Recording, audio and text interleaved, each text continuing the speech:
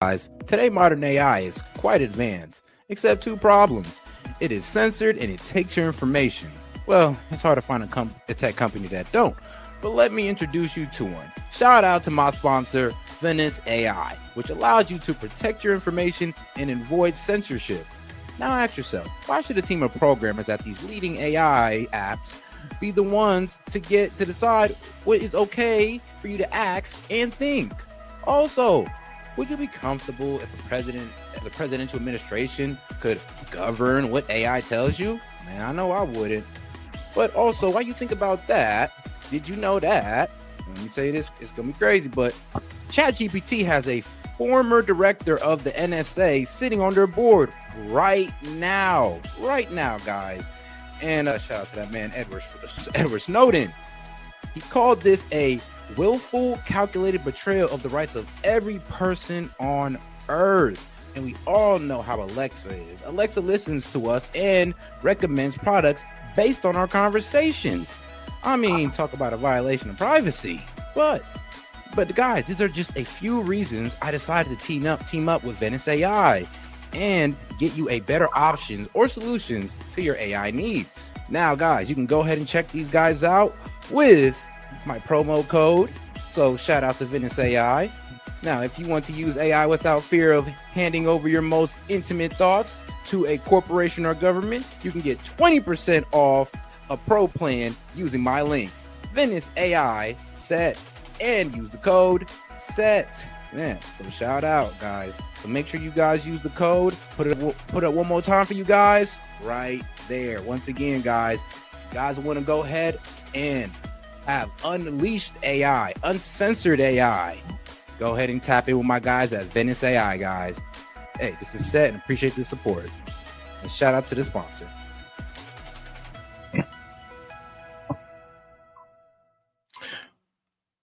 And all right, guys, we are live. Yo, this is SET with SET Media, guys, and I'm back with another one for you. All right, we're going to do a nice little media analysis, and we're going to start off on the left side of media with this whole Cracker Barrel fiasco. Let's get right into it, guys. Let's remember to double tap that screen and like the video. Appreciate the support, guys. Let's go. On the all-time list of weirdest culture wars, this one's got to rank pretty high. And for one company, an iconic company, the price that it is paying is also very high. Here's the bottom line, at least we think. Cracker Barrel has updated its logo. You see it right there. Yeah. The redesigned logo and decor, whether you love it or hate it, is change. It's pretty standard for companies to update from time to time, but not according to MAGA. The right is now calling the chain woke, and the stock price fell off a cliff today over it. Some of them are upset that they took away Uncle Herschel. The president's son asked, what the F is wrong with them? One MAGA account with nearly 4 million followers said that the CEO should face charges for this crime against humanity. Hilarious. And a MAGA podcaster took it one step further. And got rid of the cracker and the barrel. They erased the white guy sitting outside of the Cracker Barrel store.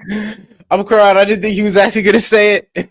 It's like they took away the cracker and the barrel. Like, how is it the Cracker Barrel if you ain't got the logo? The logo supposed to match up with the name. It's brand recognition, man. Like, who are y'all now? Y'all done like pretty much unnamed yourselves. White people are about to riot. It's getting sticky because the CEO of Cracker Barrel really is as woke as they come. She's destroying a great American brand. I don't know if this is satire or what. Like, I don't know. That is wild. Like, let's be real though. So you take the white guy with the barrel out of the Cracker Barrel logo, and it's some leftists doing it. You know how leftists is. I mean, they hate everything about white people and white history and all that. So I mean, it makes sense, but it is their company at the end of the day, though. It is their. I mean, and if y'all white people wanted it that bad, you would never let a lady like that in the company. But yeah, I guess they got rid of the cracker, his words, and the barrel at the same time. And so now it's about to be Civil War Part 2 in the country.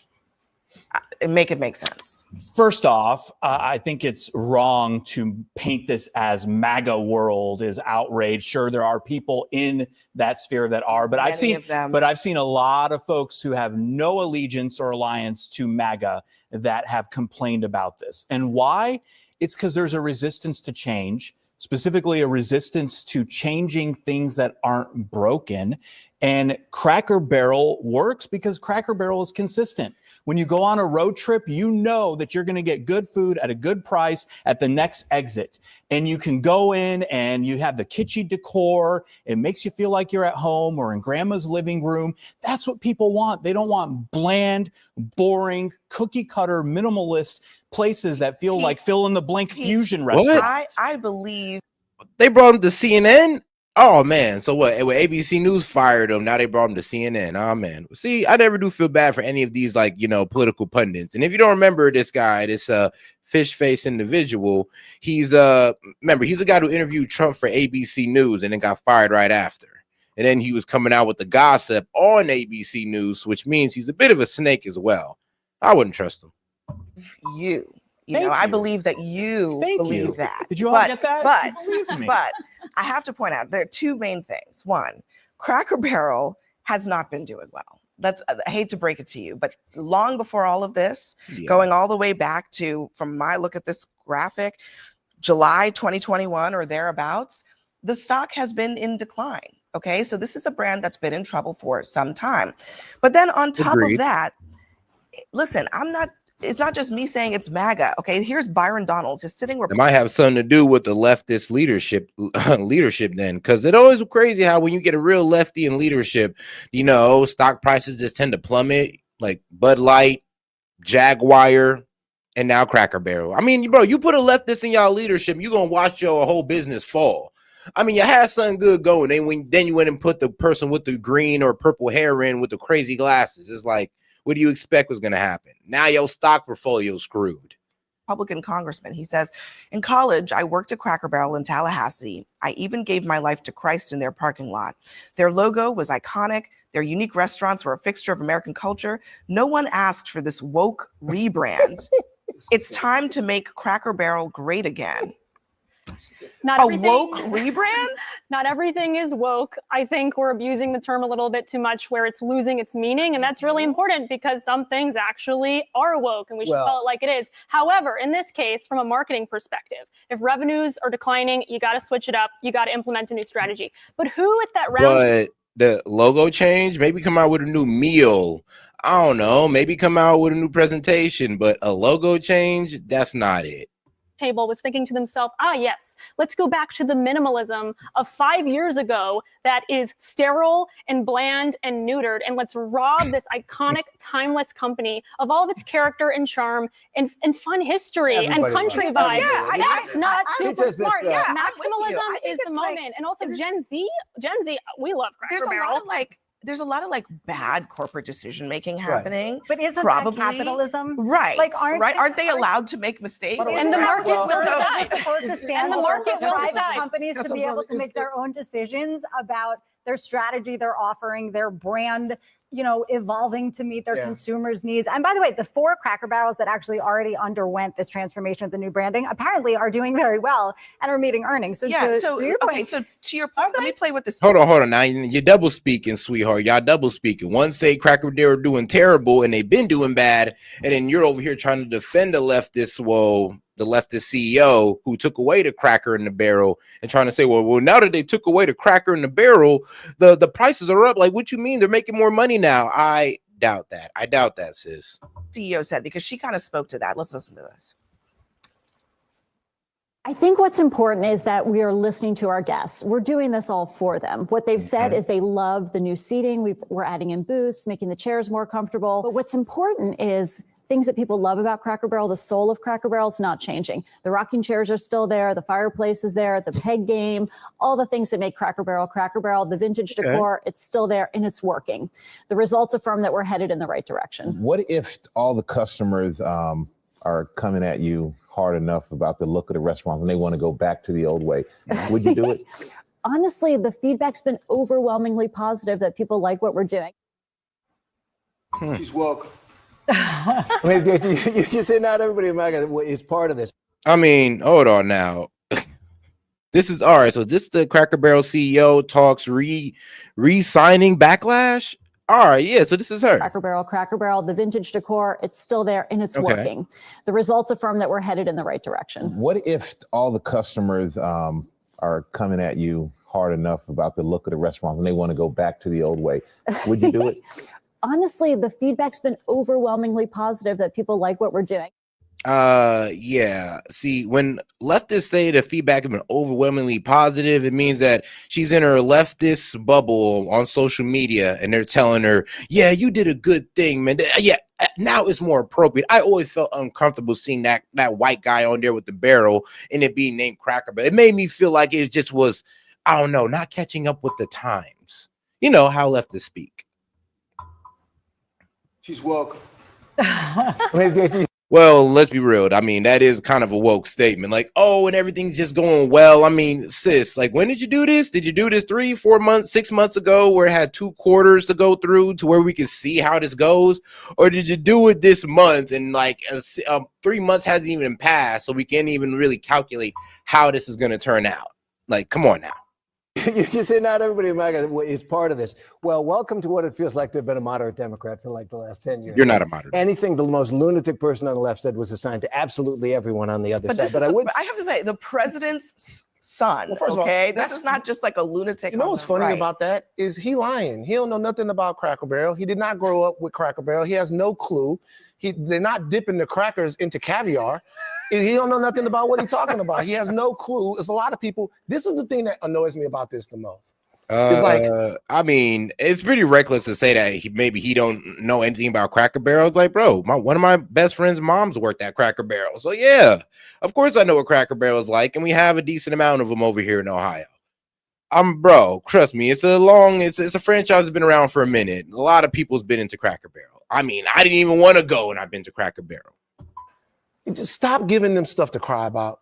Like, I get it. Like, this whole thing, I understand that the want is to continue to move and all of this, but now we get stuck on another meaningless culture war when there's real stuff that's actually going on. On a serious note, and I'm sorry to have interrupted you, Terry, but no, I would say this. You know what? They have a point. There is real stuff going on, but like I said, there's plenty of examples of these leftists getting involved in corporate leadership, and they end up screwing everything up, like Bud Light, the Jaguar commercial, and now we got, well, Cracker Barrel, and I'm pretty sure there's more as well. Oh yes, Gillette.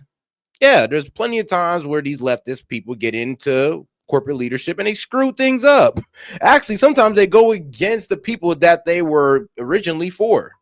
On a serious note, the undercurrent of a lot of this is that this is a company that no longer has a policy of not hiring LGBTQ people, that has tried to create a workplace environment that is welcoming to all of its employees. And for that reason, people like right-wing activist Robbie Starbuck are saying that they are woke. There is an undercurrent that if you acknowledge the existence and perhaps the humanity of people who are LGBTQ or whatever, then suddenly you become woke and suddenly you become entitled to this kind of backlash. This is a weird fringe on both sides.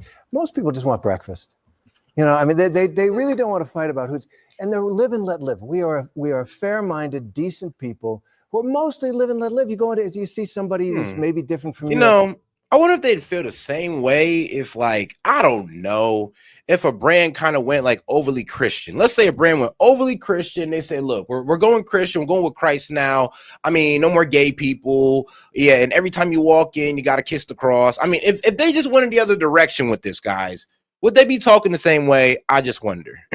At the Cracker Barrel, they're going to storm out. You know, how dare they have somebody stay in there? On pandering, and I will say the reaction to this is like, bro, can you imagine if McDonald's went Christ-like? Like every time you ordered a kid's meal, it came with a necklace cross or something. Like, I don't know. Like, what happened if things went in the other direction? Would they feel the same?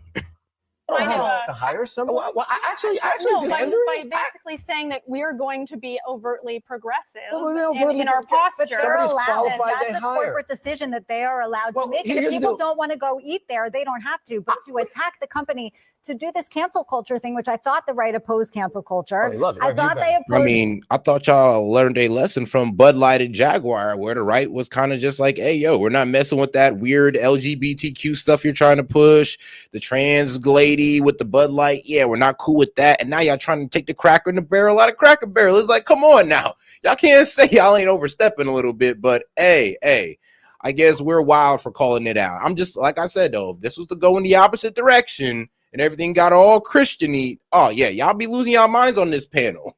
Well, supposedly, right? I thought they opposed grievance politics. I thought they opposed victimization. I thought they opposed all of these binaries. But now all of a sudden, they don't like this company. Oh, guys, we got 300 plus y'all in here, man. Do me a favor and double tap that screen and like the video. Appreciate the support, by the way. But let's remember to double tap that screen. Because it's too woke, and they want to cancel the company. By the way, a couple of things. Number one, I actually don't agree that it's just the fringe of the right.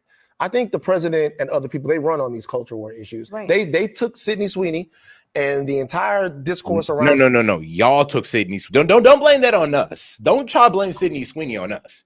Y'all took Sydney Sweeney and turned a good jeans joke into a Nazi propaganda ad. Okay, we didn't do that. Y'all did that. Don't put that on us. Shut off last team. He said, "Damn it, man, I miss Auntie Jen." Oh yeah, Auntie Jenma. F woke cringe. I know, right? That's what I'm saying. Is like y'all be taking the good stuff. Yeah, like bro, y'all can't let white people have the Cracker in the Barrel. Y'all can't let white people have their Bud Light or have the guy. Let us guys have our Bud Light. Y'all had to go put a trans lady in there. Like, come on. Like, y'all going too far. And then when we catch y'all on it, y'all want to gaslight us. It's like, okay. Like I said, though, when things start getting overly Christian-y, I want to hear nothing. I want y'all to kiss the cross at your local RBs. No, please. Sydney Sweeney and blew it up when they needed a lifeline from everybody's laser focus on other things. I think that the culture war issues right now are actually steroids to the people that want to use the changing of America and the perceived changing of America as ammunition to ram through all of these policies. I think that there's a definite through line between this right here. I think most someone who lives in the Americans Midwest just want a normal revolution. You don't think most Americans just want normal? Because what Cracker Barrel had before. Well, what's abnormal? I don't get. I don't hiring know gay what the people is average abnormal? American But also, like, is. well, what's the but average like, American? to rip a logo that didn't need to be changed. Well, all right, But so that's that's not not up to you. That's not up to we don't MAGA. know why, but we don't know why they changed the logo. I don't understand. I mean, the assumption here is that they took the white guy off the logo, but maybe they just changed the logo and simplified it. I don't know. I was more offended at the barrel, but okay. I mean, we just actually don't know. rebrands. But now that the had lobby 5 looks like different a Holiday logos. Inn, which is weird. People don't have to like the logo, and maybe they'll change it back. But like, it's Pete, you were saying. Well, I just wanted to say, as someone who actually lives in the Midwest, in the heartland of America, I have a lot of friends who are watching tonight. When they saw the intro and we were going to talk about Cracker Barrel, my phone blew up. And they said, I am so angry. I hope you express that anger. They're actually, they're in touch with what people are talking about and upset with. Well, I will say this. This is a bit on the small side of things, but I mean, when you guys kind of slavery is white history. I mean, slavery is American history as well, my friend. And it's also African history. I mean, his shirt is wild. But on the smaller, well, let's be real though. When you kind of attack these people's statues, you don't even want white people to have their statues up, nor monuments. I mean, if the leftists had their way, they'd take down Mount Rushmore if they had their way. So when y'all attack everything that, I mean, these conservatives hold value and all this, and their logoing and their branding and all that, and y'all get y'all little operatives to go in there and kind of mess that up. I mean, what do you think? They're thinking it's literally attack on their culture, on their lifestyle. And y'all don't see that because y'all have regressive tolerance. You don't give a damn about their lifestyle because you have no tolerance for it. Have they gone to Cracker Barrel in the last year? I haven't asked them, but I'm sure I they think that this have. would be very important because I do think that there are a lot of people who are going to get angry about these things, but they're not stepping foot in a Cracker Barrel. So you think this rebrand is going to get people in the door? I'm not saying that. I'm just saying the CEO is saying that it has been positively received by people who are actually coming in. I will tell you this though. This rebrand is buying Cracker Barrel publicity that they could not have dreamed. The worst type of publicity where people are kind of gonna feel like they sold out to the woke left. Yeah, that's not the publicity they want. Trust me. And especially, and if we're talking about MAGA, mostly everybody who voted for Trump, we're talking about at least 70 million people they done pissed off, maybe 50 at least. So hey, and shout out to my man Hellbait. He says now, he's like, now how hard did we hit the boycott? I mean, how hard did we hit the boycott it on Bud Light? I mean, that's true. It's kind of funny how they're surprised. It's like, bro, they boycotted Bud Light. I'm be real with you. My white homies, my college homies, they love Bud Light. They were heartbroken when they seen that shit. And they're just like, you know what, man, we can't even do it, bro. We're going to Modelo, bro. They rather support the Hispanics than Bud Light. That's how y'all know y'all effed up, when they rather go to a Hispanic company or a Mexican company.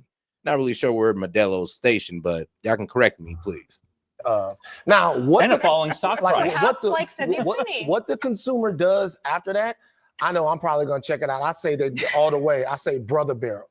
I say put a brother on the side and just go all the way to really get people talking. If this gets under y'all skin, let's go more. Let's go crazy with it.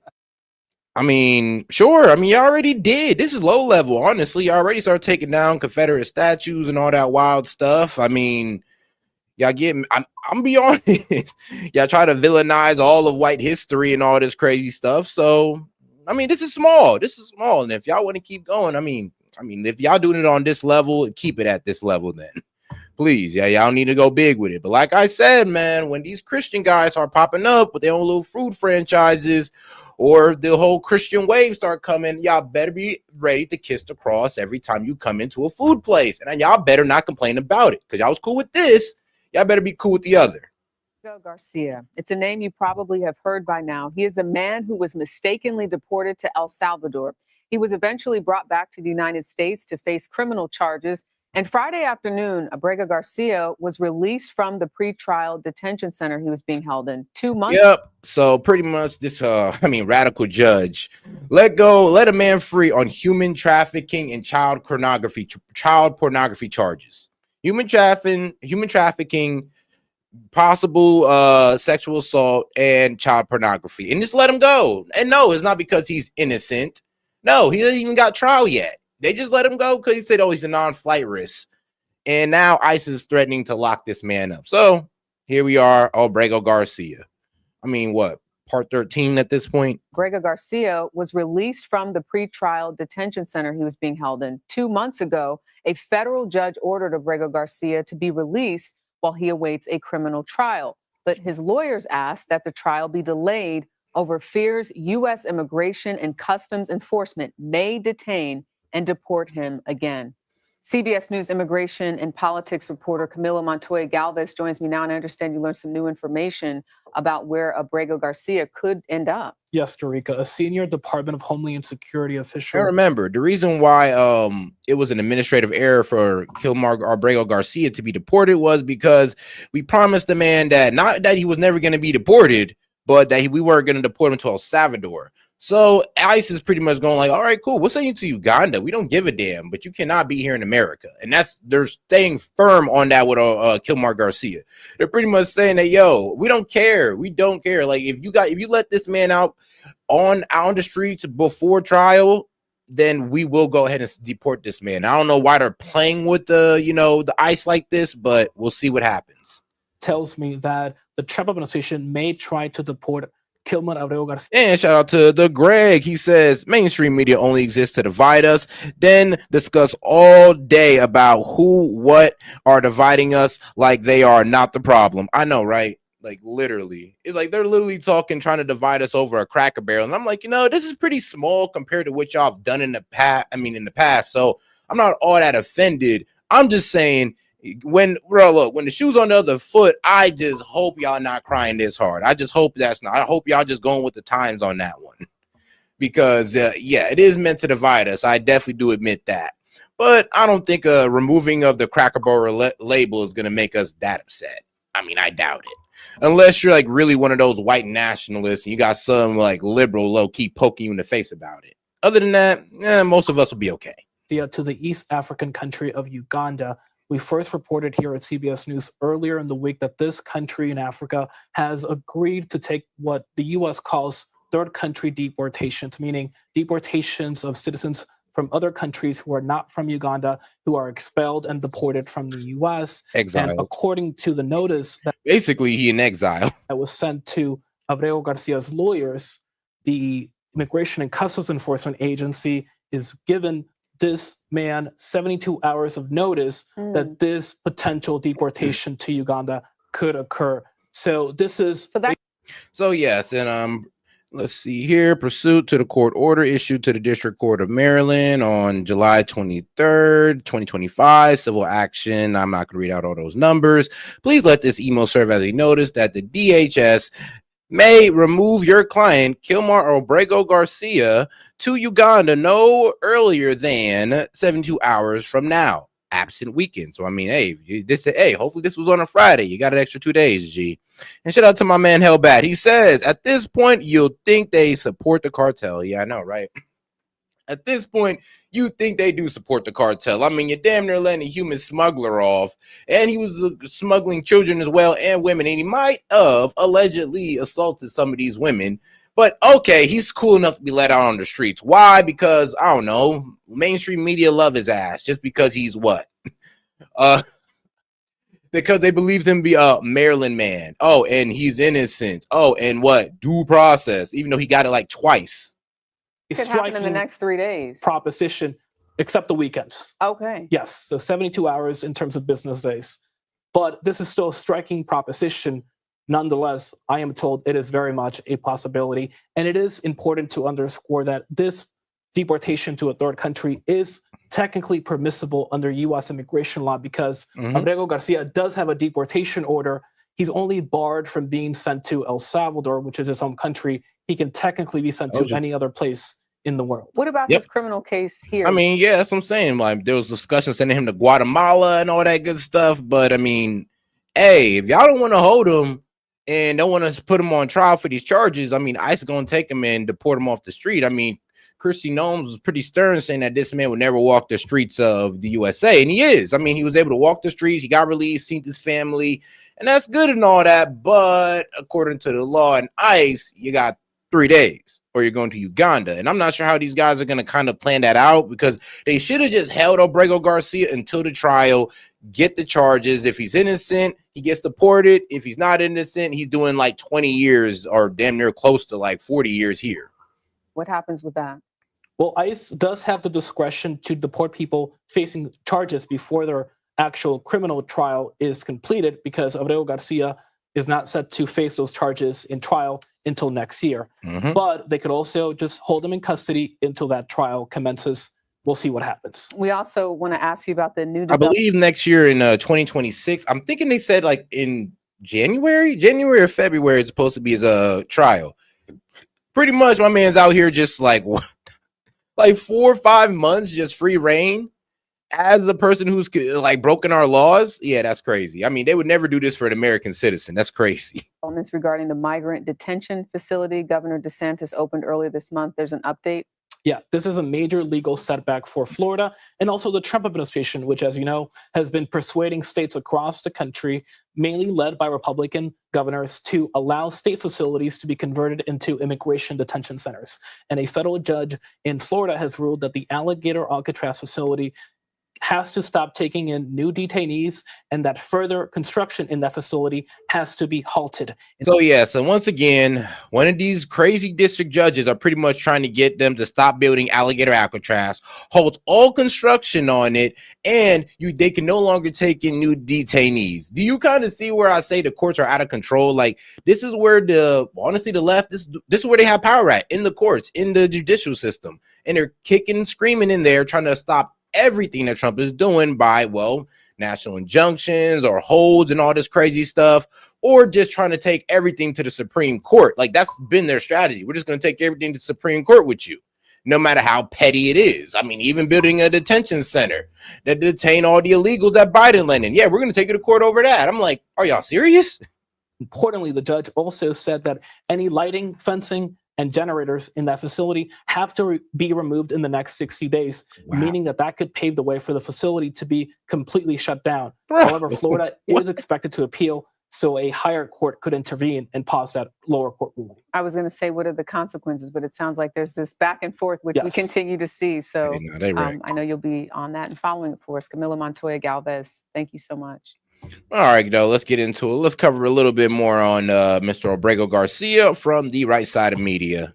Back to live now from And welcome back to Live Now from Fox, as we do continue to follow more breaking news here on this very busy breaking news day, as we are hearing from Maryland Governor Wes Moore right now, as we brought you this news a short time ago here, that Kilmar Abrego Garcia was released from jail in Tennessee today so he can rejoin his family in Maryland while awaiting trial on human smuggling charges. So here is that post here from Maryland Governor. Awaiting trial on human smuggling charges. Somebody, I believe in the chat, said something wild and said he's already went to trial. That's why they really no. He's awaiting trial and they're letting him out for these heinous charges. I mean, that's what the problem is about this. Like, now I hope you realize what's going on.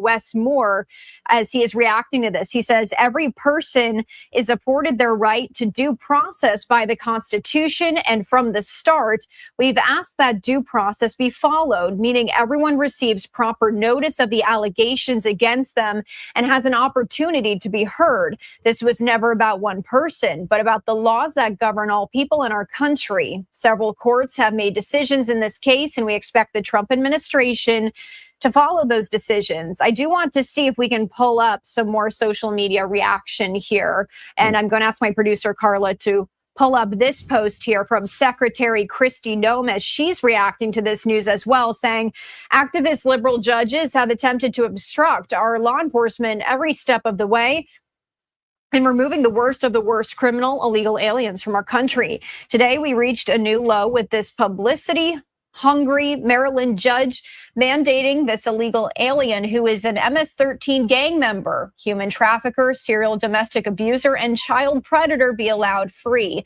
By ordering this monster loose on America's streets, this judge has shown a complete disregard for the safety of the American people. We will not stop fighting till this Salvadoran man faces justice and is out of our country. Now, if you are just tuning in here to Live Now from Fox, I did want to share with you just a little bit more about this story.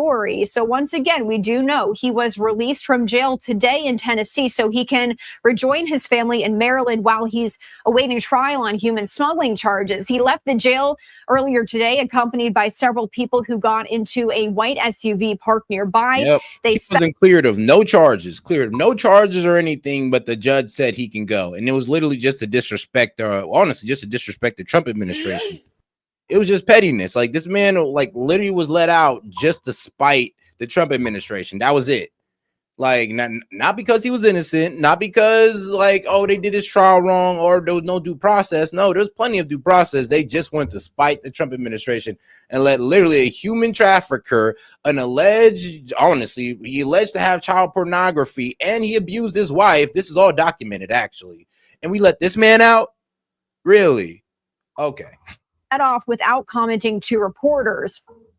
We also are hearing a statement from the attorney for Abrego Garcia in Maryland, and he said in a statement today his client has been, quote, reunited with his loving family for the first time since he was wrongfully deported to a notorious El Salvador prison. I do want to read the rest of that statement here for you from the attorney. It says, while his release brings some relief, we all know that he is far from safe. ICE detention or deportation to an unknown third country still threaten to tear his family apart. The unknown country is Uganda. So, I mean, like, look, bro, if we can't send you back with your homies, we're going to send you back with the African homies. I mean, it is what it is. I don't even know why we send you to Uganda. I'm a fear for your life there. I wonder what they're going to do to you. It's like, you're not like you're going to blend in too well. I'll tell you that. Garcia's case became a flashpoint in President Trump's immigration agenda after he was mistakenly deported back in March. But facing a court order, the Trump administration brought him back to the U.S. in June, only to detain him on criminal charges. Although Abrego Garcia was deemed eligible for pretrial release, he had remained in jail at the request of his attorneys, who were considered the were concerned the administration could try to immediately deport him again if he were freed. Earlier this week, and they did warn that. They kept telling them, and I don't know why the courts are playing with ICE, but they kept saying, yo, if you release this man on the streets, we will deport him. They kept telling them that, and for some reason, the courts were just ignoring that or thinking that ICE was playing with him. And now, within 3 days, Diego Garcia could be on a plane to Uganda. So, shout out Misfit Supervisor. Appreciate the support. He says all Dems care about is tearing down our country and releasing criminals. Yeah, I know you forgot that part, but shout out sis and shout out the supporters. Appreciate it, guys. If you have any questions, comments, jokes, or disagreements, I'll be happy to read it out loud and engage with it. Just $2 and up. All right, guys, let's keep it going. Garcia's criminal attorneys filed a motion asking the judge to dismiss the criminal case, claiming he is being prosecuted to punish him for challenging his removal to El Salvador. Now, we also do know Abrego Garcia, he's pleaded not guilty to the smuggling charges, which all stem from a 2022 traffic stop in Tennessee for speeding. We did want to share those social media reactions in here with you from Secretary Noem as well as Maryland Governor Wes Moore. We'll continue to follow the latest here on this story. In the meantime, let's go away for one more break here on Live Now. But all right, now that's pretty much what's going on with our guy, Diego Garcia. Kilmar Garcia. Sorry, I said Diego.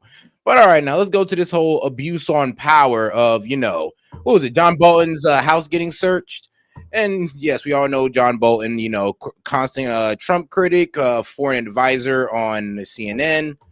So let's go ahead and get it. On the campaign trail, President Trump said he'd take revenge against his perceived enemies if he won the election. His supporters, he emphasized, could count on him to be their retribution. Yesterday's court-authorized search of one of his most vocal critics suggests promises made, promises kept as the retribution presidency takes shape. This time it's former Trump National Security Advisor John Bolton under investigation after FBI agents searched his home and office as part of a probe into the handling of classified information. And while Trump claims ignorance over the search, Vice President J.D. Vance detailed the administration's plans. We're in the very early stages of an ongoing investigation into John Bolton. I will say we're going to let that investigation proceed. What I can tell you is that unlike the Biden DOJ and the Biden FBI, our law enforcement agencies are going to be driven by law and not by politics. And so if we think that Ambassador Bolton has committed a crime, of course, eventually prosecutions will come. Joining us now is George Conway, conservative lawyer and president of the Society of the Rule of Law. He's also the co-host of the George Conway Explains It All podcast. George was also in the neighborhood as the events unfolded. So, George, did you get a tip about this? How did you know that it was happening is my first question. And then my second question is, what did you see in terms of the volume of what was being, taken out of John Bolton's home?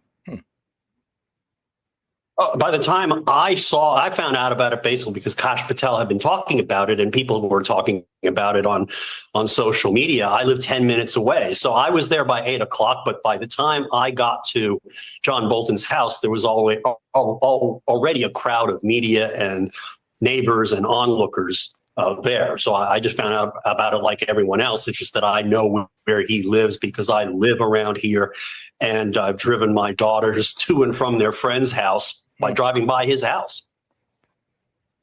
And let's show some footage of when the boxes were taken from Mar-a-Lago, and then what we just were showing you some footage of John Bolton's house.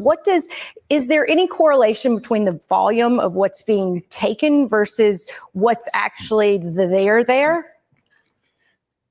And let's remember, guys, John Bolton is not authorized to have any type of classified documents in his house. I mean, Trump can do it. Shoot, Joe Biden's allowed to. I mean, shoot, Joe Biden did it as vice president. I mean, there's a lot of presidents who had classified documents after their presidency, and due to presidential immunity, they're good. But guys like John Bolton, no. We have no idea whether there's anything in there that is ultimately could provide evidence against John Bolton. I mean, I'm sure they're pulling out anything that would be related to his work at the White House, and then they're going to have to review it to see whether there's anything in there that would constitute evidence of a crime. So I don't think that there's going to be, I don't think that the volume of material taken out of the House is necessarily probative of anything, because they don't have time to read everything at the House. They're just collecting things that fit possibly the general description, and as what happened at Mar-a-Lago, and then they have to focus in on what materials could possibly be relevant. I doubt that that John Bolton, being the careful lawyer that he is and the fastidious person that he is, had anything like what Donald Trump had in his basement, and then what Donald Trump had, he then lied about, refused to give back to the government, then tried to destroy security camera footage about when he had people move the documents to hide from the FBI. I don't think we're going to have any evidence anywhere near like that. George, can I ask you what your thoughts were on? They're pretty much saying, "Hey, look, man. I mean, look, we know that they made a big, spectacle of it, but nothing's really going to show up. I doubt John Bolton has anything serious in there. This must be, backlash from the feud that they had a while ago, as his foreign advisor. So, yeah, like I said, Bolton. I mean, that man ain't never said nothing nice about Trump. No, never." Hearing Vice President Vance in that interview there use words like "we're conducting" and "our" in reference to an investigation. Correct me if I'm wrong, but I thought the Oval Office, the president and vice president, were at least supposed to pretend like they weren't directly interfering in law enforcement operations in the United States. That book has been thrown out. We're operating under a new rules here, where we have political prosecutions that are directed, to please the president of the United States, where the incoming FBI, the new FBI director, who has zero serious experience in law enforcement and none at the FBI, put out coloring books that praised the Donald Trump when he was, under indictment, and then had enemies lists. He has enemies lists that that John Bolton is on. So this is a totally new environment that we have, and totally new rules here. There's no serious pretense here that they're abiding by the rule of law, contrary to what Mr. Vance is saying. This is all about showmanship and retribution. And this is just an abuse of power, like so much else we've been seeing from the Trump administration. Yeah, to your point, George, I actually want to play for you and our viewers this soundbite of. I swear, it's like holding people accountable for their misdeeds. I mean, yeah, it's pretty much revenge. Pretty much that's kind of what they're framing it. Anytime we try to hold anybody accountable for Russiagate, January 6th, I mean, election fraud. Trust me, when all these start coming up, it's going to be about revenge instead of nobody's above the law. But hey, let's get over to the right side of the media and let's see how they're covering it. President Trump and Vice President Vance weighing in on the FBI raids at the Maryland home and Washington office of Trump's former National Security Advisor, John Bolton. It's all part of an investigation into possible classified material. Rebecca Castor joining us now with the very latest. Hi, Rebecca. Hi, Griff. First off, John Bolton has not been arrested or charged with any crimes, but this is the first step in what could be a long investigation. FBI agents spent hours searching for evidence at his home and D.C. office Friday. And in an interview with NBC, the vice president confirmed they were looking for potential classified documents. What's at the root of this? Is this about classified documents? Well, I'll let the FBI speak to that. Classified documents are certainly part of it, but I think that there's a broad concern about Ambassador Bolton. They're going to look into it. And like I said, if there's no crime here, we're not going to prosecute it. If there is a crime here, of course, Ambassador Bolton will get his day in court. Bolton was fired as Trump's national security advisor during his first term and became an outspoken critic. The president says he didn't know about the raid ahead of time, but can relate. Yes, his house was raided today, but my house was raided also, called Mar-a-Lago. They went through everything they could, including my young son's room and my wife's area. So, so I know the feeling. It's not a good feeling. And back in 2022, Bolton had a lot to say about that Mar-a-Lago raid. I don't think he cared about the classification system. I don't think he appreciated the sensitivity of this information. Some days he liked to eat a lot of French fries. Some days he took classified documents. He wanted them. Why did he want them? Because he could get them. A senior U.S. Because he's the president and he can go ahead and declassify them if he wants to. But not you, my friend, not you. That's the problem. You don't got that same pull as the president do. And it's kind of like he's complaining about the president having the powers of, well, the president. Official says this probe was first launched years ago, but was shut down by the Biden White House for political reasons. Griff, Charlie, and Rachel, back to you. Thank you, Rebecca. So one of the interesting parts about this whole thing, first of all, when they raided Donald Trump's Mar-a-Lago residence, rifled through Melania's underwear drawer, went into Barron's bedroom, mind you, they had Hunter that they still had not done anything with, but they needed to check Barron's bedroom. A lot of people who were on the fence about Trump, that was the moment for them where they said, that's it. This is crossing the line. Yeah. I'm voting for Donald Trump. And the left kept saying, well, you know, no one's above the law and democracy. And now we have John Bolton. Yeah, but when they did Trump's house, it was a bit disrespectful. Like John Bolton, I doubt they went through his wife's panty drawer. I doubt they did anything crazy like they did to Trump. I mean, bro, they assumed that Trump's whole family was in on it. I mean, at least they respected John Bolton enough to not be like, yeah, look, we ain't about to just ruffle through your wife and your kids stuff, G. I mean, I'm pretty sure his kids are out the house, but we're not about to ruffle through your wife's stuff or personal things. We're just going to go to where we should go, to where you might keep these files at. With Trump, it was a sign of disrespect the way they searched that man's crib. Going through this. And look at what the Democrats have to say about it now. True. Bolton has been publicly criticizing President Trump. The timing of this search of Bolton's home is particularly chilling.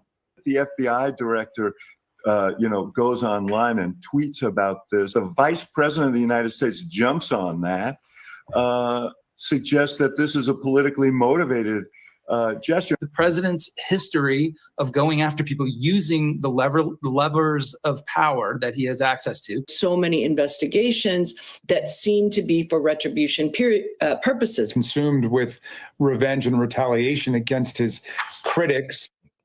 It's chilling, they say. I'll just say this, Charlie.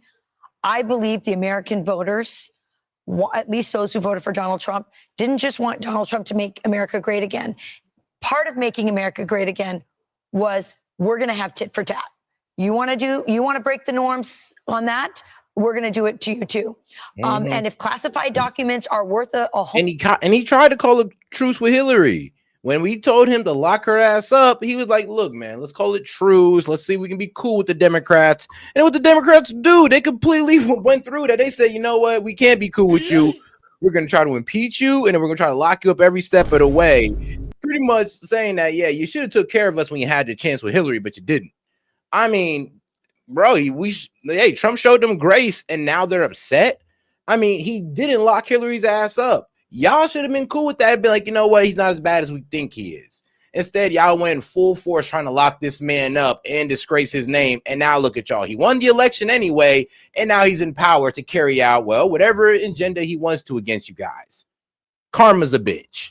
Home invasion of a former president, then let's do the same with John Bolton. So yeah, and I wouldn't even call that tit for tat. I would call that just like enforcing the law when it's equally exactly to everybody.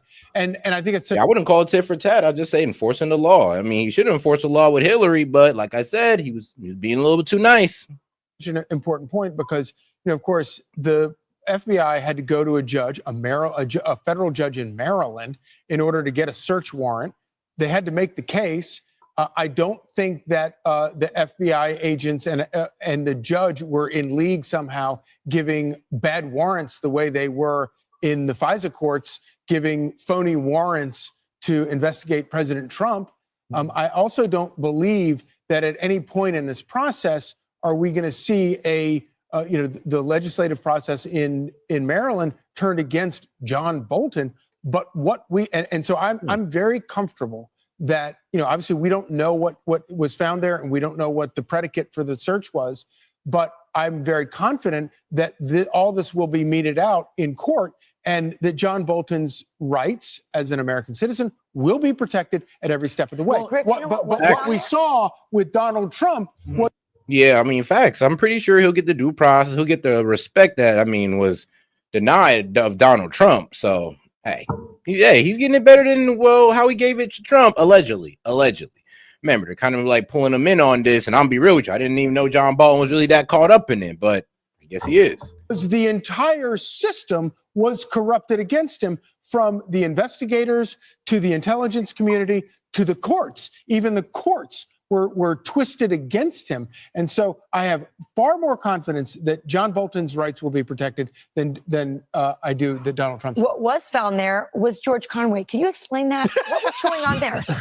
I'm still like scratching my head on that one. I don't know. I presume he's I figured you might have the inside scoop a nearby neighbor who, for our viewers, George Conway, critic also of the president, was sort of live tweeting what was going on. Patient zero of Trump derangement syndrome.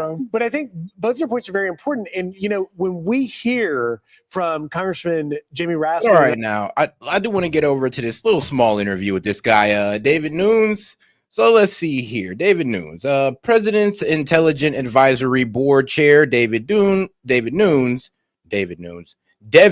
I'm sorry, guys. Devin Nunes reflects on his time as head of the House Intelligence Committee during Russiagate. All right, let's go ahead and hear from this guy. Much for sitting down with me. You were the first person to really raise a lot of these red flags.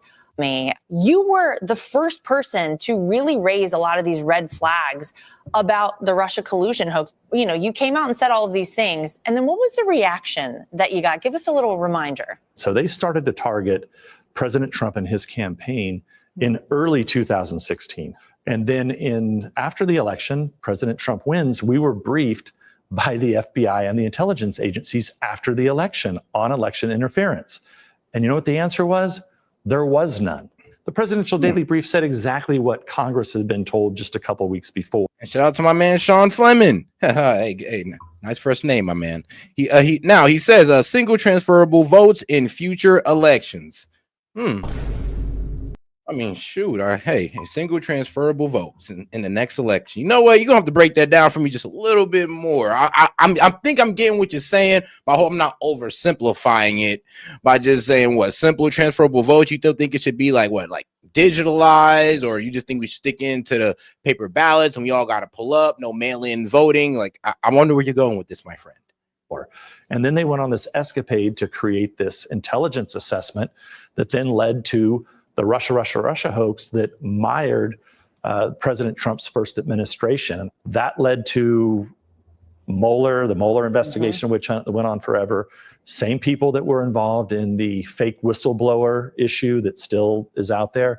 And then it goes all the way to the raid at Mar-a-Lago. So as a congressman and as chairman of the House Intelligence Committee, you received a briefing just after the election saying there was no collusion with Russia. And then there's a very famous video of you coming out and talking about the fact that you believe that there was manufactured information. What led you to come out and actually talk about it? Because I think a lot of people would have just said, oh, well, we're just going to kind of look the other way. But you were very strong on that. It came to my attention that, well, wait a second, because there were what appeared to be illegal leaks of classified information. But those leaks didn't make much sense because they always tied Trump to Russia somehow, which we had not seen any of that intelligence. So when I found out that, when I reviewed a lot of those documents, and I went to my committee in Congress, went to the Speaker of the House and then said, look, the president needs to know about this. So I went over to the White House and said, look, I don't know where they're getting this information, but clearly it's illegal. Clearly it's leaking. And then I went out to the White House and presented that to the press. But in what happened, as you probably remember, they turned on me and said that I was doing something illegal. And so we had to fight through all that. It took, crazy ethics investigation. So, this is what the president asked me to chair his intelligence board. And, we're here to clean this up to make sure. Oh, man, it's either get down or you a part of it. It's either get down and lay down. And if you don't want to do that, then you're a part of it. I mean, that's crazy. Sure it doesn't happen again. so many of these people were dragged through the mud. You know, a lot of them ended up going bankrupt or having their lives ruined, their reputations ruined by this. You must feel vindicated in so much of what has finally come out. The poster child for this is Carter Page, because, you know, here was a guy who actually worked for the CIA on their behalf. He was afraid when he came in to talk to our committee to actually say what he was doing, because he thought that he could be breaking some rules. And he thought the CIA and FBI were there to protect him. In reality, they were using him as a pawn. They go to the FISA court, use him illegally, and then they're effectively spying on the Trump campaign throughout the fall and winter of 2016. And then that gets reauthorized over and over again for most of 2017, all by the same people. So you ask about, am I vindicated? No. Because, you know, vindication is impossible for this, because you're never going to help the people who all got hurt. The only thing that President Trump and this administration can do is make sure that whoever can be held accountable are held accountable, and that this doesn't happen again, that these people are taught a lesson so that this doesn't happen again. Tell me how significant you think this criminal referral of D&I Gabbards is. It proves so much of what we're talking about right now. The House Intelligence Committee made numerous criminal referrals back in 17 and 18, 19, 20. You know, I don't know what happened to those. Like, whoever looked at them. So I think what you see coming from Director Gabbard and Ratcliffe and what Kash Patel is doing at the FBI, they're starting to actually find this information, release this information out to the public. You can start to begin to put the pieces together to what I know was a grand conspiracy by probably 2 to 3 dozen people. I look at it as from early 2016, when they started the Russia nonsense, all the way to the raid at Mar-a-Lago. The victim here is President Trump. And hopefully, after all this information is laid out, you'll begin to see the people who abused their power and see the people that broke the law. Unbelievable. Well, you're now chair of the President's Intelligence Advisory Board. What reforms are you pushing to ensure that nothing like this ever happens again? So one thing we do is we have a quick reaction team based on if the president needs us to come in and look at something quickly, we have assembled that team. Secondly, we're looking at long-term fundamental reforms that include, not limited to, but include the weaponization of the intelligence agencies. That's what the president, it's his number one request to me. That's what I'm trying to carry out on a daily basis. But imagine where we sit today with all the things going around the world, and the president has to have the DOJ, the FBI, the CIA, his own intelligence board, all making sure that the intelligence is not weaponized. I mean, it's rather incredible. This is something that's unprecedented in the United States of America. It makes, everybody compares it to Watergate. But I can't help but wonder how all of what happened, starting in 2016, the Russia collusion hoax, impacted U.S. relations with Russia and this president's relationship with Vladimir Putin in particular, and have made it even more challenging to settle this war, to come to hopefully a peace agreement. They made his job a lot harder. They made it not only hard, but Putin is also a very difficult historical figure. One of the reasons why I knew the Russia hoax was a hoax was because Obama was not doing anything to battle what Putin was doing around the world. Clinton, remember, had the reset button. Bush had stared into his eyes. I mean, it goes back for a long ways. All the successive administrations that wanted to play patsy with Putin. As it comes to today and the challenges that are here, the president, I believe, is saying, look, let bygones be bygones here. And I think he's kind of handling it really with fresh air, because you've never seen really diplomacy like this. It's really the age-old question that Putin has never been able to say yes to, which is, do you want to bring Russia into the 20th century, right? Not even the 21st. It's a rich country, major resources. It's just a resource-rich country. It's not just a gas station disguised as a country, as some people will say. But no, it got a lot of resources. I mean, they got a good engineering. I mean, bro, they're the guys who beat us to space. So let's not sit there and just doubt Russia as a whole country or as a superpower that they are. But yeah, we can actually bring them into the world again, release some of the sanctions, and they can kind of like wane themselves off of this wartime economy that they've been a part of for the last maybe like 2 decades. Lived under, it went from Soviet oppression to a brief bit of hope to now being a very destitute place with a population that is dwindling. And China, who is probably, I guarantee you the Chinese are sitting there thinking about, well, at some point, we're going to go in there, we're going to grab all those resources. And I think Putin's smart enough to know that. So he has to decide, does he want to finally, I'm not saying join the West, but just be normal. President Trump is putting his best foot forward to give Putin a way out of his mess. Just want to get your thoughts before we let you go about your relationship with President Trump. You have become a big part. I mean, trust me, Putin's people look, like I said, there's one reason why Putin's not really pulling out of this, because when you wasted so many people, when you wasted like over 1 million people's lives, I don't know, millions upon billions of dollars. And then, I mean, let's not also add the fact that, I mean, bro, all the weaponry they use, you kind of just can't walk that back. I'm sorry. As much as the left want to tell Putin, oh, you're going to give up all of Ukraine, you're going to go back to Russia and stay there in your corner, they're not. They didn't put too much lives into it. They didn't put too much military equipment, too much money, and the people of Russia are expecting results. What do you think is going to happen to Vladimir Putin if he doesn't come back with any results? It's going to be, well, really a regime change, or they might string the man up like by next week. So there is no way that Vladimir Putin just going to give up land and just go back into Russia and just everything goes back to normal. That's not how it's going to happen. So we do have to come in with a more reasonable solution of, all right, cool. Well, maybe you can give up some of the land that you guys are fighting over right now, or that you've recently, taken over. You can guys give that up. Keep maybe, I don't know, that 10 to 20% of Ukraine that they've taken over. And we bring you guys into the, into the global economy again. And we see how that works out. I mean, because let's be honest, this whole Ukrainian situation kind of opened our eyes to this whole fact that maybe it's not the best idea to just paint this world power as the enemy of the world or enemy of the West.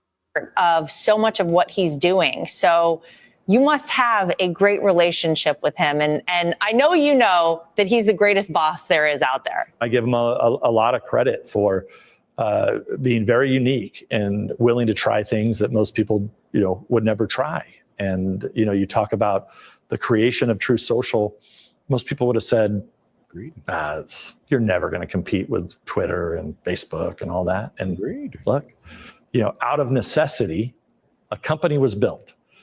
Not because I always tell people that President Trump didn't need a company, another company. I didn't need a job. I was perfectly fine in Congress. But we all needed our voices back.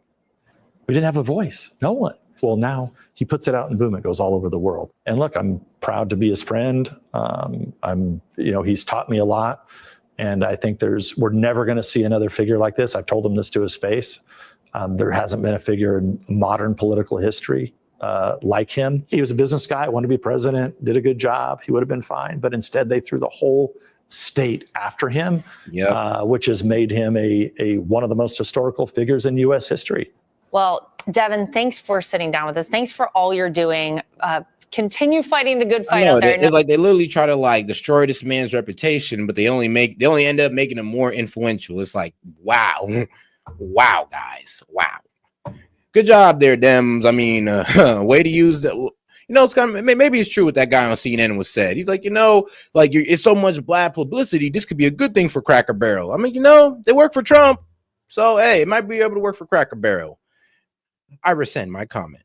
The U.S. is deploying missile destroyers to the waters off Venezuela as part of President Trump's efforts to combat threats from Latin American drug cartels. The USS Gravely, the USS Jason Dunham, and the USS Sampson are being sent out there right now, a Defense Department official confirming that the military assets have been assigned to the region in support of counter-narcotics efforts.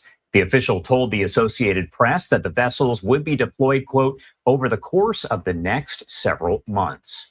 The deployment of U.S. destroyers and personnel comes as Trump has pushed for using the U.S. military to fight those cartels that he blames for the flow of fentanyl and other drugs into American communities and for perpetuating violence in some U.S. cities. We're also seeing reaction. Which they do. I mean, bro, they're the main reason why we have the fentanyl in a lot of these cities. Where do you think we get it from? They get it from the Chinese triad. The Mexican cartel then floods it into our economy, well, not our economy, but into our country as all one big plot to destabilize America. Those devious bastards. And we're letting them do it. That's why we got to go over there and, well, with lack of better words, kick their ass. Like, yes, we got to go ahead and take out one of the legs of the Chinese triad, which is the Mexican cartel that they're using to funnel this fentanyl into the United States. So, yeah, I'm sorry, but if Mexico don't want to solve this problem, which in my honest opinion, I believe that the cartels have taken over a lot of these, Latin American governments. Well, if that's the case, then I'm sorry, but we got to take these guys out without y'all permission. We will be putting boots on the ground on y'all territory. And if you feel some type of way about it, do something. About the cartel, not us, about the cartel. From several lawmakers to all of this, including Florida Senator Ashley Moody, who says, "Thank you, POTUS, for making America safe again. The cartel in Venezuela is flooding our region with illicit narcotics that are making their way into our communities, but now we say no more. I was proud to stand with the sheriff and others to recognize National Fentanyl Prevention and Awareness Day to fight this lethal fentanyl crisis together." I want to discuss exactly what all of this means, so let's bring in a friend of the show here, Matthew Wiz Buckley, former Navy FA-18 fighter pilot, a Top Gun graduate, and the founder of the No Fallen Heroes Foundation. Matthew, thank you so much for taking the time to be here with us today. Good seeing you, Josh. Thanks for having me. Of course. And first off, I did want to ask you what kind of message the U.S. is trying to send by deploying these destroyers. Well, Josh, it's a very clear message. This is a lot of sovereign U.S. territory off the coast of Venezuela and a lot of Marines and sailors. This is a message that says we're going to be serious. I mean, these drugs from Venezuela have killed more Americans than we've lost in combat in the past 20 years. These cartels are terrorist organizations. The Maduro regime is in bed with these organizations, giving them tacit support. So it's time. It's past time to act. The president has designated many of these cartels as terrorist organizations. That means technically, legally, he's allowed to strike. So this is a serious flex of American muscle, and it's going to be interesting to see what happens. And as we do take a live look outside of the Capitol right here in D.C., the president there has responded by essentially rallying militia forces and projecting defiance, again, talking about Venezuela specifically after this announcement was made. How seriously should the U.S. and its allies take these domestic mobilizations there in Venezuela? Well, Josh, I take them with a grain of salt. I saw the mobilization of about 4,000 folks. I mean, just even looking at these troops, so-called troops, makes me chuckle. I mean, the Iwo Jima ARG Amphibious Ready Group has 22 Marines, and then the supplementary vessels, I think, has 2,200 supplementary vessels, has maybe another 2,000. So I stack up our nearly 4,500. It does seem like they are taking this operation seriously, despite alleged CIA involvement. Then what I've been also hearing as well is that the CIA has been the main guys who's also been given intel. Like they're over there flying their drones, trying to find out where these cartel guys are at to go ahead and start making their, their strikes. And yes, I know our long history of the CIA selling drugs. I do. Trust me, it's nothing new.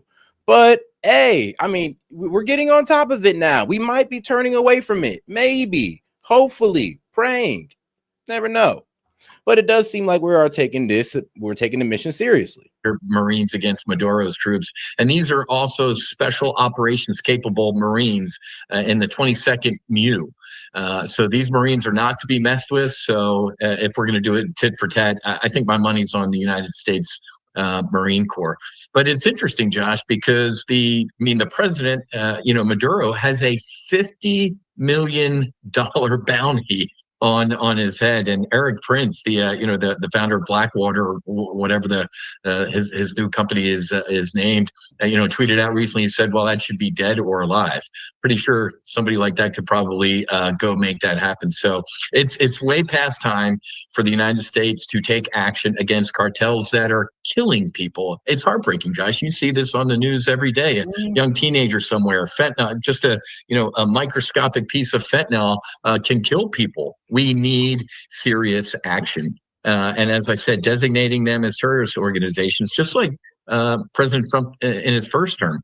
The Iranian Republican Revolutionary Guard was designated a terrorist organization. And when General Soleimani left Iran, President Trump turned him into hair, teeth, and eyeballs. So I'm pretty sure President Trump backs up his words with action, and Maduro just, my money's on the Marines. And don't forget. All right, so so this is all about going after Venezuela. Like I said, we need to go after Mexico too, but hey, same region. Somebody tried to say, "Oh, you think Mexico is close to Venezuela?"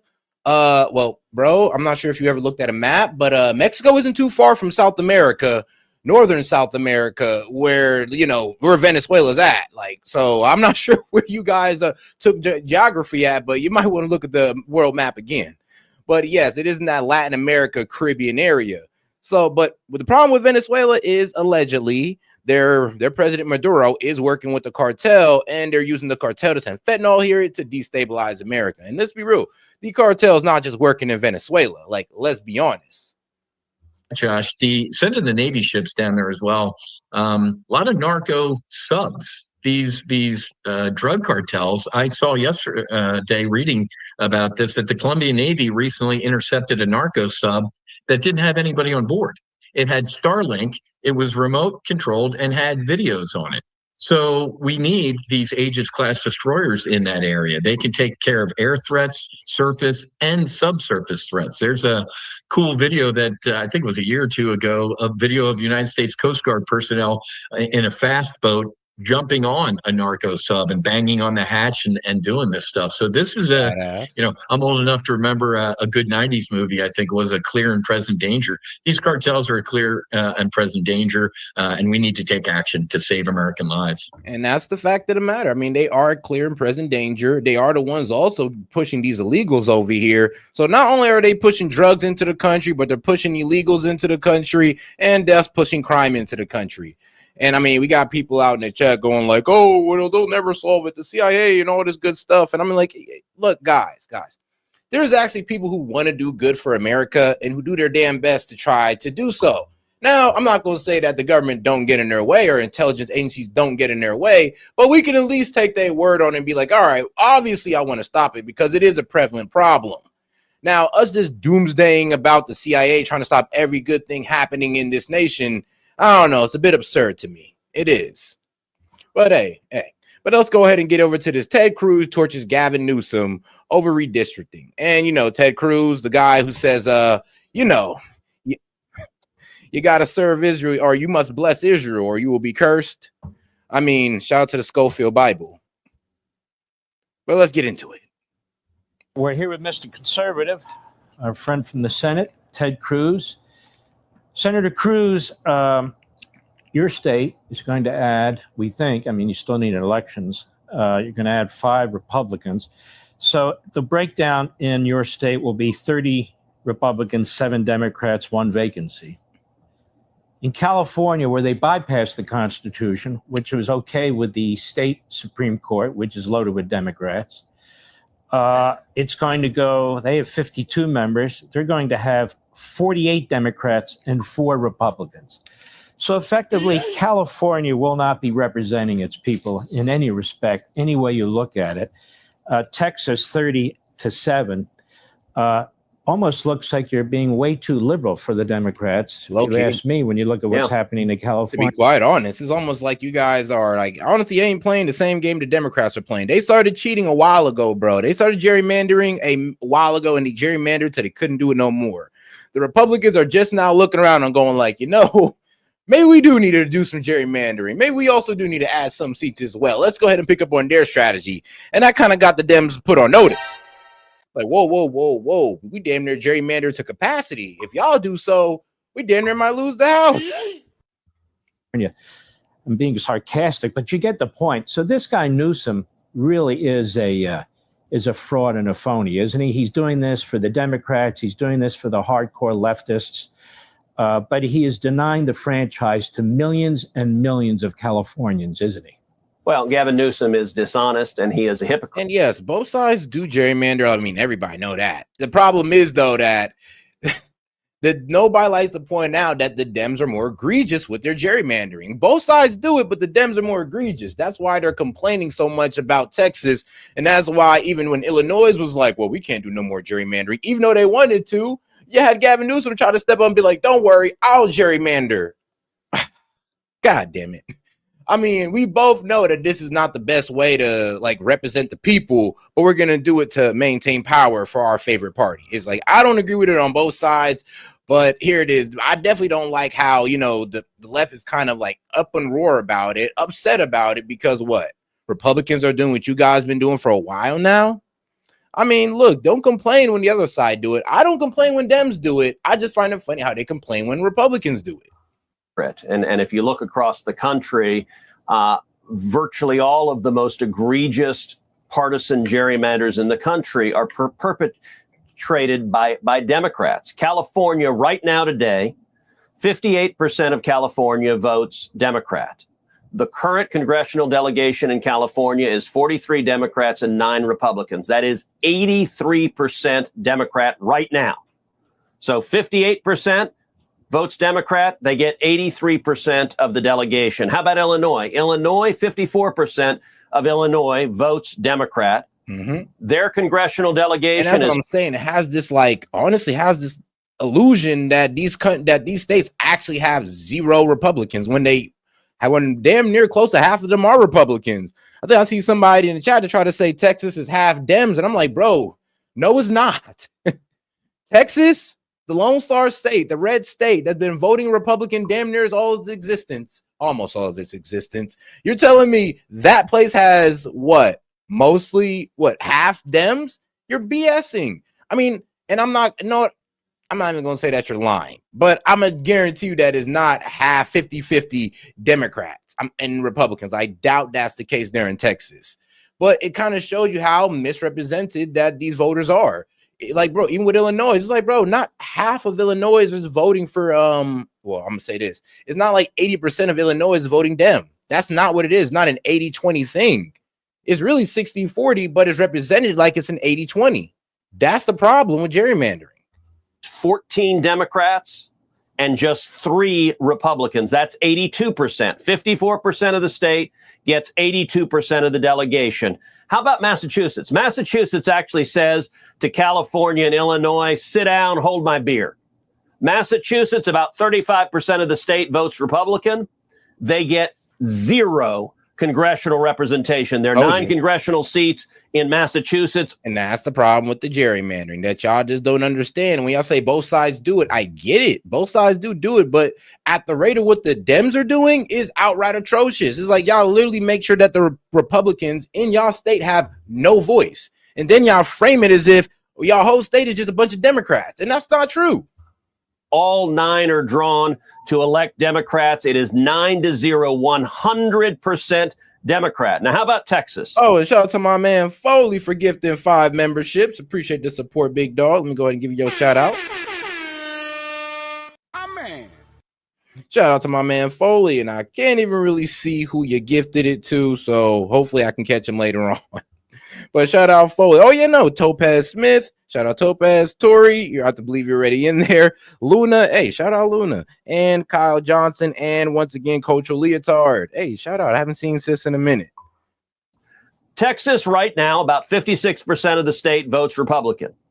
The current breakdown is 24 Republicans, 14 Democrats. That's 63%. So 56% of the state is electing 63% of the delegation. The new map that is drawn to elect 5 more Republicans is going to take Texas from 63% to 76%. 76% is still less than California. It is less than Illinois. It is less than Massachusetts. It is less than Connecticut. It is less than Maryland. It is less than And shout out to my man James Foley. He said gerrymandering inherently benefits Republicans. The idea for the college of elector and gerrymandering creates an equal vote across instead of big cities voting liberal and winning by popular vote. I mean, yes, that's very true. I mean, let's be real. Due to the fact that, all the big cities are liberal, they would just pretty much dominate the popular vote every trip. Is what we thought. Until Trump came around and kind of threw that on his head. I mean, when you go ahead and beat the Dems who control all of the highly populated cities on the popular vote, that says a lot. That says a lot right there. And I don't care how small you guys want to make the margin. He beat a Dem in the popular vote, and you guys control the most highly populated cities. How'd that happen? The egregious partisan gerrymanders. And what does Gavin Newsom say? Well, 83% is not enough. We want to basically obliterate the 40 some odd percent of Californians who vote Republican. We want to take away their ability to elect any Republicans to Congress. Hey, Sean Hannity here. Hey, click here to subscribe to Fox News YouTube page and catch our hottest interviews and most compelling analysis. You will not get it anywhere else. All right, now let's go ahead and get over to this one story of it not adding up. Now, I was playing the Ghislanie Maxwell tapes last night, and like I said, if you guys want to get to that, if we reach a goal, we can go ahead and pick up where I left off on the Ghislanie Maxwell tapes. And I believe, where did I leave off at? Part 6. There is part 6. So this is where she pretty much really getting into the weeds of it, because part 5 is where she said that, Donald Trump was a complete gentleman. I respect him, pretty much glazing the man and not making him look any more, innocent. I'm be honest with you. I was like, damn it, Ghislaine, shut the F up about Trump, bro. Stop glazing this man. You glazing this man now makes him look guilty. I was like, it's kind of effed up to say, but it is what it is. Like, I mean, it didn't help. It didn't help at all. Ghislanie Maxwell just glazing this man. If the DOJ asked for that, which I'm hoping that they didn't, well, it didn't work. But all right, guys, let's go ahead and get into it with, even Fox News saying, this is not adding up. Let's get right into it, guys. Broaden this conversation out. Joining me to do so is former CIA analyst Buck Sexton. He's a nationally syndicated radio host with the Clay Travis and Buck Sexton Show, and nationally syndicated political reporter Selena Zito. Also, we have with us Fox News contributor Jason Chaffetz. Let's take what we've heard so far, Buck, and tell me what you make of what she has to say about President Trump, about the client list, about Bill Clinton. And shout out to my man James Foley coming in again. He says, will the real Don's the wild card please stand up? You just will not let that man breathe. Hey, man, that's one thing you don't joke about with James is when it comes to food. Preferably him as gourmet food. Well, I think she's largely affirming what is already known and not really advancing the knowledge of the case at all, which is unsurprising if you look at the motivations that she would have at this point. But first, in terms of what is known and solidifying what is known, President Trump did absolutely nothing wrong. There's no evidence. There's no indication. There's nothing whatsoever to suggest that President Trump ever did anything wrong with regard to all of this. So many of us have known that from just the case files and everything going back for quite some time. But she vociferously and repeatedly goes to that. OK, so people can put that aside now. I mean, I don't know how much more is going to be necessary for that to become. Look, there are people who will hate Trump and try to lie about him no matter what. But I think that's affirmed now in a way that we can move beyond it. She also says, essentially, nobody else did anything wrong.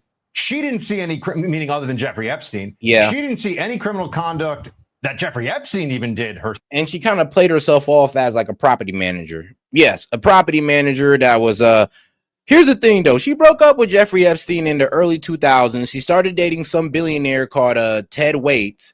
And through her relationship with this billionaire, she was still doing stuff for her ex-boyfriend, who's also this billionaire, Jeffrey Epstein, helping do property management, helping him take his massage business off the ground by recruiting of age people who would give massages, as she's saying herself. That's what she's saying, not me.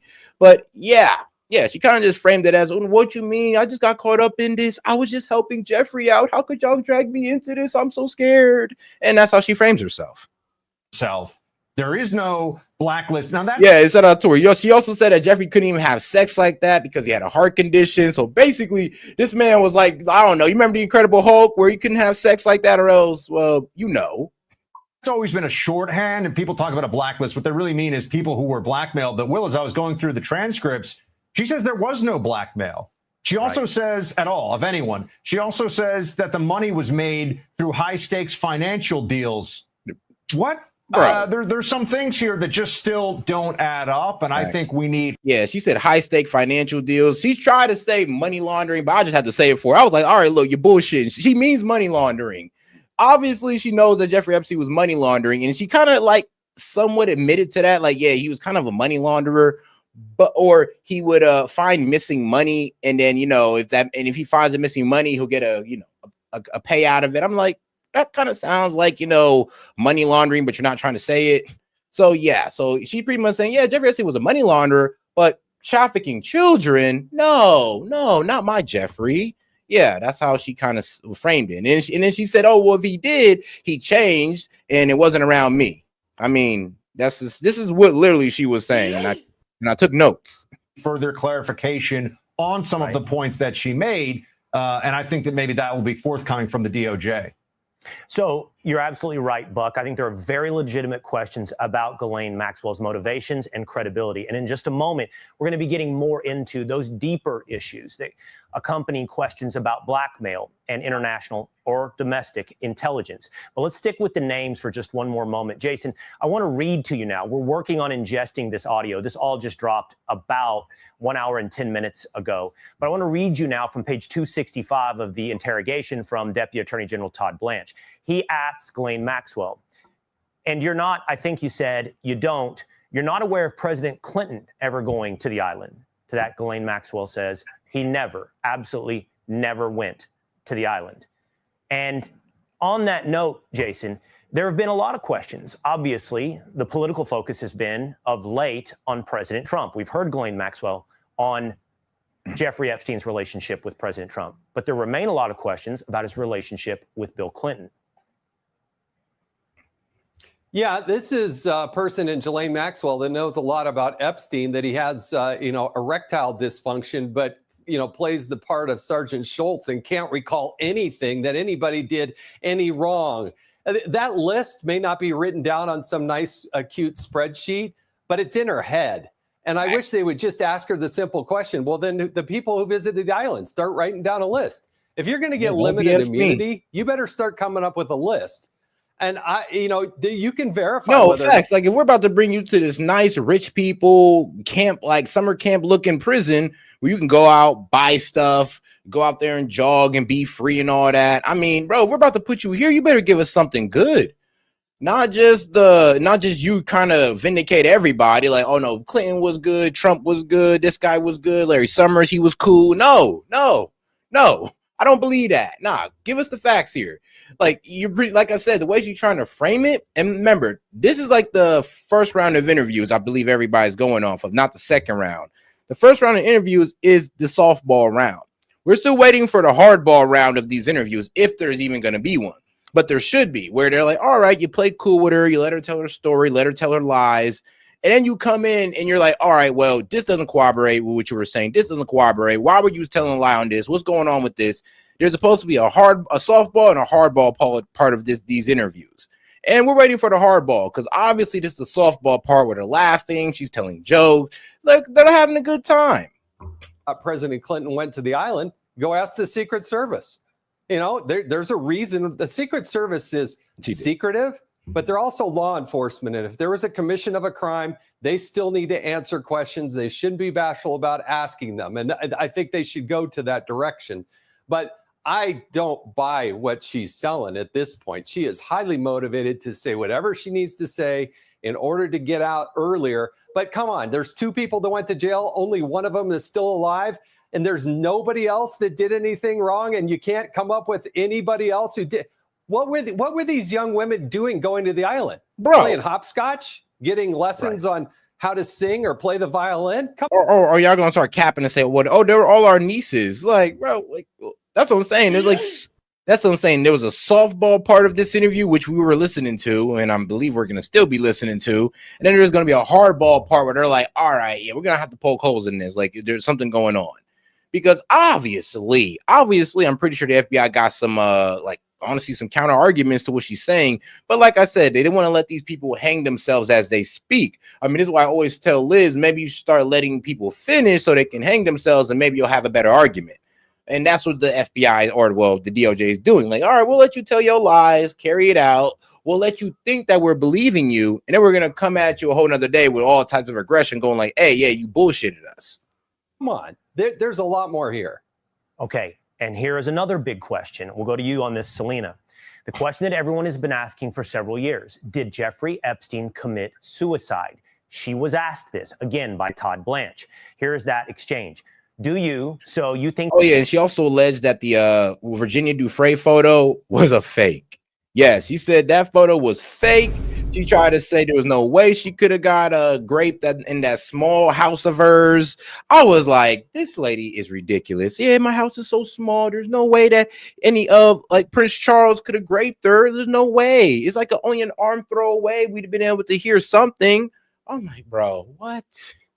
He did not die by suicide, given all the things we've just talked about. Ghislanie Maxwell responds, I do not believe he died by suicide. No. What do you make of that, Selena? Well, I'm not surprised by that answer. This is someone that believes that they knew him well, probably knew him better than anyone else. So for her to make that assumption, that's not surprising. You hear that from people all the time when they lose someone to suicide. That I can't believe they did that.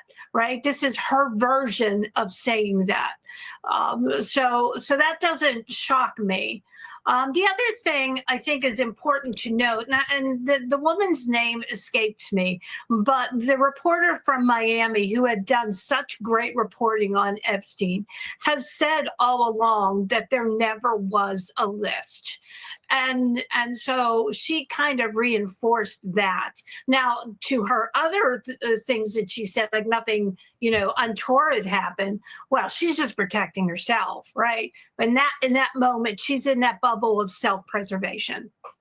The idea that there would be a list does defy common sense for any common criminal. Why would you maintain your own evidentiary criminality? But to Jason Chaffetz's point, that doesn't mean there aren't clients. Just because there might not be a list doesn't mean there are not clients. And Ghislanie Maxwell could be put to the test on naming the names, creating the list after the fact of people that she saw on the plane, Buck, or at the island. And again, we are digging through this virtually in real time. I'm not seeing that here. I'm not even seeing Ghislanie Maxwell pressed on what are the names of these clients. Yes, I mean, if you were to take Ghislanie Maxwell, like I said, the reason for that because they start off with a softball interview. They're not really interrogating her; they're just letting her tell her story. Her word here, and I think, and you guys got to understand this. I mean, when these guys do these interrogations, they always operate under the mindset of that every lie has a bit of the truth sprinkled in it. I mean, that's the mischievous things about lies is that if you really dig into it, some of it was the truth, but the more important part about it was a lie. I mean.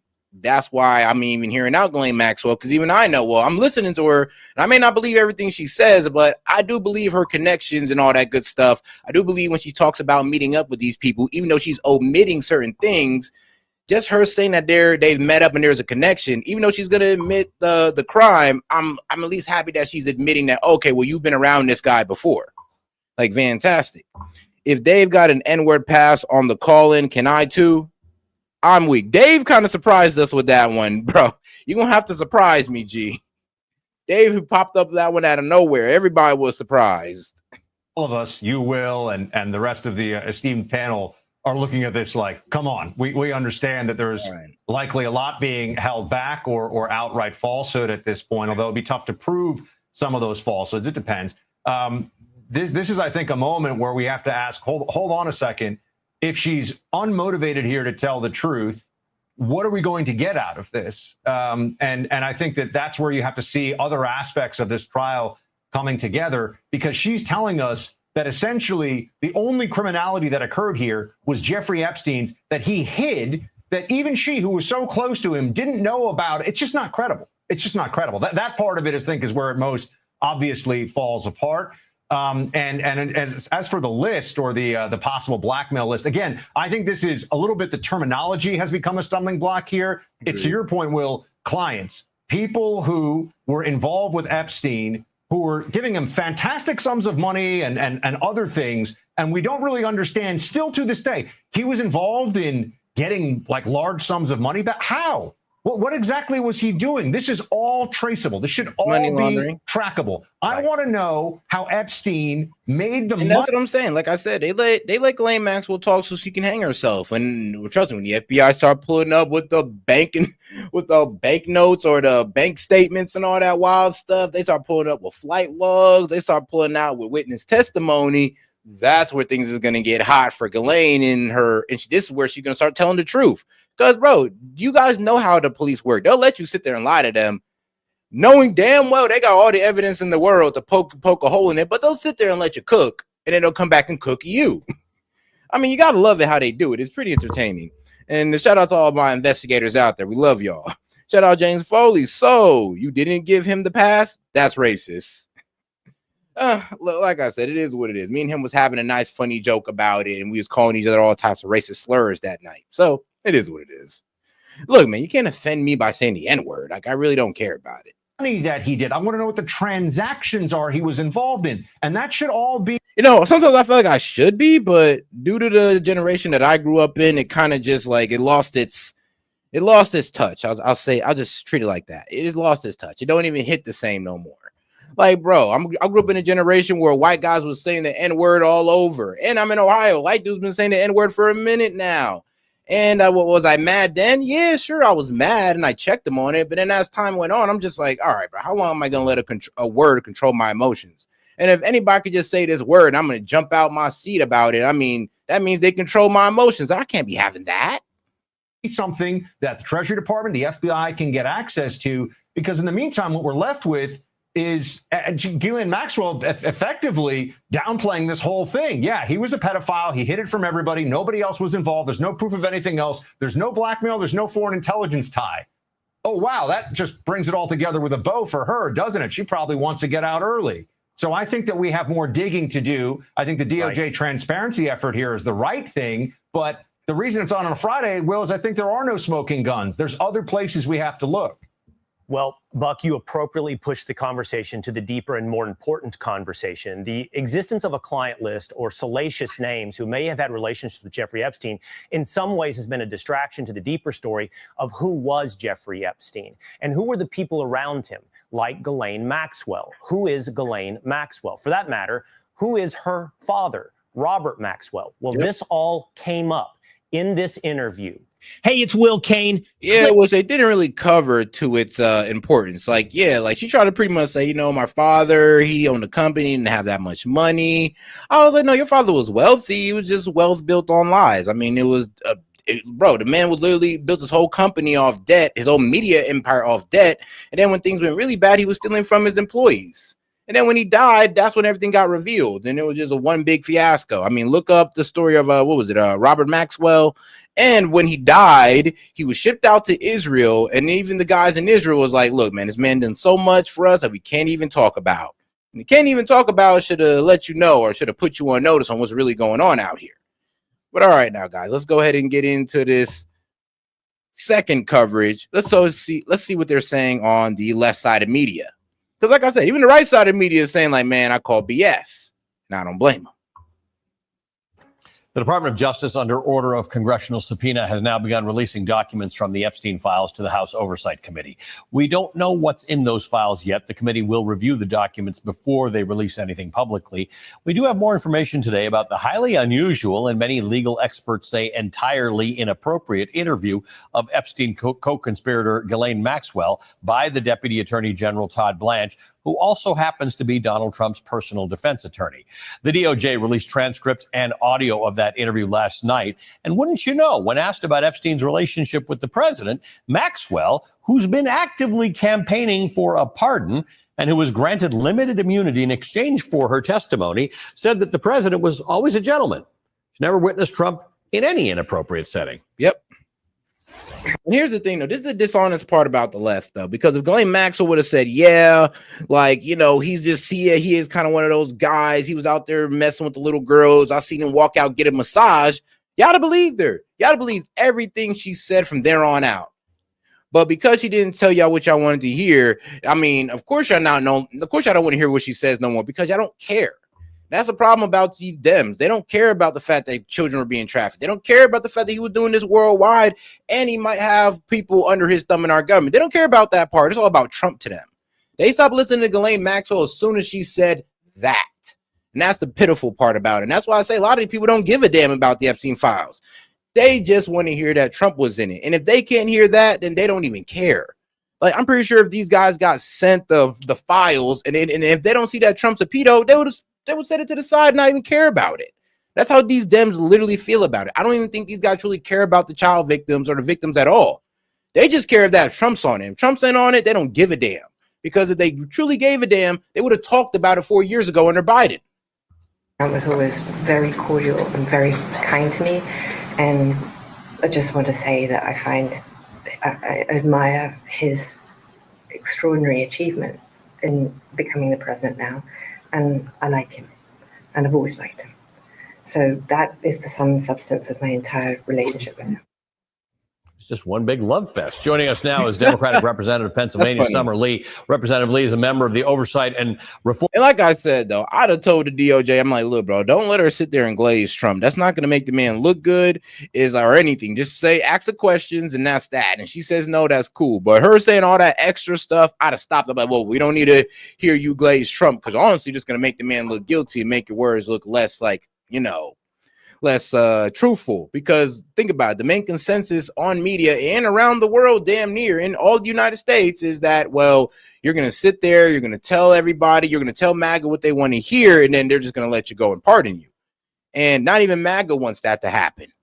Reform Committee, and I'm hoping you're going to get more useful information than we got out of that transcript and interview, because what it seemed like to me was not a senior official from the Department of Justice, but Donald Trump's lawyer chatting with this woman to try and find ways to exonerate Donald Trump, who will always remain Todd Blanche's client. Let's just be clear. You're never not somebody's lawyer. Yeah, I mean, this was entirely predictable. I said it a long time ago. You said it at the beginning of this, segment, right? This is a woman who is fishing for a pardon. She is a convicted sex offender. She's a convicted sex trafficker, and she was a part of the most prolific, largest sex trafficking conspiracy in our nation's history, right? Outside of enslavers. So not shocked that she is singing Donald Trump's praises to get off. I'm also not shocked that the DOJ basically gave us 33,000 pages. Here's the thing, I can't even get mad at her for coming to that conclusion. Like, that's pretty fair. I'll be real with you. That is a pretty fair coverage of it because, like, yo, yeah, her glazing Trump just not make Trump look good at all. Like, I don't even know. Honestly, it kind of set Trump up for even more doubt. Like I said, I don't believe that Trump even did it. I don't believe that he's a pedo. I don't believe that he's even really involved like that with Epstein. But her to sit there and glaze him, I mean, did not help. Did not help. Of those 33,000 pages, less than 1,000 contained any new information. So the big update is the obvious that the DOJ, that Donald Trump's DOJ continues to obstruct justice, that we have to continue to demand full unredacted files. If we are serious, if the White House is serious about justice for sexual abuse survivors. So there are now three tranches of stuff, right? There's the grand jury testimony, which a judge has said nobody can have, and many lawyers have said you're not going to glean much from that. There's this much anticipated interview that we just got released last night, which is exactly what most people thought it was going to be. No meaningful information in there. No. It had good meaningful information. It's just that you guys didn't get what you guys wanted. That's the problem. There was a lot of meaningful information if you actually looked at the interview, but if you actually listened to the interview, there's a lot. But you guys didn't hear what you guys wanted to hear was that, oh, Trump was messing with little girls. That's all you guys cared about. I'm pretty sure that's all you guys literally stopped listening to the entire interview, actually since, what, part 5? Yeah, I'm pretty sure that's when they stopped. As soon as they heard Ghislaine say, oh, no, Trump is innocent. He wasn't doing anything with Epstein. I didn't see him do nothing. Yes, I mean, I'm pretty sure that's when you guys stopped. You didn't care past that. So, man, it's pretty sad. And then there's the 33,000 pages you have, which there'll probably be more pages to come. But as you mentioned, not a lot of it is new information. But you and your committee and Congress do seem to be the only hope of getting any new or interesting information out of this. Yeah, I mean, from the subpoena, right? They are, this is them pretending to respond to the subpoena that we successfully got last month. But of course, right, we know that Pam Bondi says she had the full file. She said they exist. She says she has them on her desk. So there's seemingly nothing much that's keeping them from giving us everything. The only things that should be redacted right now are the names of victims or any sort of sexual abuse materials. So this is all a continuation of the conspiracy from Donald Trump and his team to protect billionaires, to protect powerful billionaires, even when they're no longer alive. Right now, there are people who have not faced accountability. There are people at the highest levels of our government, perhaps others, right, that are walking free. And we want to make sure that we are getting all of the information so that we can, of course, get it out to the public, but also so that we can make sure that justice actually prevails for once when it comes to the powerful and the wealthy. I want to ask you about another conversation. You're outspoken and always have been. There's a lot of discourse going on within the Democratic Party about whether it should be more moderate and centrist versus more progressive. Y'all need to be more centrist, moderate centrist. But the problem is, I don't think you guys can because y'all TDS won't allow you to. Gleaning that, in fact, the thing that America wants. Here's the thing. A lot of Trump policies is on the center. It's on the center. But because you guys hate Trump so much, you guys push more towards progressive. I mean, a lot of MAGA's policies, like, are liberal. Honestly, a lot of our policies are liberal. I would like a shout out to that one video, the difference between liberal and leftist. Yeah, a lot of our policies are liberal, center liberal. And because you guys hate Trump so much, you hate MAGA so much, you guys push yourself all the way out to the left. That's what I'm saying. I don't even think you guys can emotionally settle yourselves into the center. To think that those millions of people who went out on No King's Day and the people who go out to these individual marches and the people who go to these town hall meetings and the people who show up at some of the rallies that your colleagues hold, I think they're looking for fighters more than they care about the specifics of how progressive or how moderate or how centrist you are. Yeah. Listen, I think the media and the party itself loves this idea that there is a linear sort of ideology, but I think people want a party that meets the moment. Yep. I think we want a party that recognizes that we are facing, we say it, unprecedented times, but we don't actually say what those unprecedented times mean for the country, for everybody in it, especially the most marginalized. We're facing authoritarianism, period, point blank, right? We are facing the executive branch overreach, unlike anything we've ever seen. We are facing lawlessness, corruption, obstruction of justice, all of that. And that means that the United States is not impervious to anything that other countries, other democracies that have failed have met. And we want a Democratic Party that recognizes that shows up every day, and that shows other people how to fight. We're not see, and that's the problem. See, that's not looking for the center. Y'all want to be radicals who are out here yelling in people's faces. Like, it's not about coming up with new policies, not about trying to find a better way of leadership. It's all about fighting Trump. I mean, you guys can't win off that. I keep telling y'all, it's like, y'all can't win off Trump bad. You got to think of some policies eventually. You got to think of some better ways to do things, and Trump is doing things. And go ahead and tell us that. Instead of just saying Trump bad, he's unconstitutional, all this other stuff. It's like, you won't win off just complaining off Trump. We keep trying to tell you that, but you don't have nothing else for some reason. Not going to win just by elected officials. We know that. But we need elected officials that support our labor movement, that support our outside activism and movements, our college campuses and students who we know throughout history have been on the front lines of any societal change that is meaningful. We need a Democratic Party that knows that taps into that energy, harnesses it, and gets things done. No, y'all need a Democratic Party that can have some good leaders, that actually got some good policies, and not out there trying to yell in people's faces or try to just be all about Trump is bad, because you're not going to win nobody over with that. Like, you guys got to start understanding that Dems, you can no longer run off Trump is bad. You lost a popular vote. You now have to come up with a strategy to win some of MAGA over. You know this, right? And calling us idiots and calling us uneducated, you guys are going to lose to MAGA. You're going to lose to Republicans every freaking trip. You have no choice but to go off a new strategy. F MAGA, F Trump did not work. That's what lost you the election. If you guys cannot pivot towards some policies and some decent leaders and political figures, you will lose every trip. You lost the popular vote. The people are no longer with you on this hate Trump ideology, okay? Switch it up. Yet, on things like campus protests, on things like funding for the government of Israel and what it's doing right now, on things like Zoran Mamdani winning on the basis of the rent being too damn high in New York, elected Democrats are acting a bit like institutionalists. Don't break the china. Yeah, and just incredibly wrong for the moment right now. I think that the lesson we missed. And let me make my point. I'm actually glad she's making this point here. We're about to get to two leaders, right? Two Democratic leaders that are, that are decent. No, one is decent and the other one is just outright outrageous. But let's get into the first one with Andrew Cuomo. Former Governor Andrew Cuomo joins me now from the campaign trail. He has been out there in Queens this afternoon. Good to have you with us, Governor Cuomo. Thank you very much for joining us. Thank you. Thank you for having me, Martha. Pleasure. So, you look at this race, you look at the numbers, it is inevitable that Mamdani will win if somebody doesn't drop out. That's what most analysts say looking at this. Where do you see this going?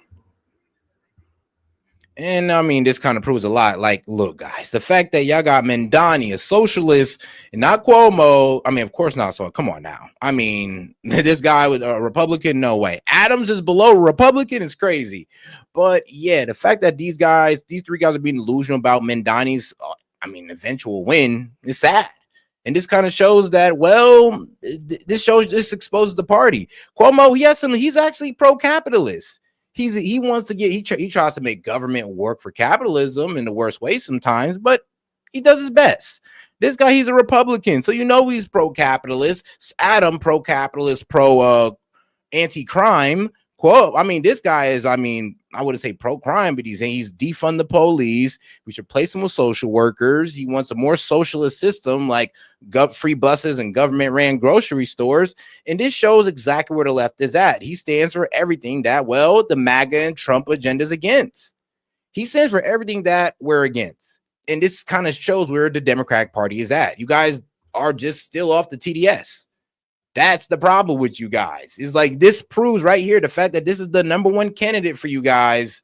It proves that, you guys are just ran off TDS because this is everything that's adjacent from MAGA. Everything that the Republicans, that Trump is for, that our policies stand for, this guy's against. I don't think anything is inevitable nowadays. Politics moves very quickly. I saw that in my primary race. I was up 20 points for the entire race.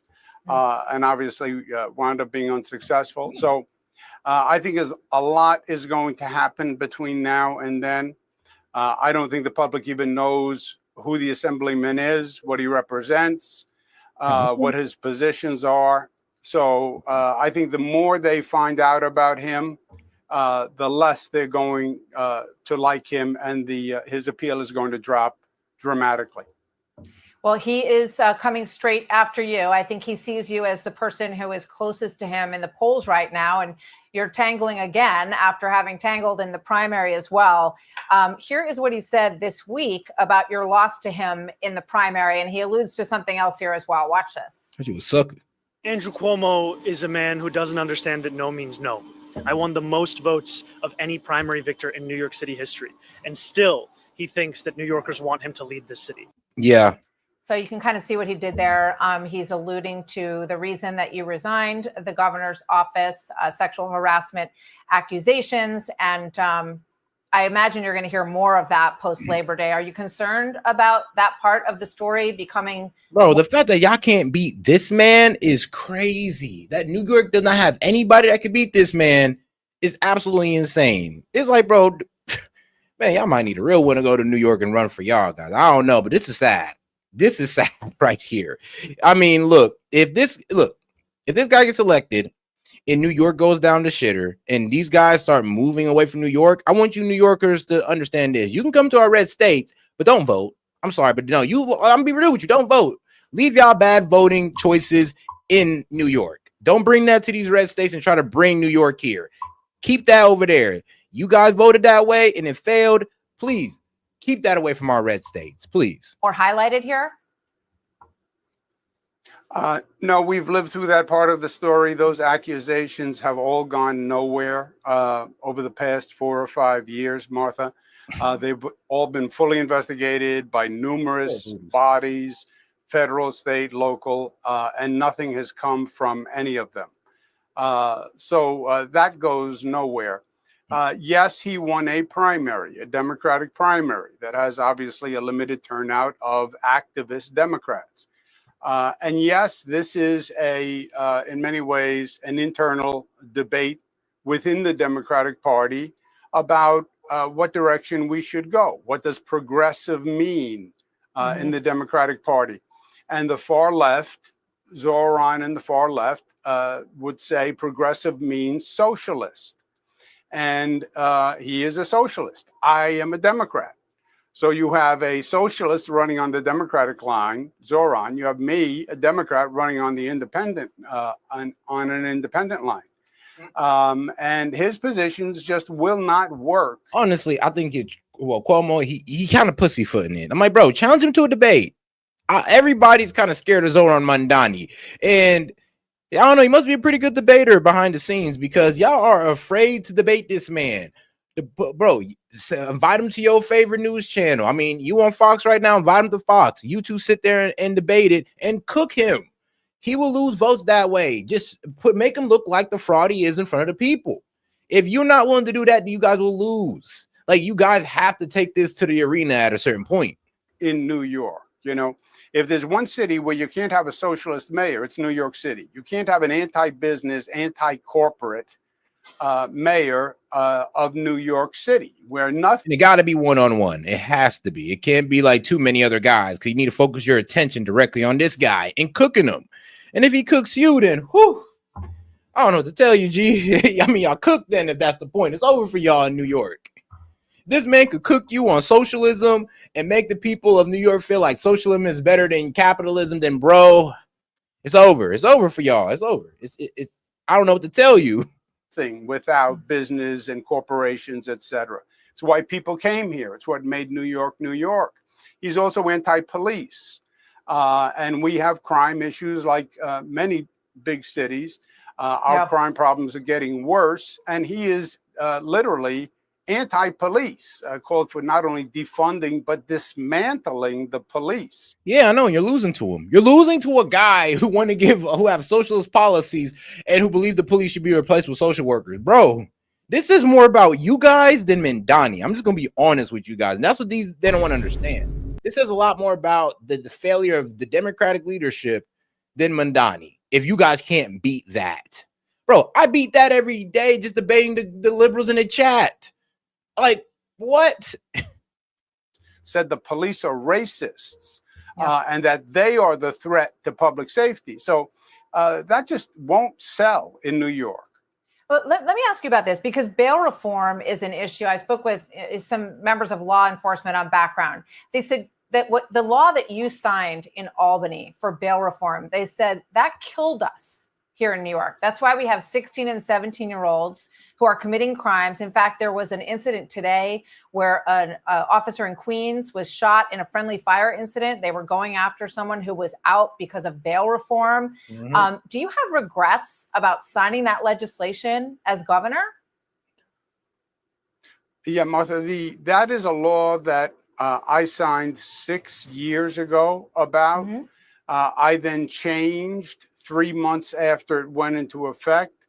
It's then been changed another 2 or 3. I mean, here's the thing, Cuomo. It shouldn't have had to been changed. You shouldn't even have came up with it in the first place. That's the problem. I mean, it was a pretty stupid ass policy, and you pushed it through anyway. You looked stupid with egg on your face, and then you had to walk it back. Yeah, that shows weak leadership. 3 or 4 times. But I'm glad that he admit that he's wrong, but it shouldn't even have been a policy to begin with, or something that should have been enacted on. Over the past 5 or so years. No, there is never been any credible evidence from anyone, any study that said bail reform has been an issue in increased crime. What we did simultaneously, and what the socialists drove in New York City, was we defunded the police. They took $1 billion out of the police budget because the socialist movement was the police are the problem. Happened right? under de Blasio. But so are you you're saying that you don't think that bail reform was problematic and that bail reform is one of the issues that cities are dealing with, particularly in New York City? So you don't have any regrets about signing that legislation? At that point, you could have just said, I'm not going to sign it. I know it's still going to pass in the State House, but I just don't want to put my name on it. Facts. Yeah. Well, the initial bill I passed, I did want that passed. I did want something called judicial discretion, where the judge could use discretion. The legislature refused that in the initial bill. And again, this is about 6 years ago. I signed that bill. 3 months after it went into effect, I came back and we amended the bill to basically give the judge discretion if the person committed any harm. And again, since then, the bill has been changed by Governor Hochul and the legislature several times. So it has nothing to do with the bill I passed 6 years ago. All right. I think that's going to continue to come up. There's this. I'm like, yeah, bro, you were the genesis of the bill. I mean, so the end result is also on you. Report in Politico with regard to President Trump and a fundraiser that you were speaking to people at out in the Hamptons. I think it was several days ago, last weekend. And the suggestion is that you felt that President Trump in the end will encourage GOP voters in New York to throw their support to you because, as you said before, they don't want to have a socialist mayor of New York City. And one of the quotes is this: I knew the president very well. I believe there's a big piece of him that actually wants redemption in New York. I believe there will be opportunities to actually cooperate with him. I also believe that he's not going to want to fight with me in New York if he can avoid it. So are you hoping for President Trump's support either overtly or behind the scenes? Yeah, no. Absolutely not. And I've said that a number of times. And the president has said a number of times he's not going to get involved in the mayoral race. Mamdani wants to use President Trump as the boogeyman in New York, right? This is New York. It's a blue state. President Trump is not popular in New York. So Zoran is trying to use Trump as the boogeyman to rally Democratic support. And what did I tell you? I mean, even Zoran Mamdani done got y'all figured out. So, like, psychologically, he's like, yo, all I gotta do is just make it seem like I'm just going oh so hard against Trump. I'm going oh so hard against the MAGA agenda and all that, and everybody gonna love me. And they do. And they do. I mean, that's that exposes where the Dems are at. You guys are at Zoran Mamdani. I mean, you are at the socialist, the anti-police, I ain't gonna say Islamic, but I mean, that's what y'all fearmonger on. I don't believe he's just this Islamic guy, but that's what y'all fearmonger on. Man, look, he was born in Uganda, in Africa, so I can't even say he's this like over Islamic Sharia halal type. But I mean, hey, people feel uncomfortable with it, so it is what it is. What I said was, I believe at the end of the day, Republicans are going to have to make a choice, right, in this election. And it's basically going to be between me and Zoran Mamdani, a socialist. And I think I am going to be very competitive with Republicans and with independents. I'm now a moderate Democrat, right? I used to be a progressive Democrat, but the socialists now call me moderate Democrat. So I think I will be competitive with the Republicans and the independents in this election. I believe in law and order. Zoran is anti-police. I believe in capitalism. Zoran is a socialist.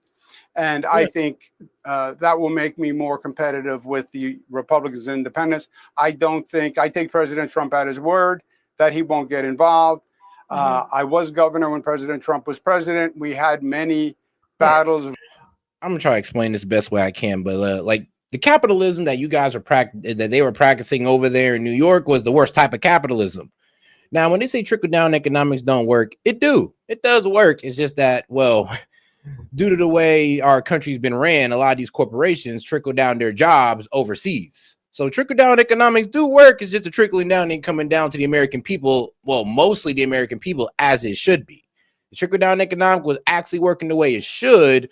Then honestly, there should be enough jobs to go around in New York. There shouldn't be such a job crunch there. And there also should be plenty of opportunity there. And that would also somewhat control the rents. Yes, that would control that just a little bit. But no. I mean, it's completely ran to the shitter. But it is the worst form of capitalism that was being practiced in New York City. I mean, trust me, that's the reason why they're so radicalized against it. I mean, when you practice the worst form of it, you're going to radicalize people against capitalism. And that's just me being honest about it. I mean, when you make capitalism work so shitty for your people, they're going to turn into a bunch of socialists. When capitalism works out so well for a bunch of people, then they're going to be pretty anti-socialist. So it all depends on the conditions that you put the people in on where the ideology might lean. Royale, which were very well known in New York and across the nation, but we also cooperated.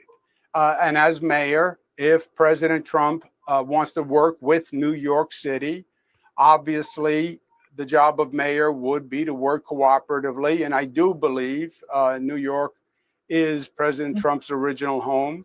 Queens, which is where we are today. I do believe he would want to do good things for New York. If that's the case, I would work with him. If he was doing things that violated the rights of New Yorkers or the laws that are on our books, obviously, I would defend against those actions, which I have in the past. I was looking at your website earlier today, and you talk a lot about law and order and public safety.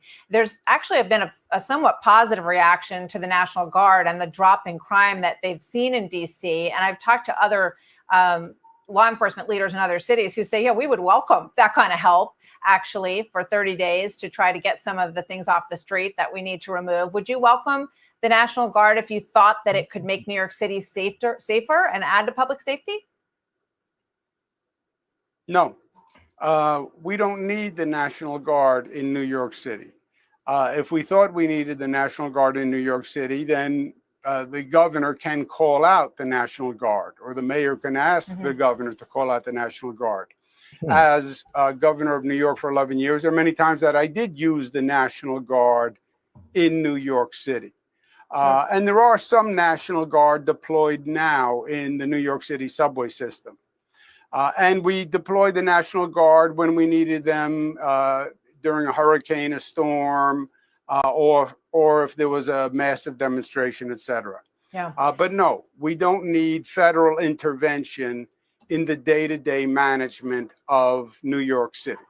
All right, I just want to squeeze in two more quick questions here. Have you had any conversations with President Trump about the mayor's race? When was the last time you spoke with him? I've had no conversations with President Trump about the mayor's race.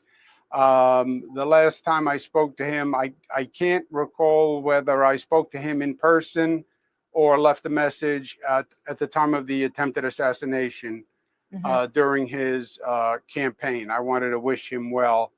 A year ago, July. To his so you family. think a year ago, July is the last time you spoke or you left a message for him?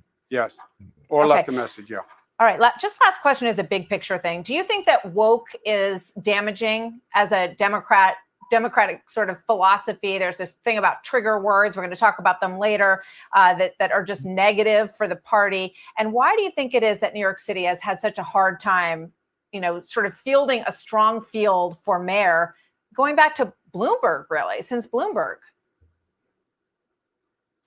Well, I think the woke, it depends on how you define. Oh yeah, guys, I do see that I am now seeing the poll. If y'all want to listen to the Maxwell interview, just help me reach my goal. We're about $43 away from going ahead and reaching the goal, where we can open up the call-in line, and we can also listen to these Maxwell the Maxwell tapes. Appreciate the support, guys. Let's remember to double tap that screen like the video. All right, let's get right back to it. Fine, woke, but if you mean woke to mean a hypersensitivity to superficiality, then yes, I think it has hurt the Democratic Party. Not just because it's a hypersensitivity that caters to the few, but because the party has missed the big issues, right? We're in New York City. And yeah, Zoran will talk about woke issues. I want to talk about affordable housing. I want to talk about, I'm afraid to have my daughter on the train, the subway. I want to talk about crime on the streets, mentally ill people on the streets. I want to talk about the fact that people are leaving New York because the taxes are too high. I want to talk about the fact that not enough businesses are moving to New York. So it's not just that the Democrats became obsessed with what I consider in many cases superficial issues. They missed the bread and butter issues that mattered especially to Democrats, right? Because Democrats are the working families and they rely on the public education system, and the schools are failing. And they rely on the police because they don't have security guards, and they rely on public transportation. And the Democratic Party has failed to deliver on those basic issues. And that's the truth. I mean, like, what would you say? I used to be a Democrat. I used to be a liberal. But the problem is, though, is that y'all kind of walked away from the ideals that, well, I thought that the Liberal Party stood on, that the Democratic Party stood on. I thought y'all stood on pro-capitalism, but making the government regulate capitalism to work best for the American people. I thought y'all was about that. I didn't think y'all was going to go full-on socialism bullshit. I didn't think that. That some of y'all straight up commies. I was like, oh, okay, never mind. I'm good. And then MAGA picked that up, and then Trump picked it up, and now we're rocking with it. It's like y'all left something so good for something so stupid. Affordable housing. That was a Democratic priority and that's what for decades. Mamdani's getting a lot of attention for talking about affordable housing and freezing everybody's rent. I hope we can continue this conversation, Governor Cuomo. It's good to have you with us. And obviously the mayor's race is going to really heat up in the coming weeks. So we hope you'll join us as we continue to cover the story. Thank you so much for being here today. But all right, now let's get into our man, Zoran Mamdani, on Spectrum News. One of Mayor Adams' longtime allies and former top aides pleaded not guilty yesterday to new corruption charges. Prosecutors say Ingrid Lewis-Martin peddled her influence at City Hall in exchange for $75,000 in bribes and other gifts. She and 6 others have pled not guilty to the allegations. And this isn't the only scandal plaguing the mayor's inner circle. Another former aide accused this week of giving a reporter cash stuffed into a potato chip bag. The mayor has denied any wrongdoing himself, but this has become an opportunity for his challengers to accuse him of bad judgment, and that's just what they were doing yesterday. This makes it a mockery. It plays to the worst impression that you could have. He surrounds himself with cronies who are corrupt. This will probably finally end any hopes he has for re-election. So that was the perspective from Sliwa and Cuomo. Democratic nominee Zoran Mamdani joins me in the studio this morning to talk about that and more. Good morning. Thank you for coming in. Thank you for having me. It's a pleasure. We've been talking a lot of tennis this week. In tennis, they would say that from the Adams administration, these are unforced errors that have landed in the mayor's lap late in this election campaign. I would agree with that, though I'd say it's quite charitable, because what you're seeing is a mayor who has surrounded himself with people who've made these kinds of decisions again and again and again. And if you look at DA Alvin Bragg's case, he lays out very clearly that this is a city for sale. And it's the same city that New Yorkers can't afford, and yet we see Adams's closest advisors making more than $100,000 off of that same place. Are voters understanding that? Do you feel that you've got to drive that point home, or is it speaking for itself? It's speaking for itself. I find this no matter where I am across the 5 boroughs, that New Yorkers are tired of this kind of pay-to-play politics, quite literally pay-to-play. I mean, we're speaking about a city being sold for crab cakes and, a feature in a TV show. We're seeing allegations about potato chip bags filled with cash. This is the kind of script that you would reject for being too on the nose if it was given to you. I want to ask you about another issue that's been in the news. We have seen what has happened this week with Texas and the redistricting. We've seen Governor Hochul and Governor Newsom in California talking about fighting back. Does this just become an arms race that nobody ends up winning? You know, I think for far too long, we have played to a set of norms that the Republican Party has shown no regard for, and it has left Democrats on the precipice of losing so much of what makes us proud to be American. And I have been thankful to see the leadership, whether in California or also here in New York, understanding that Republicans are not going to come back to an era where voters get to actually pick their representatives, and we need to ensure. Whoa, hold on, dog. Hold on. See, that's the thing. That's the lies that they tell you. They're going to sit here and say, oh, you're trying to hide the voice of the people in Texas, when majority of the people in Texas are Republicans. They vote to the right. But then they'll also sit here and be like, well, we're speaking up for our representatives, but in Illinois, though, is what? It's like what, a 60% Democrat, 40% Republican, but you guys get 83% of the representation. So where's the fairness in that? Like I'm saying, it's like complete projection on the Republican Party, if anything. And like I say, both sides do it. But for one side to sit there and try to go on the other side, oh, you're just trying to skew the numbers here. Yeah, that's projection. Sure that we can protect this Constitution. You know, I know you found yourself having to weigh in on the national political stage in a way that you didn't when you were a primary candidate. I want to talk about that. Last time you were in this studio was before the primary. Are you still having kind of the pinch me moment where you can't believe the success you have had?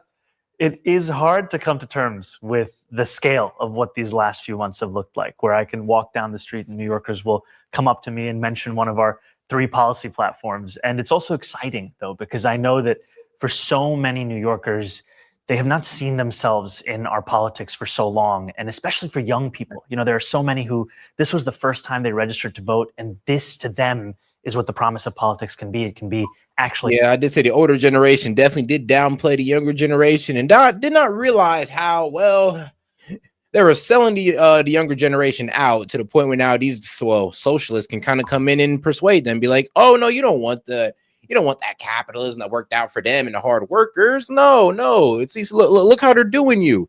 And you can definitely make this point when it comes to places like California and New York, where it's just effed up due to bad policies of the Democratic Party. And then they'll blame capitalism and try to push these people towards socialism. Affording the most expensive city in America. The criticism that your opponents, particularly Andrew Cuomo, have been hammering on is your newness to government, to administration, to being in a management role.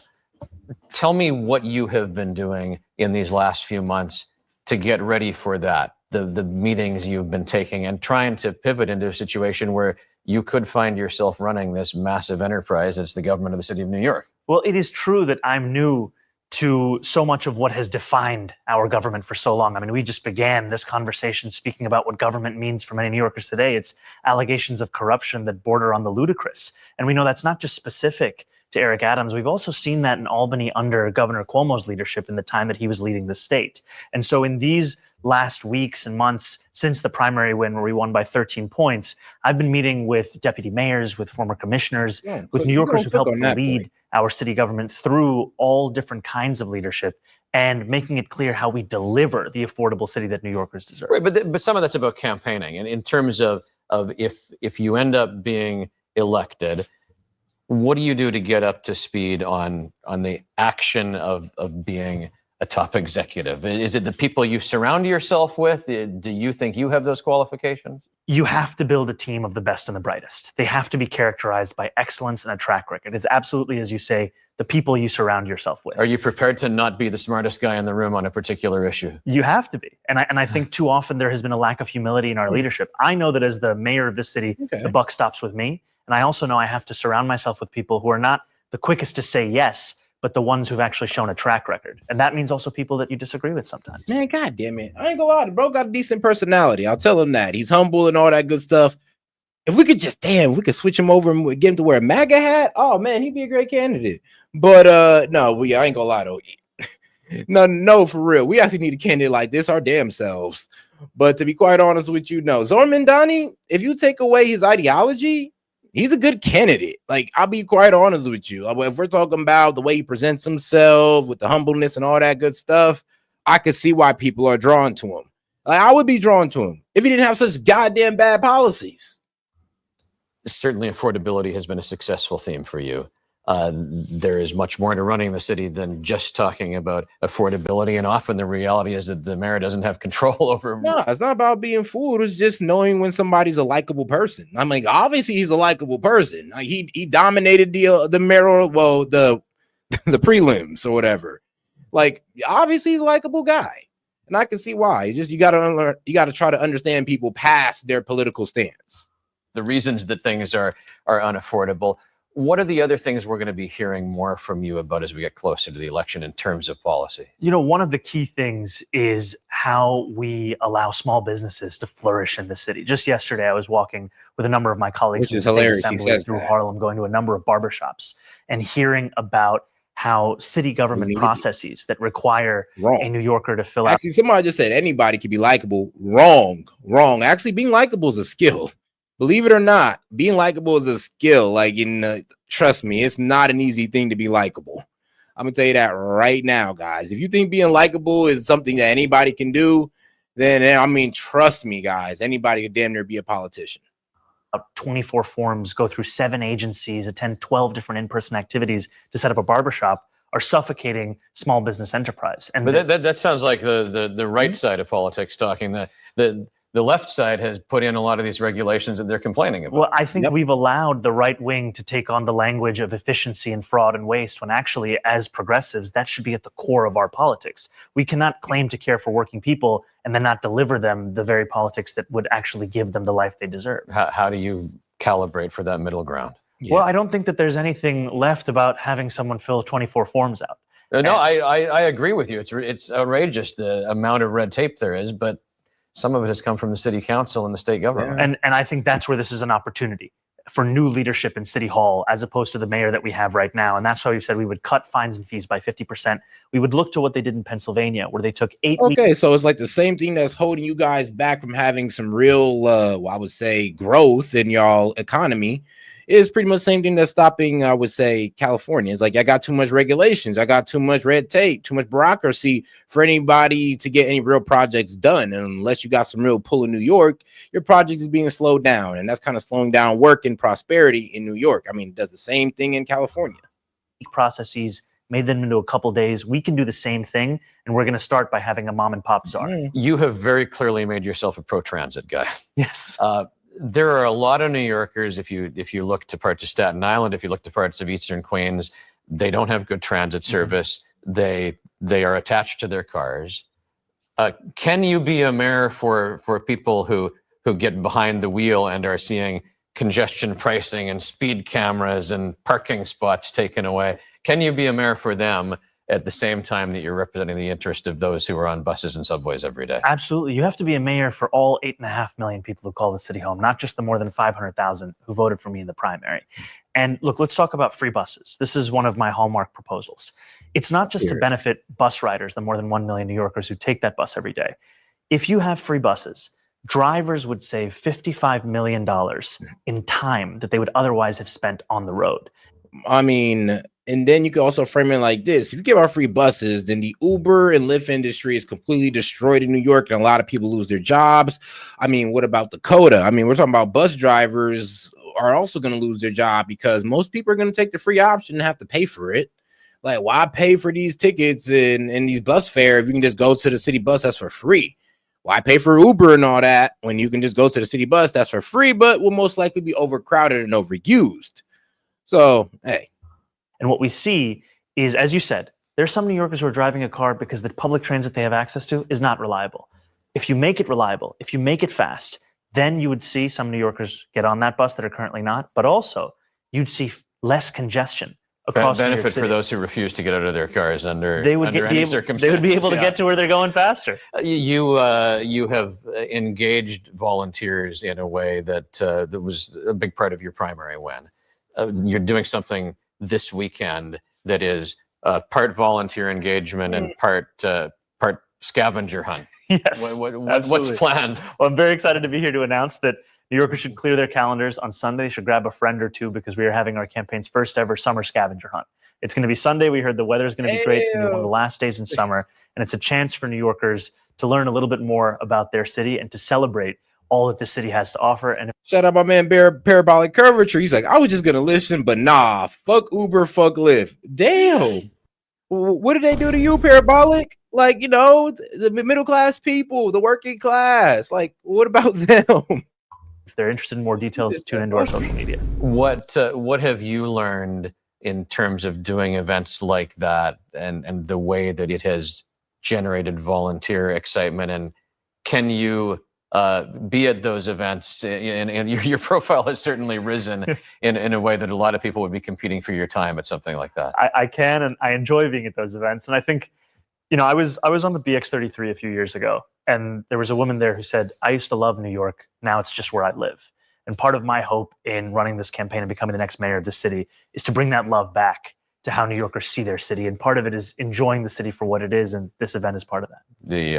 The summer is wrapping up. We're going to be getting into this campaign in earnest, if that hasn't happened already, in September. Good to have you in this morning. Thank you. Thank you so much. And like I said, guys, we're about $43 away from going ahead and cracking open the Ghislanie Maxwell interviews again. But let's have a little fun. Let's have a little fun with the 10 Democrats who could win in 2028. Shout out Ben Shapiro. He did a pretty good video on this one. All right, guys, let's keep it going with this one. Let's have a little bit of fun. 2028. Alrighty, folks. So today we're going to go through the top 10 Democratic presidential candidates in 2028. Where do they stack up? How do they stack up? What metrics are we using? The whole shebang. We'll go through all of that in a moment.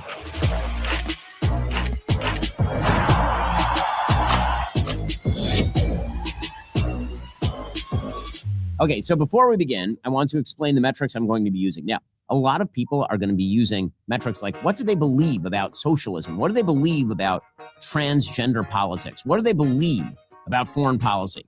Let me be clear. A lot of candidates can believe a lot of different things. That is not the deciding factor as to whether somebody does really well in a primary race or whether they do really well in a general election. President Trump in 2016 held presumably every position on pretty much every issue, and then he won the nomination, and then he won the presidency, and then he did it again. It's a scale of 50 because there are 5 separate elements that we are going to bring to bear here.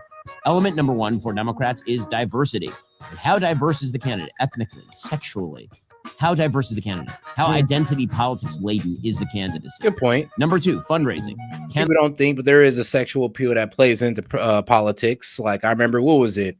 JFK Jr. I mean, shout out to JFK. All the ladies loved him. That played into a lot of reasons why he gained support, because he had a sex appeal to the ladies. I mean, so did Barack Obama, though.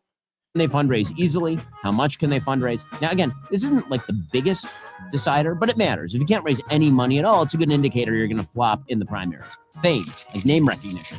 How famous is the person going in? It makes a huge difference. President Trump being the most obvious example. Electability. This goes to politics. Is this person electable? Now, electability is sort of a comparative thing, but this is sort of a general measure of acceptability to the American public. Is this person so crazy that there's no way they could possibly win? Yeah, like, okay, let's just say this for example. Like, all right, some people are okay that Trump had multiple wives. You know, he's not the best husband, but he's a good leader. Some people won't vote for him because he's had multiple wives. He's like, oh, well, if he can't stay faithful in a marriage, how can he stay faithful to America? You know, comparisons like that. Or is this person so kind of milquetoast that the American people are going to ignore them? So electability is sort of the catch-all for positional acceptability by the American public. And then finally, buzz. Does the person have the brat? They tried it with Kamala. For a moment, she was brat, then she was not brat anymore. But does the person have momentum, buzz, electricity, charisma? And so we're going to use those 5 measures across 10 different candidates: diversity, fundraising, fame, electability, and buzz. We begin with Bernie Sanders. So Bernie Sanders, of course, is the 1 million-year-old senator from Vermont, useless his entire life, but somehow has become the sort of face and voice of the Democratic Party. Medicare for all, we're going to tax collected, we're going to surrender, we love communism, communism is good. Bernie Sanders. So the fact that I can even do an impersonation of him means he's incredibly famous, obviously. Yeah. So let's start with the diversity scale. Is Bernie Sanders diverse in any way? Nope. Yeah, Bernie Sanders was on fire in 2016 with all the college liberals, including myself, with that whole free college initiative. He's a white dude. And that actually was very harmful to him in 2016, running against Hillary Clinton, because the black community did not like Bernie Sanders. He basically face planted in the later primaries, even though he had momentum against Hillary Clinton. They fundraising. So Bernie actually does have enormous fundraising capacity. He's built up over the course of his last 93 presidential election cycles a really good database of people. We'll give him a 7 on a scale of 10. Fame, 10 out of 10, right? I can do an impersonation of Bernie. You know exactly who I'm doing without me mentioning his name. As long as I do this, you know I'm talking about Bernie Sanders, the one I'm talking about. Electability.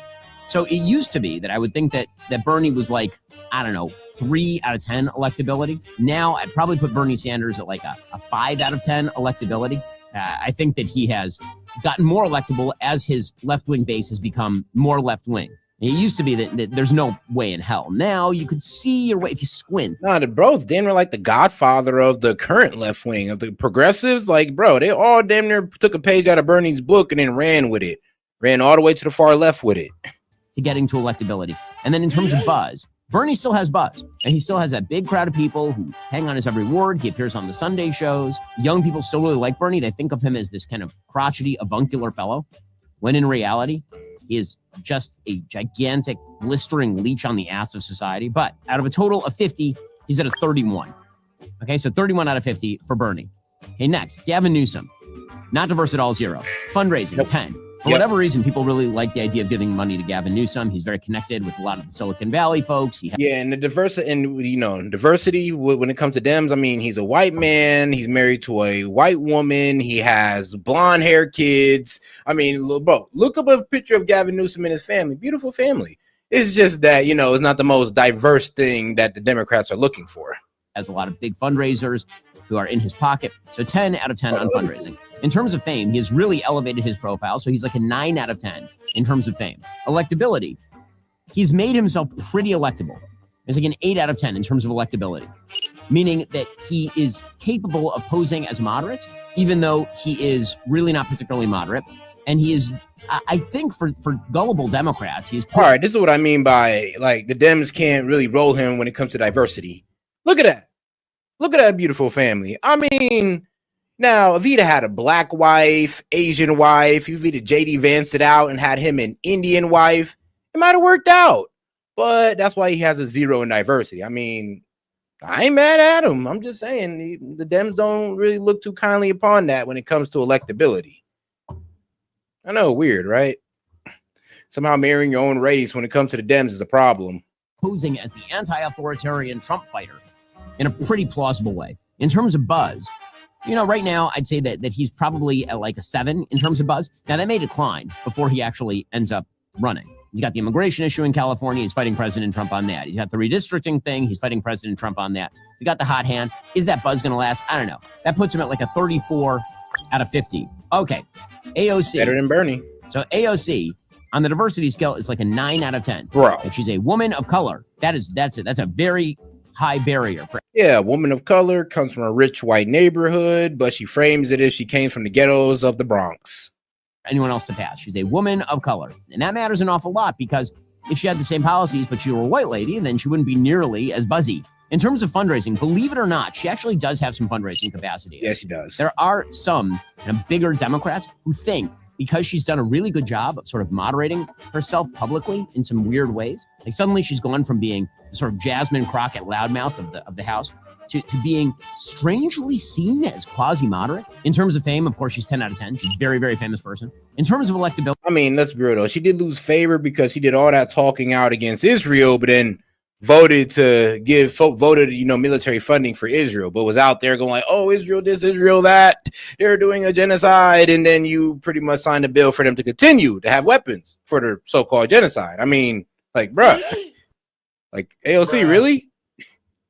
She's slightly more electable than Bernie Sanders, mainly because she's more likable and charismatic than Bernie Sanders. And in terms of buzz, she's like a 10 out of 10. I mean, she is very, very buzzy. The media love her, the cameras love her, and everybody is talking about her like, oh, what the? Okay. I know, this is unprecedented. But I remember last year, we were talking about this. And at the time, I remember jokingly saying, oh, AOC is 100% going to be the candidate. And at that point, there's a lot of buzz about Hillary Clinton. What happened? Well, I mean, so first of all, thank you for coming to my set.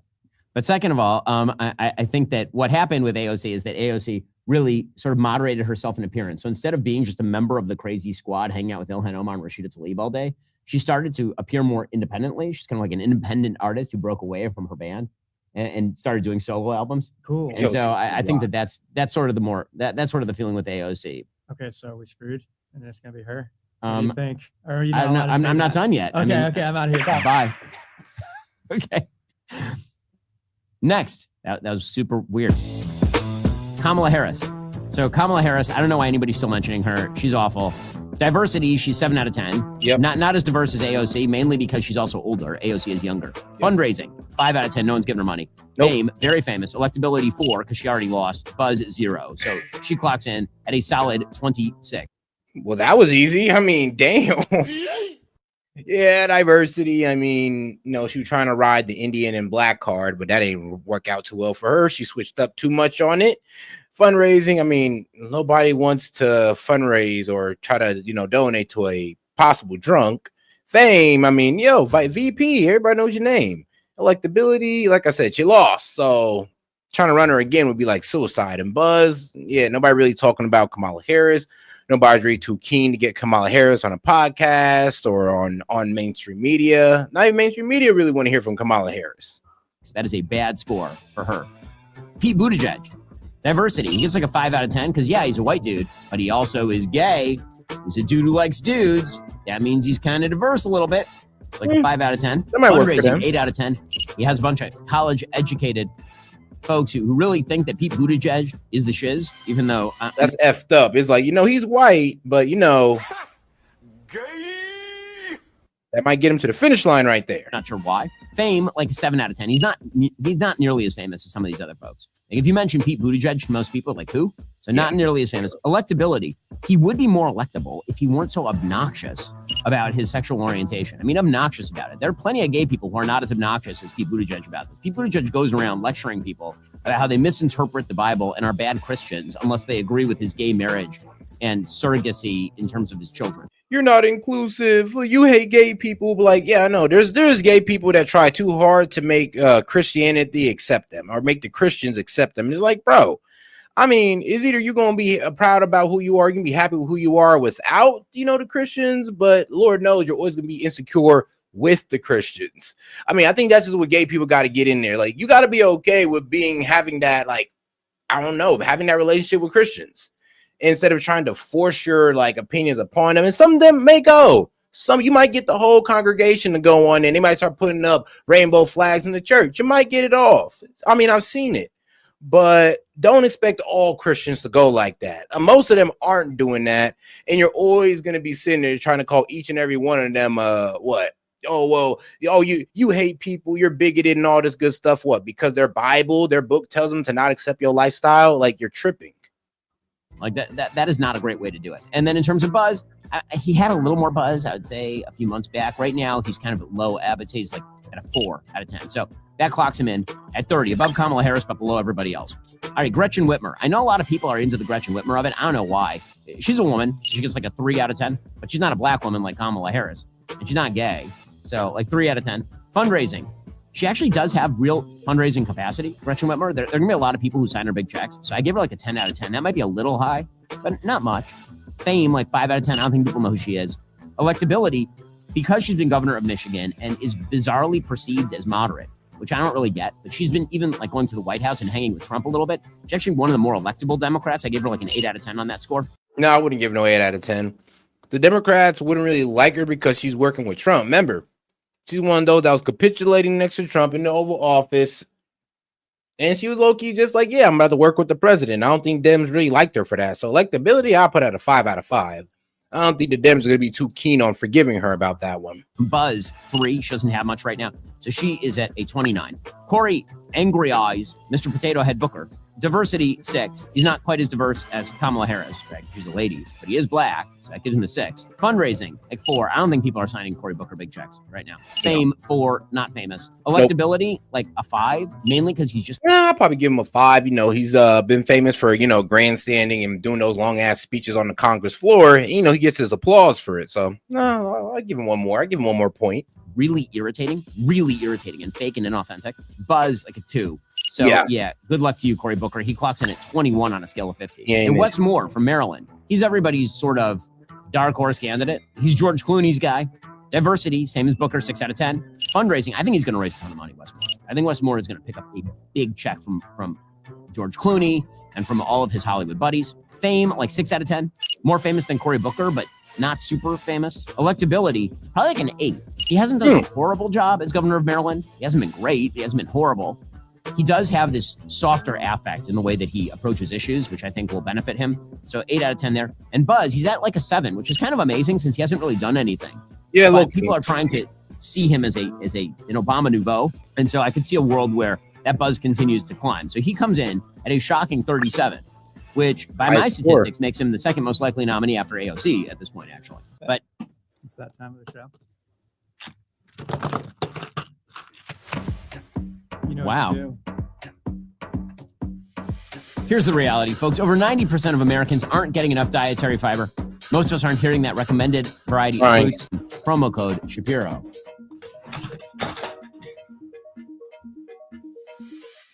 Okay, Josh Shapiro, the governor of Pennsylvania. So Josh Shapiro, not only does he have a 0 in terms of diversity, he has a -3 in terms of diversity because he's a Jew, as we know. And Jews in the Democratic Party, nope, that ain't gonna. I mean, you ain't lying though. Like, let's be real. Right now, that is not the thing to be in the Democratic Party. Gonna help. As it turns out, J.B. Pritzker, also Jewish, but nobody cares about that because he is not pro-Israel in any way, shape, or form. Josh Shapiro is perceived as too Jewish, so -3 for him. Fundraising, 7. Yeah, he'll raise some money. Fame, like 5, maybe a 6. I could see a world where you make him a 6 there because he's probably as famous as Wes Moore. I mean, he was considered for VP. You know what? I'll even go 7 there. I'm going to upgrade that. He's probably, I'm about to say, a lot of people do know about Josh Shapiro. Like a 7 in terms of fame. Electability, 9. He's the most moderate of these governors. He's the person who in a general election would probably do the best. He'd probably win Pennsylvania. He'd probably do well in purple states. Buzz. And he's a decent debater. He's at like a 3. There was a point where he was maybe an 8, and now he's at a 3. And I think it's going the wrong way because the Democrats have decided that hatred for Israel is going to be now a litmus test in the next Democratic primary. Or I would say his support for Israel. I would say it depends on how vociferous he is about his support for Israel.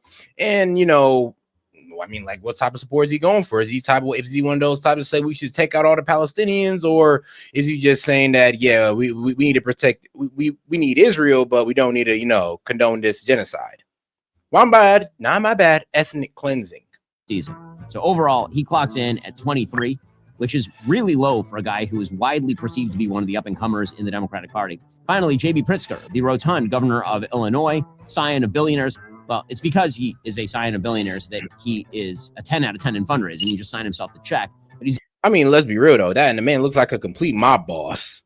Finally, J.B. Pritzker, the rotund, like a whole mob boss, governor of Illinois, scion of billionaires. Well, it's because he is a scion of billionaires that he is a 10 out of 10 in fundraising. He just signed himself the check. But he's a 0 out of 10 in diversity. In terms of fame, nobody's ever heard of the guy. He's like a 3 out of 10. Electability, like a 7 out of 10, maybe slightly less electable than Wes Moore, slightly more electable than AOC. And in terms of buzz, like a 1. So he clocks in real low, J.B. Pritzker. Now that we've gone through all of that, final rankings here from lowest to highest. The worst candidates here for the Democrats, the ones who are least likely to make it out of those primaries, J.B. Pritzker and Cory Booker. They clock in at 21. After that, Josh Shapiro. After that, Kamala Harris. Then you are at Gretchen Whitmer. As you climb the rankings, Pete Buttigieg, Bernie Sanders, Gavin Newsom, Wes Moore, and AOC. So AOC clocks in at a solid 43 out of 50, number 1. But Wes Moore coming up on her heels. He's at 37. Okay. Gavin Newsom at 34. So your top 3 are AOC, Wes Moore, and Gavin Newsom. I feel like that's fairly accurate, by the way, in terms of how you'd have to game it. Wes Moore and Gavin Newsom. I feel like... Yeah, that's fairly accurate. And that is. I mean, like I said, I could see Gavin Newsom. I could see AOC, Wes Moore. But the dark horses, the real dark horse, man, Hunter Biden. Yes. I know what you're saying. Like, said, are you for real? I'm like, no, I'm dead serious. Hunter Biden would definitely be a good choice. It'd be like their own little Trump. That's fairly accurate, by the way, in terms of how you'd have to game out the odds for the presidency right now on the Democratic side of the aisle. In the betting markets, they have Newsom at number 1, but that's just because he's in the media a lot right now. They have AOC at number 2, Buttigieg at number 3, and Wes Moore at number 4. Okay, so again, I think they're way overestimating Buttigieg, and I think that Gavin Newsom is probably number 3. I don't feel like I'm... It's just like, bro, if this is what y'all got... Boy, as a Republicans, just sit back and laugh. So then when it comes to 2026, it's going to be a moment. Far off here. Bonus round. Yeah, I mean, so if I were going to use this metric for Dwayne "The Rock" Johnson, he's like a 3 out of 10 in terms of diversity. In terms of fundraising, I think he's probably like a 7 out of 10. In terms of fame, he's a 10. In terms of electability, he's probably like a 7. The Rock. Yeah, I think for that's fair. I think for fame, I think we can go like 15. And then in terms of buzz, right now there's no buzz about him. Right? If you were to actually announce, there would be a big spike in buzz, then it'd probably recede. I would say like a buzz, like a 4 there maybe. The Rock is hilarious. Stephen A. Smith, diversity, it's a 6. Yep. In terms of fundraising, I don't think he's going to fundraise all that much. I think he's got like a 5 maybe. In terms of fame, 10. In terms of electability, probably a 6. And in terms of buzz right now, again, I'm gonna say that he's at like a 5 maybe. Nah, don't hate on my man Steven. Nah, Steven at least deserves a 7. He at least deserves a 7 in terms of buzz because he got his own show and all that good stuff. Electability, I would give him a 7 in that as well. Fame, of course, fundraising. Yeah, I keep fundraising and diversity the same, but buzz and electability, I'll put up a little bit. And in terms of buzz right now, again, I'm gonna say that he's at like a 5 maybe. Like the man's been speaking, but I mean, he got his own political show now that he mixed in with his sports show, and he's on Fox News and other mainstream media. So he got buzz. Cuban is a 0 in terms of diversity. He is a 10 in terms of fundraising because he can sign his own checks. He's a 10 in terms of fame. In terms of electability, he's probably maybe a 7. And in terms of buzz, right now he doesn't have a lot of buzz. So I'd say it's like a 4. So that's like a 31. So Tay-Tay, so 3 in terms of diversity, just like Gretchen Whitmer. Fundraising 10, fame 10, electability 6. Taylor Swift buzz, is hilarious. She announced 10. Yeah, that's right. That's fair. Fame is like 20. Maybe Taylor Swift is your next nominee. Is I guess what you're saying. It's not the crazy. I mean, in terms of fame, if the presidency came down to a popularity contest, yeah, I mean, of course, Dems would have won this like 10 times over. But all right, guys, let's go ahead and get into the next video on MSNBC's angling for a pardoning bombshell. Ghislanie Maxwell, Trump official audio release. And like I said, guys, I believe we're still at 43 until we open up, well, the call-in line, and we go ahead and play the Ghislanie Maxwell interview with the DOJ. So we're still at 43, but it's all good. All right, let's keep it going. Welcome to the weekend. I'm Jonathan Capehart, along with Eugene Daniels. Jackie Alamany is away on family leave. She will be back next week. We begin this morning, though, with Donald Trump's Justice Department. It's very busy on multiple fronts, settling scores and trying to tamp down scandals. The DOJ released a transcript and audio of the interview. Trump's former criminal defense lawyer and now top DOJ official Todd Blanche conducted last month with convicted child sex trafficker Ghislanie Maxwell, the former associate of convicted sex trafficker Jeffrey Epstein. And not surprisingly, she spoke highly of the man who said last month, quote, "I'm allowed to give her a pardon." President Trump was always very cordial and very kind to me, and I just want to say that I admire his extraordinary achievement in becoming the president now, and I like him, and I've always liked him. DOJ also released the first batch of Epstein documents to the House Oversight Committee after blowing past the deadline earlier in the week to release all the documents per a congressional subpoena. And then there is the stunning FBI searches yesterday at the Maryland home and Washington, D.C. office of former Trump National Security Advisor turned high-profile Trump critic John Bolton. There are still more questions than answers at this point as we await to see if the affidavit presented by the FBI to a magistrate judge outlining what they believe they would find at these locations ever sees the light of day. A source tells NBC News it's part of a, quote, national security investigation in search of classified records. And another source confirmed to NBC News that it was CIA Director John Ratcliffe who provided FBI Director Kash Patel with the intelligence that was the basis for the search warrant. This situation also has the appearance of a Justice Department exacting retribution on one of Trump's perceived enemies. The White House has denied that politics played any role in yesterday's actions. Joining us now are former Trump Homeland Security official Miles Taylor, Kimberly Atkins Storr, MSNBC political analyst, columnist for the Boston Globe, and author of the Gavel newsletter about the U.S. Supreme Court, and former federal prosecutor Paul Butler, MSNBC legal analyst and Georgetown law professor. A lot of great minds on the show this morning. Thank you all very much for being here. Paul.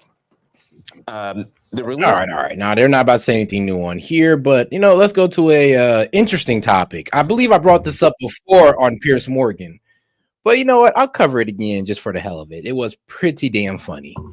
Let's say hello to the Taliban bros. I know, right? Taliban bros. Let's get right into it. We have one message for America. Welcome to Afghanistan. Afghanistan. It might not be on your bucket list, but for a growing group of influencers, the thrill of hanging with the Taliban, The Taliban have come to join my workouts. and dispelling the country's negative image is just too tempting. Low-key. Underwater division of the Taliban. I mean, they let you swim in a nice little lake. You get yourself an AK-47, and then hey, if you're a guy to go into Afghanistan, sound cool, I guess. I cannot imagine, bro. Yo, these guys are hilarious. You know what? They make it look a little too fun. Personally, I wouldn't do it, but they do make it look fun.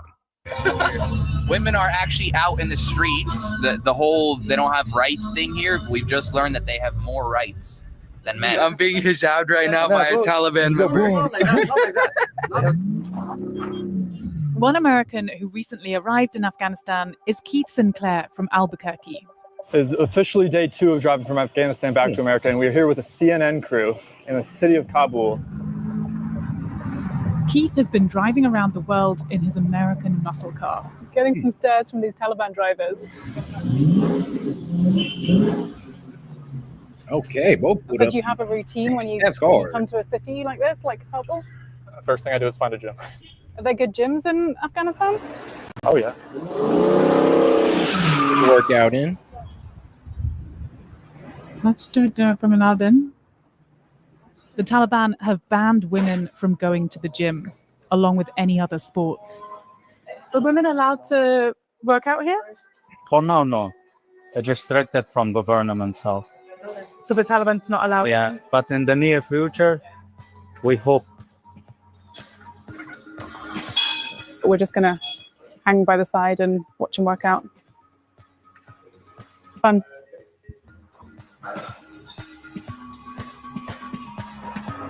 So this is the result of driving around the world. Still jacked. We'll see in another year from now when I make it back home.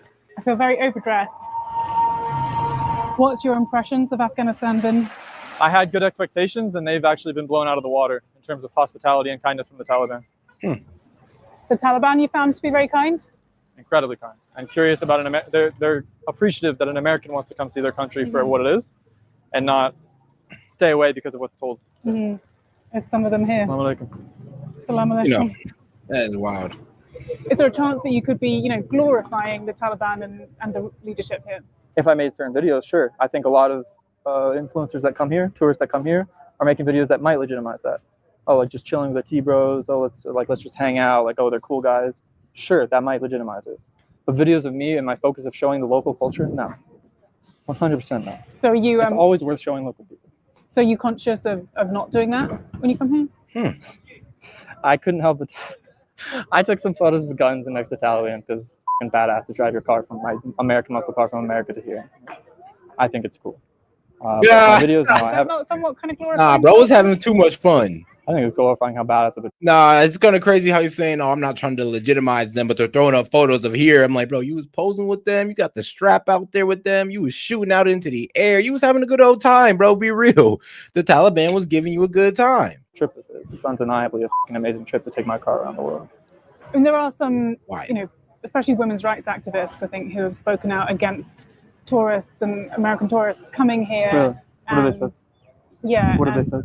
Well, that, you're coming here, you're having a lot of fun. There's a certain voyeurism to it because the side you're not seeing is that women are stuck inside their homes. Yeah, that is kind of funny though. It's like if you do go out there, they'd be like, well, did you see any women that's out there locked up? So you just okay with it? I mean, yeah, I mean, if that's their culture, sure. I'm just happy that's not our culture. That's it. If somebody ever asks me that question, I'm gonna tell them, yeah, I'm okay with how they treat their women because that's their culture. Leave their culture alone. I'm pretty sure they don't agree with how we handle our women. And our women are the freest women in the world. I mean, let them do what they want to do. I mean, us trying to sit there and wag our finger about how they handle their women, I mean, it is what it is. Like, I personally don't care. Like, you want me to sit here and just what smack up Taliban guys because of how they treat their women when they're treating me oh so nicely? I mean, that'll make too much sense. Girls are not able to go to school. Well, I'm not one of the tourists that's coming here and trying to ignore the issue. I just try to have nuance in every situation I come into. I don't know if the female actors have they lost hope? Have you talked to any of them? Yeah, it is a bit crazy though. It's like they want this man to go out there and just get disrespectful with the Taliban in their own country. It's like, y'all sound crazy. There's a lot of lost hope because, it's 4 years on. Girls are still not going to school. Women are still not allowed to show their faces in public or raise their voices in public. Women are still not allowed to go to a lot of to work in a lot of spaces. But you must have noticed that, no? I mean, Notice that there's been no progress? I mean, no, because I don't know where they started from 2021 to now. I didn't know there was no progress. But I do think increased exposure and interactions with the West isn't something that makes that go backwards. I don't think. I would have to tell her. I'd be like, oh, so you don't see that there's no women here, or there? I'd have been like, honestly, I don't really care. I mean, like, you expect me to come here and I'm supposed to care about how many women I see in a certain location? Well, I came here to see Afghanistan, or I come here for the women? Like, I'd have to ask her that. Like, I'm a bit confused. I didn't know I was on a sex tourism. I'm sorry. Or I didn't know I was on a liberation tourism either. It's like, nah, it's not about women. It's about tourism. But, I mean, I get it. I get where they're like, oh, you're over there. That means you support what they do to women. And it's like, no, not really. It's just, I don't really care, to be quite honest. As long as they ain't doing that to my women in my home country, well, we're good. I can't protect all the women of the world. What the hell? Y'all doing too much. All right, let's get into Morning Joe. And this reporter digs into conspiracy theory that Laura Loomer outsized influence on Trump. Well, and let's be real, everybody's a bit concerned about Laura Loomer's influence on Trump.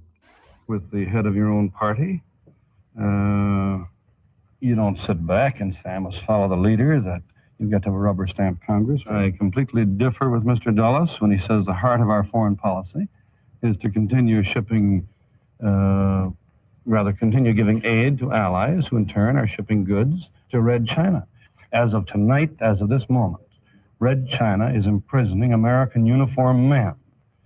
Now, while communist China has in her blood-stained dungeons American young men, we should not give $1 to any ally who is in turn shipping the sinews of economic and military strength to Red China. That was Republican Senator Joseph McCarthy on NBC's Meet the Press back in 1954. The senator, known for his sensational but baseless charges of communist subversion in government circles, was criticizing President Eisenhower's administration and the response to the Cold War. Now, our next guest says there is a new McCarthy in the Trump era, far-right influencer Laura Loomer. Joining us now, staff writer at The Atlantic, Michael Scherer. His latest piece is called Make McCarthy Great Again. And in the piece, Michael, you write in part, quote, Loomer, the proud, defiant extremist troll, is one of the most influential public figures in what is still the most important country on the planet. Quite often, Trump doesn't just listen to Loomer, he does what she wants. Not so long ago, people who spoke like Loomer were ostracized from political parties and mainstream conversations, cast as the fringe. It was usually because, I ain't gonna lie, she's a bit too pro-Israel, like too pro-Israel. Like, I understand your support for Israel, but the fact that she literally says that, oh, well, you're not America first if you're not Israel first is insane. And this is literally her ideology. She's a complete thorough Zionist, and I mean, I think she's Jewish as well. But that's neither here nor there. You don't got to be Jewish to be a Zionist. 52-year-old Loomer belongs to a new era when any thought can be instantly published everywhere and the president is easy to reach on his cell phone. Out-of-bounds provocation drives attention. Attention increases influence, and the person who matters the most is almost certainly entertained. At the end of the day, it is called the Trump administration, she told me on our phone call. So the way I look at it, I play for an audience of one. I've heard different. Oh, guys, if you want to keep the stream going, make sure to support the stream. Appreciate the support, guys. And also make sure you double tap the screen as well. Double tap the screen as well to like the video. And like I said, let's make sure we support the stream so we can go ahead and get over to the Ghislanie Maxwell interviews and finish that up. Theories on Luma's influence. One is that she, has managed to get a whole load of people fired from different parts of the administration because she thought that they weren't loyal enough to True. She got Mike Waltz fired. President Trump. But then there's not fired, but relocated. Theory that actually there are people within the administration close to Donald Trump who think that she goes too far. She criticized him on certain issues, the Epstein files, and he doesn't like that. And at some point, she's going to overreach and be thrown out of the inner circle. Where are you? I think both of those things are true.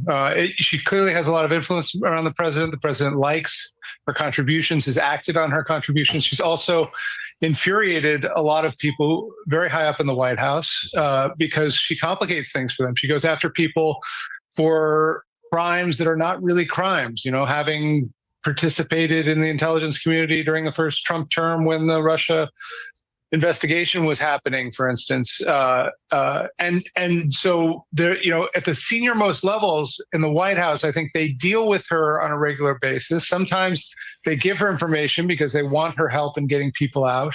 But they also would be very happy if she just went away.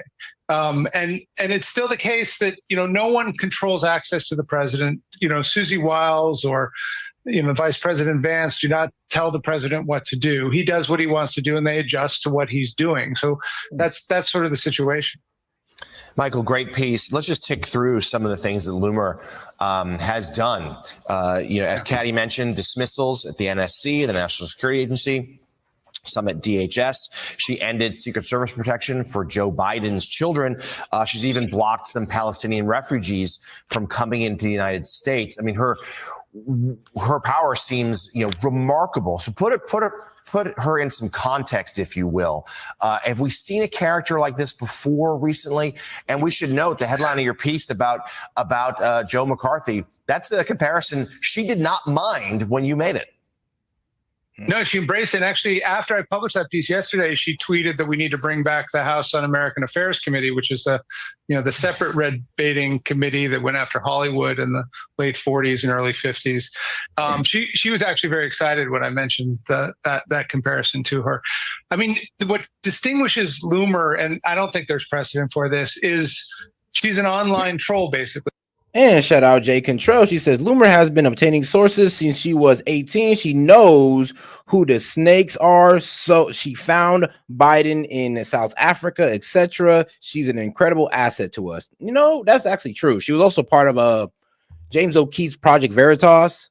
So she has training, honestly, as a spy. She has training in, journalism, investigative journalism as well. So she is an asset to Trump. She definitely is an asset to Trump, but I would say some of her ideology is a bit out there. But here's the thing, though. I really see her as a plus. I see her as a plus in my eyes. A lot of people don't like Laura Loomer because she's so pro-Zionist, but I personally like her because of the skill set that she kind of brings to the administration. I mean, if somebody's acting wild or somebody's acting disloyally, she's going to find them, and she'll report it to Trump, and Trump's going to fire them. But she gets attention by being provocative online, by offending people online. And that is her method. There are lots of people who do opposition. Oh, and shout out Jay Control. Appreciate that. Appreciate you, sis. Research in Washington. There's lots of people who traffic in information, often to journalists like me, to try and get information out there. She just puts it up on Twitter.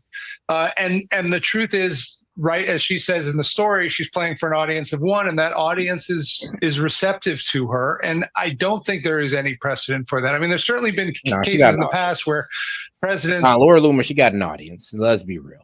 Her political leader. Actually, she even tried to run for a district one time. I think it was Marjorie Taylor Greene that was pretty much trying to inform her that she should probably go for a different district because the guy in that district was too popular and she would lose. She ended up losing to that guy in that district, and her and Marjorie Taylor fell out after that. Now, this is according to Marjorie Taylor Greene, not S.E.T or not Laura Loomer. Have leaned on their staff to figure something out, to do research, to figure out what to do about a certain problem, even when they're not working in the White House, but nothing on this scale. It's also true, and I think it's worth noting, that she is not always just doing what the president wants her to do. She's come after Pam Bondi and called repeatedly for her to be fired. She was very critical of the president accepting that Qatari plane for a refit as Air Force One, prompting him to actually call her and tell her to back down. No, she trusts no Muslim country. Like Qatar is the one that's helping us negotiate these deals with Hamas and all that good stuff, and she don't even like them. I mean, I would say Hamas is probably the most friendliest country in the Middle East to the United States, and she don't even like them. She don't trust them. Actually, any Muslim country she don't trust. So that's one of my main criticisms of her. Either she's a little bit of a Islamophobe in my eyes, but hey, I mean. I call it I wouldn't say reasonable suspicion, because sometimes her suspicion goes a little bit too far. Like, I get the criticism of Iran, I get Afghanistan, the rest of those radical guys, but when you just start pointing out even the guys that are cool with us, the rhetoric goes a little bit too far. It's like, yo, Qatar, they're cool with us, but for some reason, like Laura Loomer, Adam Salsnick, they'll try to villainize Qatar. And it's just like weird, because it's like, all right, so even when the country works well with us, we still criticize them and villainize them. Like, isn't that a bit weird? Doesn't that kind of show our hand of spreading Islamophobia to the public? Kind of shows our hand a bit. She wrote a very apologetic social media post backing away from that. But she's operating very much, on her own drum. The other thing I'll mention is she often picks very niche issues. We're talking about the personnel stuff. She went after the bankruptcy board in Puerto Rico. Mm-hmm. She's gone after an issue that's excited a bunch of trial lawyers about payments for people who were injured by water at Camp Lejeune. She was very critical of the U.S. initially, saying they weren't going to let Chevron continue to do business in Venezuela. These are not clearly issues that fit in a Trump loyalty MAGA paradigm. Mm-hmm. Michael, do you have any sense of why President Trump listens to her so much? Does he think she has some sort of her finger on the pulse of the MAGA base in a way that even he doesn't? Or why doesn't he just blow her off if she becomes an annoyance? I think there are a couple of answers to that. One, he's always liked people like this. He had Roy Cohn as an advisor. He had Roger Stone as an advisor. Very similar dispositions. Roger Stone's a mentor to Loomer. Second, He agrees with the thesis Loomer has, which is that the first term was fundamentally handicapped. Roger Stone is way more chill than Laura Loomer. I'll say that. He's way more chill. And I think somebody in the chat said, hey, well, Christians and Muslims been enemies for hundreds of years. Not really. I don't see how you guys can be enemies when you both uphold Jesus, you both believe that Jesus is going to come back. I mean, you have the same end game here. Yeah, both are particularly conservative. Both don't do the gay stuff. Both are monotheistic. I mean, it don't really make sense for Muslims and Christians to be at war with each other. I do think it's just the whole division thing. And then the reckless immigration policies of the UK that allow the most radical Muslims to come there, and then they frame them as every Muslim in the damn world. And that's just not it. But I mean, hey, I would advise you to go study, because I study all religions, and I would advise you to go study Islam before you just see these guys as your enemy. Because trust me, these guys ain't your enemy. If anything, if you actually read their book, they praying for the same thing that you praying for. They want the same ending where Jesus comes back that you do. So I'm not really sure how they're your enemy. In California, Governor Newsom's redistricting plan will go to voters in November. The state legislature approved his proposal. And then, most of the readings that some people say is in the Quran, it's not in the Quran. Like this one right here, kill your infidel neighbor. No, it doesn't say that. That's what I'm saying. It's like a lot of y'all working off misinformation, which you heard from other people. And you never really went to the source. It's just like how these like liberal atheists say all this wild stuff about the Bible, but they ain't never really read the Bible all the way through. So I'll say the same thing to you guys. I mean, before you cast such judgment on a whole religion that's one of the biggest religions in the world, so we got to work with these niggas. I'm sorry, excuse me. We got to work with these people in some type of like cordialness. Trust me, and especially if they got the same agenda we do of making sure that Jesus gets here gets reincarnated and all that good stuff. I mean, or comes back. It's a bit weird to just see them as the enemy. I just don't believe in seeing Islam as an enemy, because they're not the enemy. They're just the honestly, they're the fake enemy that been set up for us. I mean, that's why everybody fearmonger on them and make them seem like they're this big threat that they're honestly not. Like I said, I would encourage you to read their book before you think that you know everything in there, or you listen to Tommy Robinson, completely misquote the Quran every time. Like I said, I listen to everybody, but I just don't like the criticisms on Islam because it's erroneous and it's wrongful, and y'all really don't know what y'all talking about. And if y'all gonna speak, I would like y'all to speak from an educated position. All right, cool. Just like think about it like this: somebody says something crazy about the Bible, you'd be able to correct them by telling them what book, what phrase, and all that. When you guys have this criticism about the Quran, cool. Tell me what book, what phrase, under what context. You can't, because you don't know. And you shouldn't be speaking about something so harshly that you don't know nothing about. For a new map on Thursday. The play is a counter to President Trump, who is backing the new Texas map. Let's get into the next video, though. They're saying that Newsom's map will backfire in November. They're pretty much saying, look, you go ahead and doing this redistricting, you might actually lose some seats. It might actually give the Republicans more ground. In California, Republican Congressman Tom McClintock. Tom, what do you think of the new map? Well, I don't like any of this nonsense, either in Texas or California. The difference is Texas allows this kind of abuse, but Californians have been protected from it by our independent commission. That's what Newsom's trying to bypass. Remember that the California Commission held 196 public meetings. It received more than 30,000 written communications over a period of 9 months. They listened to every constituency and every community in the state. I see some people having their comments. All of your sayings about the Quran are all misinterpretations. There you go. I mean, if you're asking me, y'all talk about jihad, but you don't even know what jihad was referenced to in the Quran. You don't even know. All you know is what mainstream media told you about jihad and how, it's where the Muslims take over and all this good stuff and they kill everybody who's not a Muslim. No, it's not actually. You might want to go look it up. And I'm not going to sit here and be the Muslim historian for you guys. But I would have urged that I know you guys ain't read the Quran. I know you ain't looked into Muslim history or Arabic history, because why would you? Why the F would you?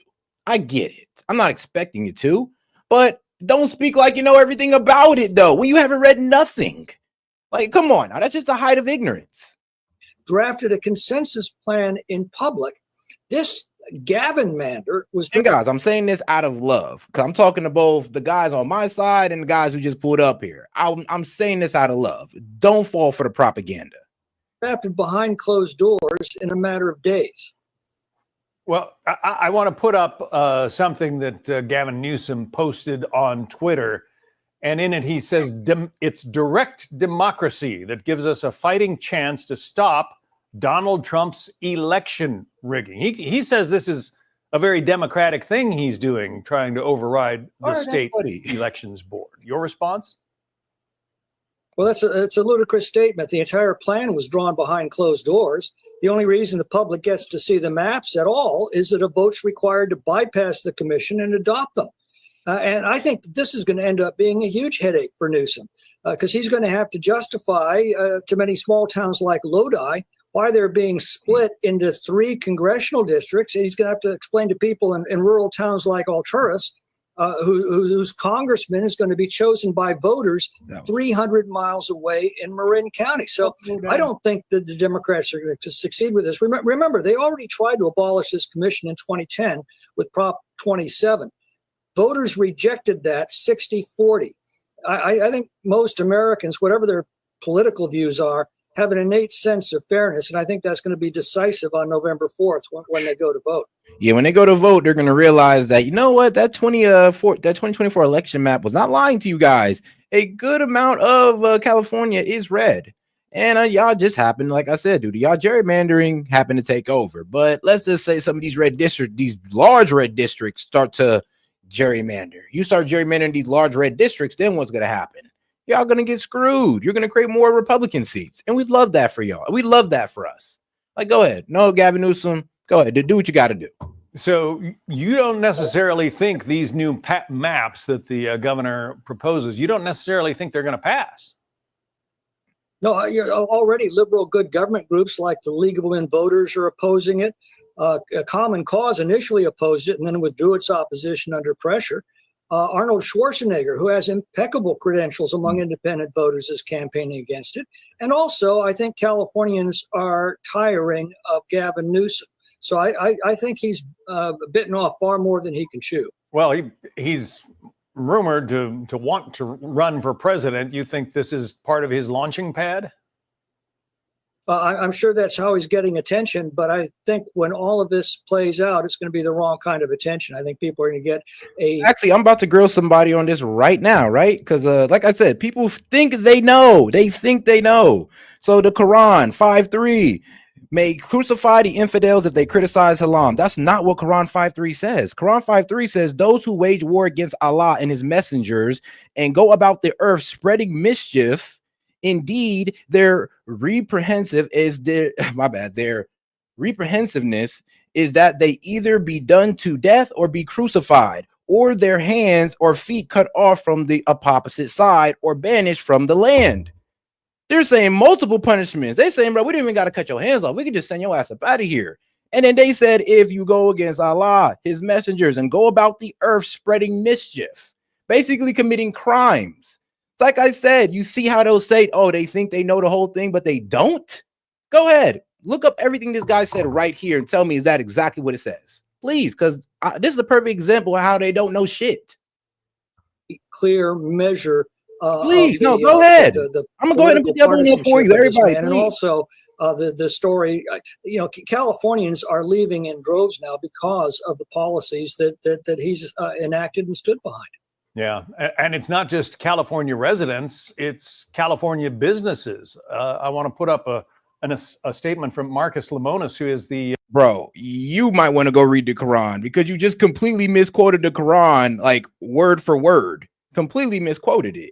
Like, dog, that's the worst part about it. You don't even know what you're talking about. That's the worst part. It's like, are you serious? But look. Oh, hold on. Terrorize and behead those who believe in the scripture. That's what Quran 8:12 says. No, it doesn't. It says, when your Lord inspires to the angels, I am with you, so strength those who have believed. I will cast terror into the hearts of those who disbelieve. So strike them upon the neck or strike them from every fingertip. When your Lord inspires to the angels. So you're not even reading it in proper context. And then you don't even know what the story's about or what the setting is. You're just saying it flat out. And that's not even what it says. That's just your, like, honestly, radical summarization of the passage. And anybody could do that to anything, any passage in the Bible, which they did a lot. So it's kind of crazy how you're doing the same thing that the liberal left does with Christianity. Head of Bed Bath & Beyond, he says, we will not open retail stores in California. This isn't about politics. It's about reality. California's system makes it nearly impossible. That's Allah commanding the angels. He's not even talking to the people. That's what I'm saying. Allah not even, this is like, and like the verb he says, the Quran 8:12. Quran is talking to his angels. Like Allah is talking to the angels, not even talking to nobody. He's not talking to the people. So that's what I'm saying. It's misquoted. We're missing all the context in the world, and then y'all run with it. Like I said, I mean, bro, don't let somebody on the internet tell you what the Quran said. Go look for yourself. For businesses to succeed. Don't even let me tell you what the Quran says. Go look for yourself. Put our company, our employees, or our customers in that position. And then he goes on to write, California has created one of the most overregulated, expensive, and risky environments for business in America. Well, you're a California representative. How do you respond? Well, he's right. I mean, and he's not alone. Iconic California companies like Oracle and Charles Schwab and Hewlett Packard, Tesla, In-N-Out, they've all moved out of California. Chevron celebrated its 145th year in California by announcing it was moving to Texas. California was Bed Bath & Beyond's biggest market. They had 90 stores here. There's one just down the street from where I'm sitting right now. They're announcing plans to open 300 stores now across the country, but not one in California. And this is precisely the point and why I think it's related to the whole redistricting question. Wherever leftist policy takes hold, you see the quality of life decline. Ultimately, families and businesses vote with their feet and leave. That's what benefits. You know, it's even crazy. I mean, somebody says, oh, he's wrong about when it comes to Islam. He must have an Islamic family member. Doesn't that mean I have more claim to it than you do? Somebody who has no Islamic family member, never read the Quran once in your life, but just because of Tommy Robinson and a couple Jewish pundits, you think you know everything? from somebody who actually grew up with one. And yeah, I'll admit it. Yes, my stepdad was Muslim. Actually, he is Muslim. Yes, my stepdad is Muslim from the country of Mali, an African Muslim at that. So he's not even Arab. He's an African Muslim. And trust me, that's where I learned most of it from. My mom, a Baptist. That's why I learned that's where I learned my Christian values from, because my mom was a Christian Baptist. Even my biological father, Catholic. So I come from a Christian background, but I understand the Muslims because I've actually studied it. I've actually had somebody in my life to direct me in the right direction and not let me believe all this radical stuff about them. And then when y'all say all this radical stuff, just like this, he showed me. They say they will take certain lines and miss all the context. They don't know the story of it, and they'll make it seem like he's telling the people to do that. But just like I said with Quran 18:12, he's speaking to his angels. Allah speaking to his angels. But I mean, they don't want to talk about that though. I mean, okay. And like I said, if y'all want to debate, look, we got let's see, about $36 until we open up the call-in lines. Whoever want to take that on, I'll be happy to take it on with you. Happening in California. In the last decade, about 2.5 million more people have moved out of California than have moved in. So California is forget about redistricting. California is likely to lose 5 congressional seats in the next census just because Californians are fleeing to Republican states like Texas, which is likely to pick up 5 seats. Wow. Congressman Tom McClintock, a Republican from California. Thank you. I'm Steve Ducey. I'm Brian Kilmeade. And I'm Ainsley Earhart. And click here to subscribe to the But all right, though. Now, I know one of my guys said, 9:30? And only because, you're parabolic. Hey, shout out parabolic curvature. But all right, guys, let's get into a bit of a comedic spin with this. People getting mad about JD Vance taking a vacation. And this is what I've learned, that, the Dems just do not want to see anybody in the Trump administration smile or be happy or anything like that. And let's get into it. Is Chris Hayes, the host of MSNBC's All In. On Wednesday, August 21st, Chris Hayes dedicated over 14 minutes of his 1-hour show on a very important topic. JD Vance has been vice president for 7 months now. And in those 7 months, he's gone on 8 vacations. 8! Wait, Vice President Vance went on 8 vacations? Oh, hold on. Is this parabolic curvature backing me up? Hold on. It says, let's see here, the Quran 9:30. It says, the Jews say Iriza is the son of Allah, and the Christians say that the Messiah is the son of Allah, that this is their statement for their mouths. Now they intimate the saying of those who disbelieve before them. May Allah destroy them, and how are they deluded? Hold on, dog. You have to give me the complete. It didn't give me the complete rundown on that. It kind of cut me off right here. Here we go. In 7 months? Here it is. Who does he think he is? President Joe Biden? His first one was 5 days after starting the job. Do you remember that? It was the Vance family ski vacation to the Sugar Bush Resort in Vermont. 5 days into the job. 5 days after taking the oath of office would be January 25th, 2025. So was VP Vance on vacation in Vermont? Or was he at a swearing-in ceremony for Secretary of Defense Pete Hegseth? I think you know the answer. His motorcade was met with protesters. Many carried signs with local-themed insults like Vance skis and jeans. Some protesters even found him out on the slopes. JD, how does it feel being Putin's puppet? But if you look carefully, you'll notice that the on-screen graphic says March 2nd. I mean, it is a little weird for the vice president to go on vacation less than 1 week into the job. Yeah, it would be if it actually happened. But then Chris Hayes tells his in-studio guests that he recalls the moment when he heard about Vance's nature. It is genuinely striking, right? How much he seems to have gotten the job and then immediately sort of just absorbed the perks of oh, this is what I get to do.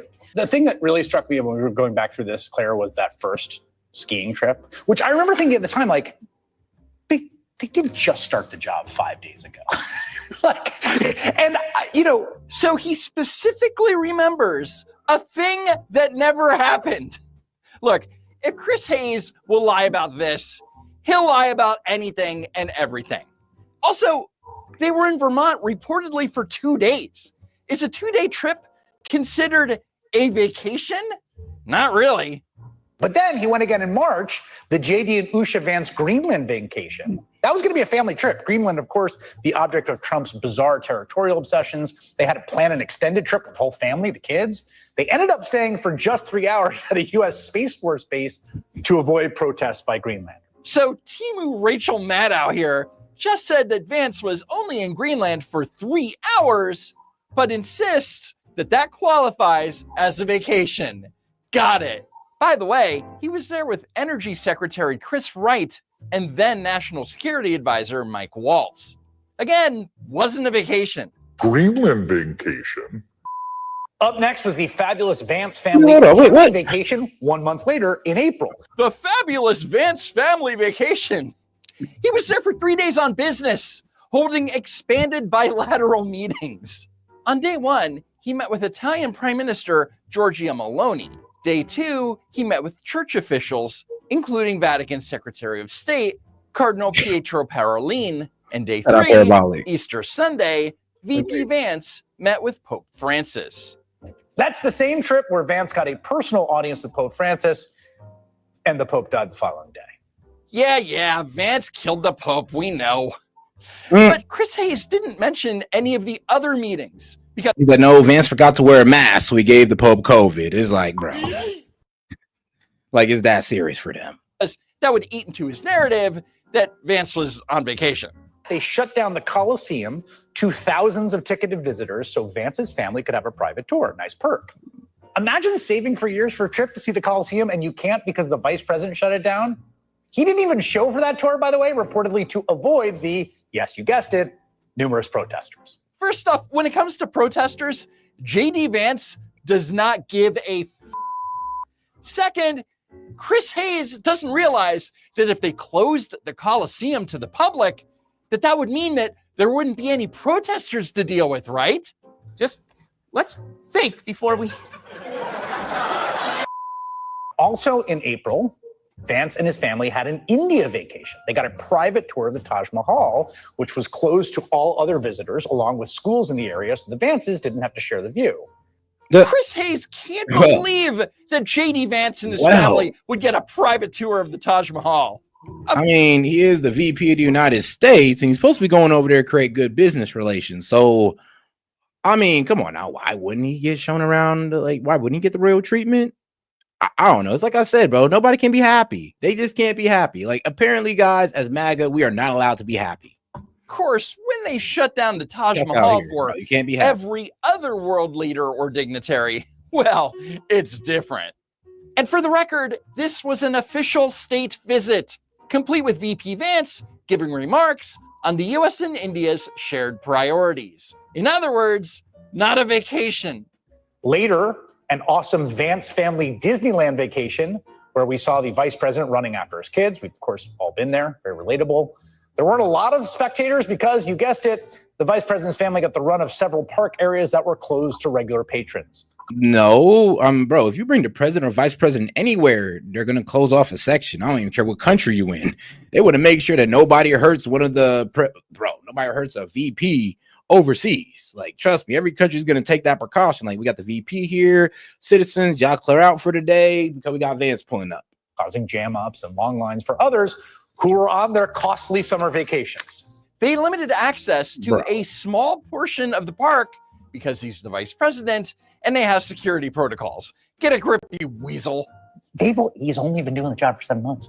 Last month, Vance and the family had a little Nantucket vacation, a fundraiser, some rest and relaxation, which was tough for them to find because they were surrounded by protesters yet again. Vance was in Nantucket on July 22nd for 1 day. He was back in DC on the 23rd for an AI event. So he was literally not on vacation. And then just 2 weeks ago, Vance and his family headed to Ohio for a JD Vance birthday vacation. I had a really good day. We woke up, we took the kids canoeing. Like, damn, bro, can't go.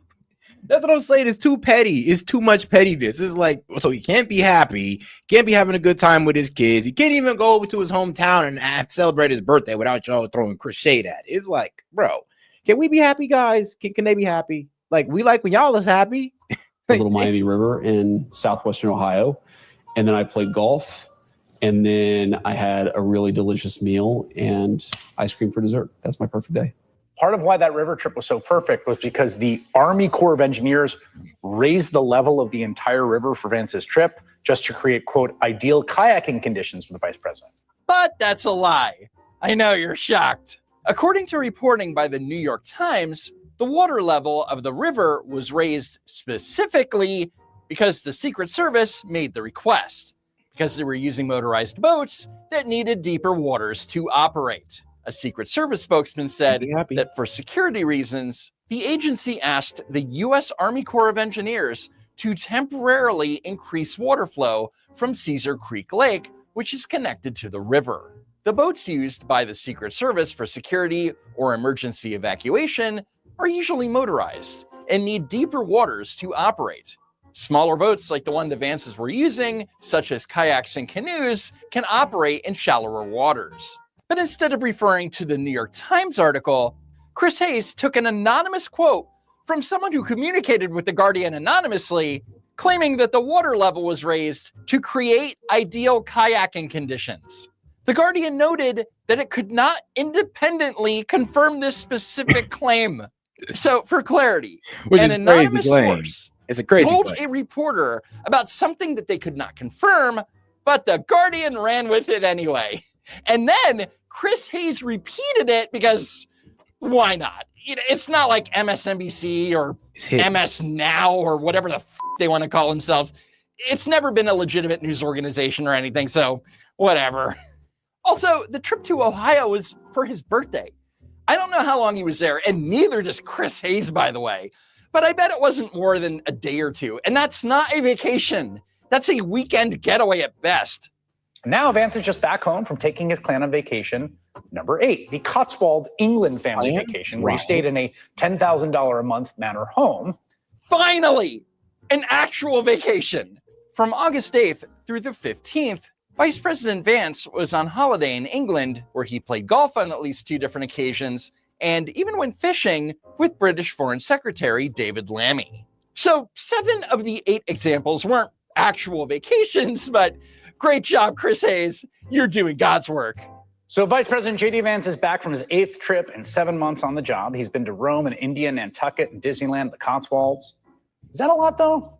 Yes, especially if you remember what Fox News used to say about a certain Democratic president's vacations. Is this a good time for President Obama to take a 9-day vacation on the vineyard? We have a president that's constantly, whether it's Martha's Vineyard or someplace else, constantly on vacation. I mean, all the time, it's on vacation. $4 million. That's the total cost of President Obama and his family's 17-day vacation to Hawaii. $4 million. For real.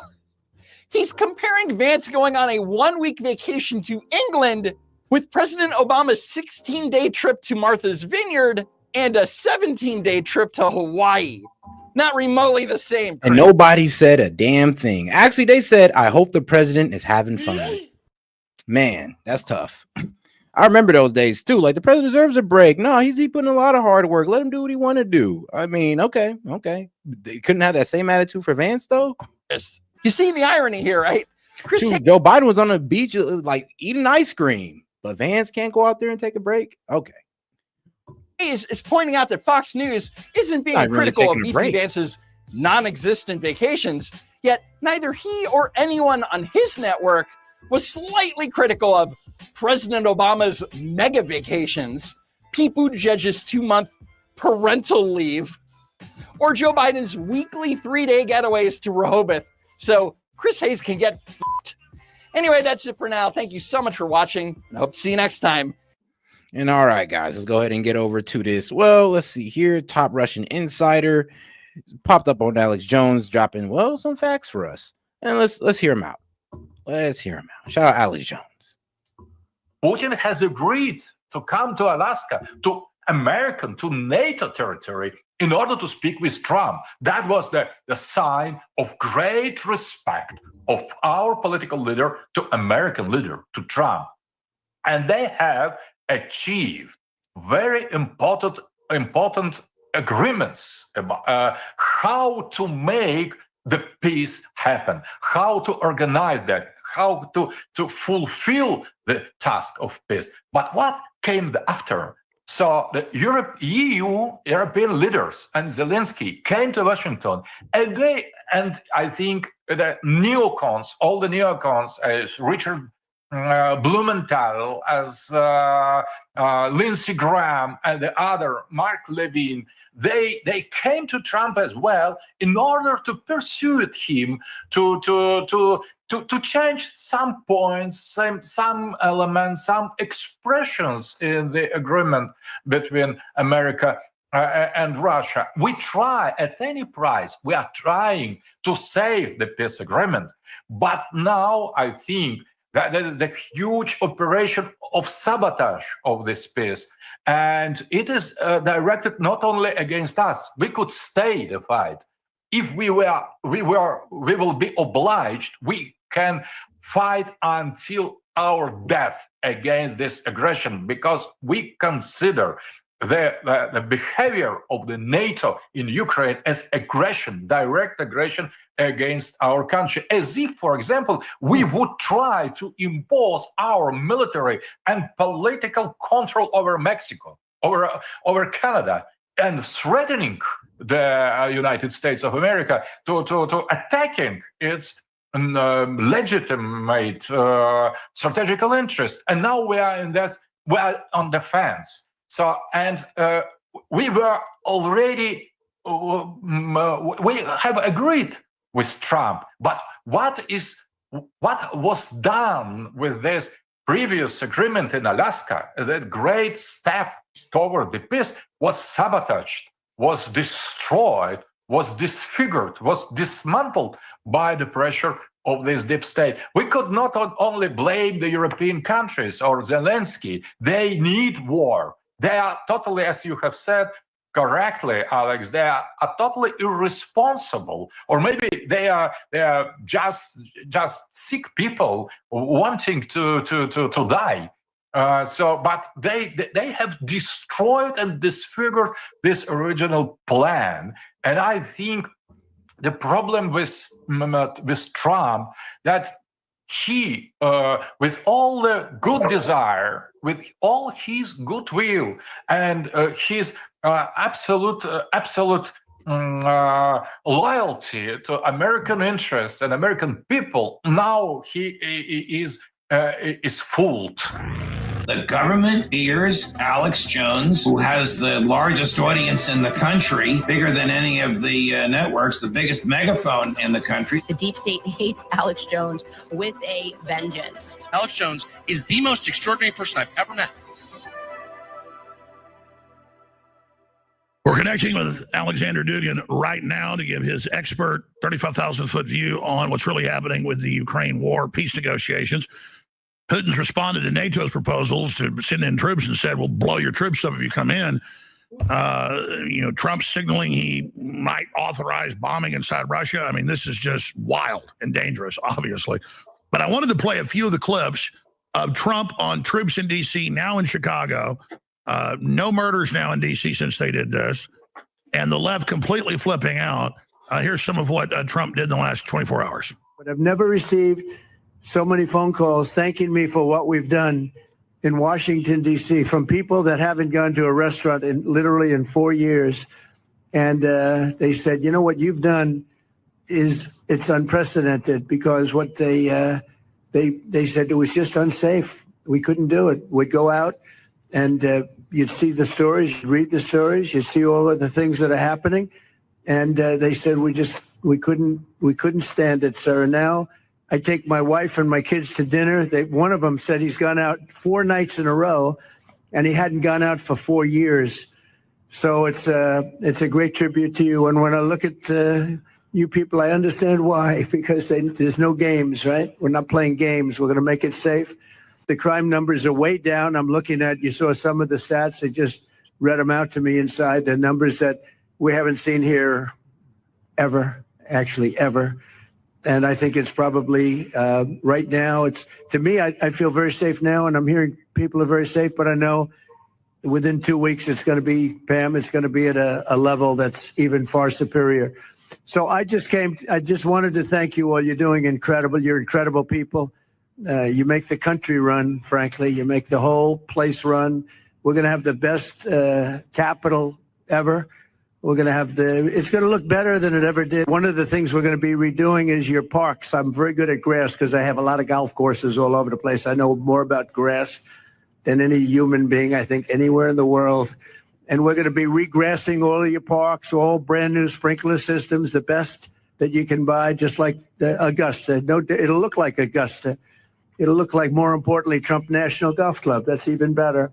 But we're going to have all brand new, beautiful grass. You know, like everything else, grass has a life. Do you know that? Grass has a life. You know, we have a life and grass has a life. And the grass here died about 40 years ago.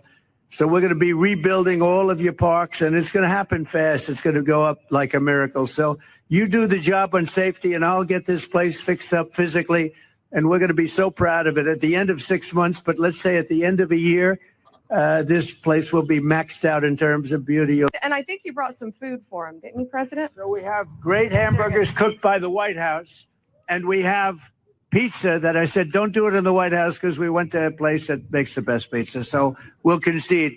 But we have a lot of it. So we're going to have some fun. We'll eat, and I'll eat with you, and we're going to have a little fun. We're going to celebrate, but then we're going to get back to work, and we're going to take care of these criminals. We're going to put them where they have to be. You're going to say, don't play around with us. Don't play around with us. So let's go have something to eat. You're going to like the hamburgers. Would you rather have hamburgers from the White House or pizzas from a good place, huh?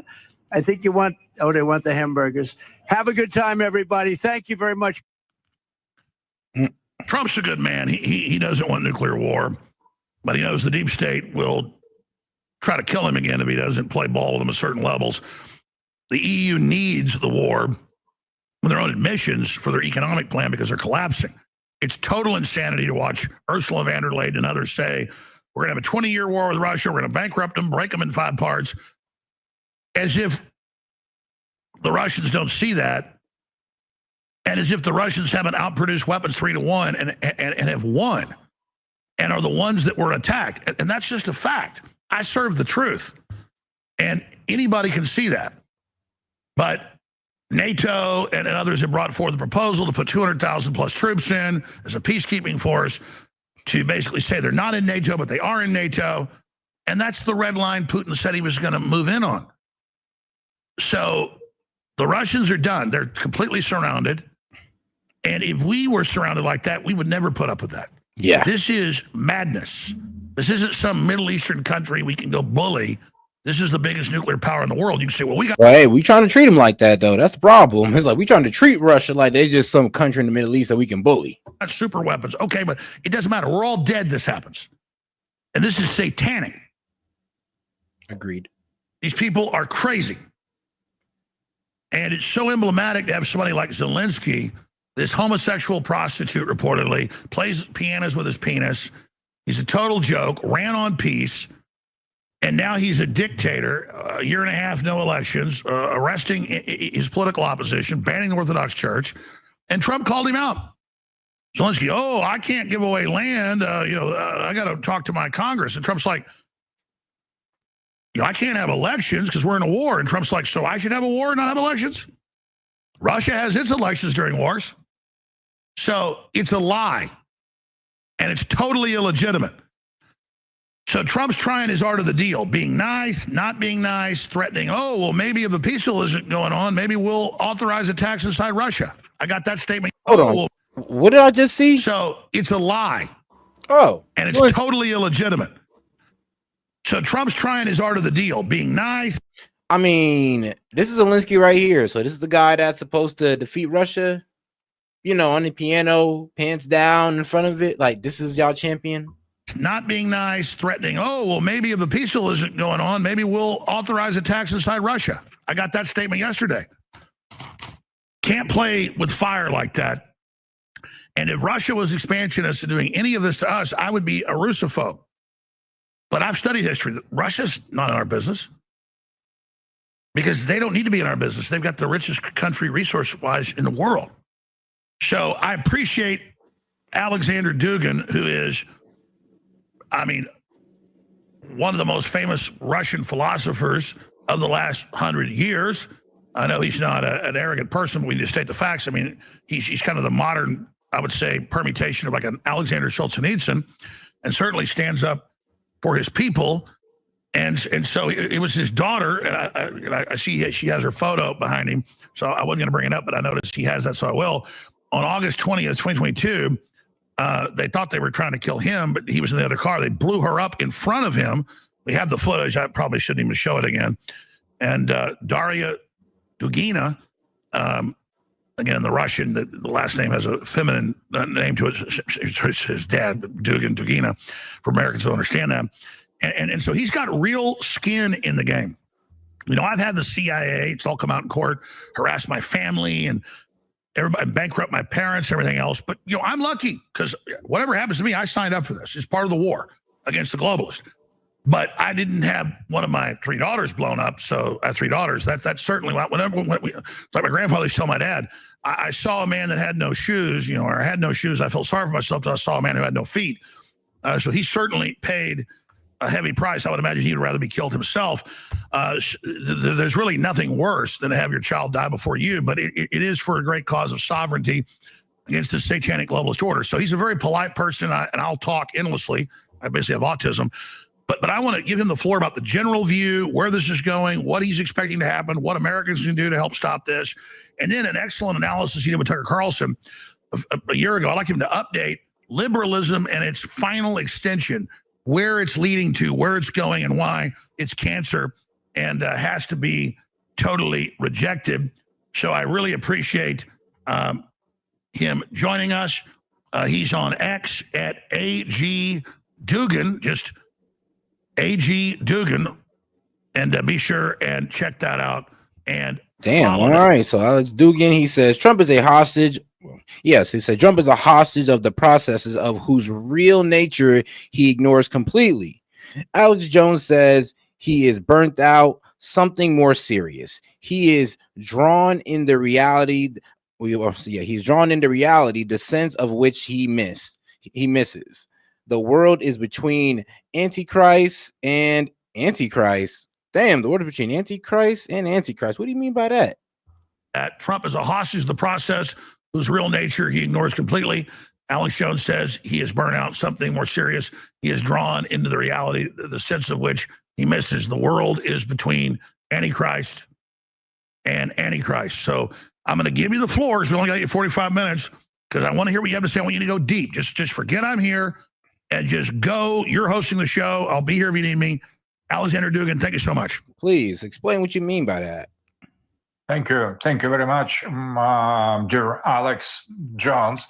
I really admire your steadfast loyalty to your country. I am a patriot of Russia, and you, without any doubt, you are the patriot of United States of America. It is your country.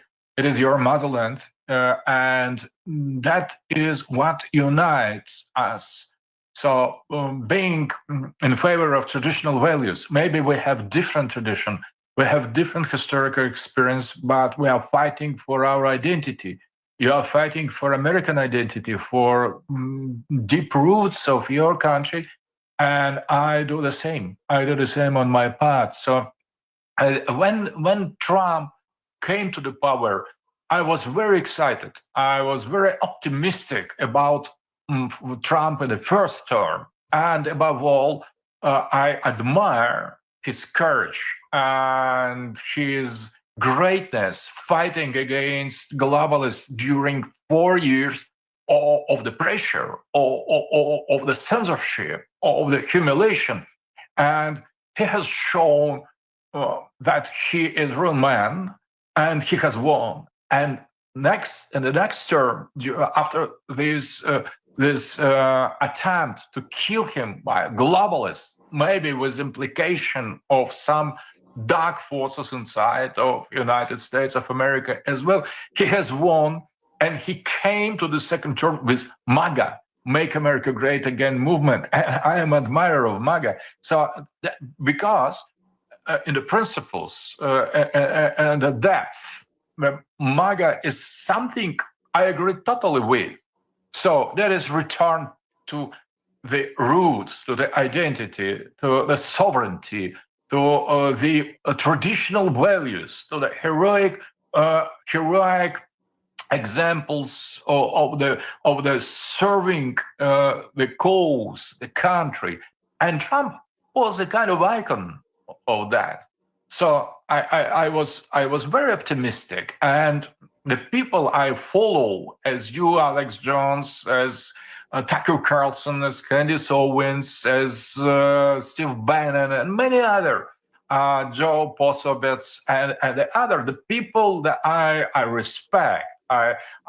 So the people like that, as Tulsi Gabbard, as many others, Judge Napolitano and the other, you have won. You have overcome the globalism, this anti-human system that Peter Thiel, that I respect as well very much, or Elon Musk, Peter Thiel has declared that globalist idea is that of Antichrist.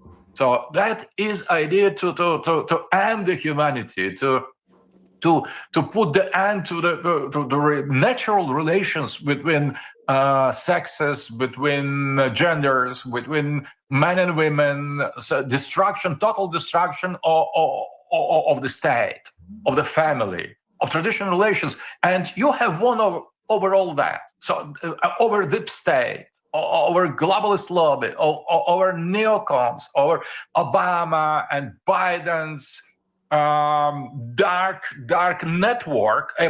You have won over Soros, and I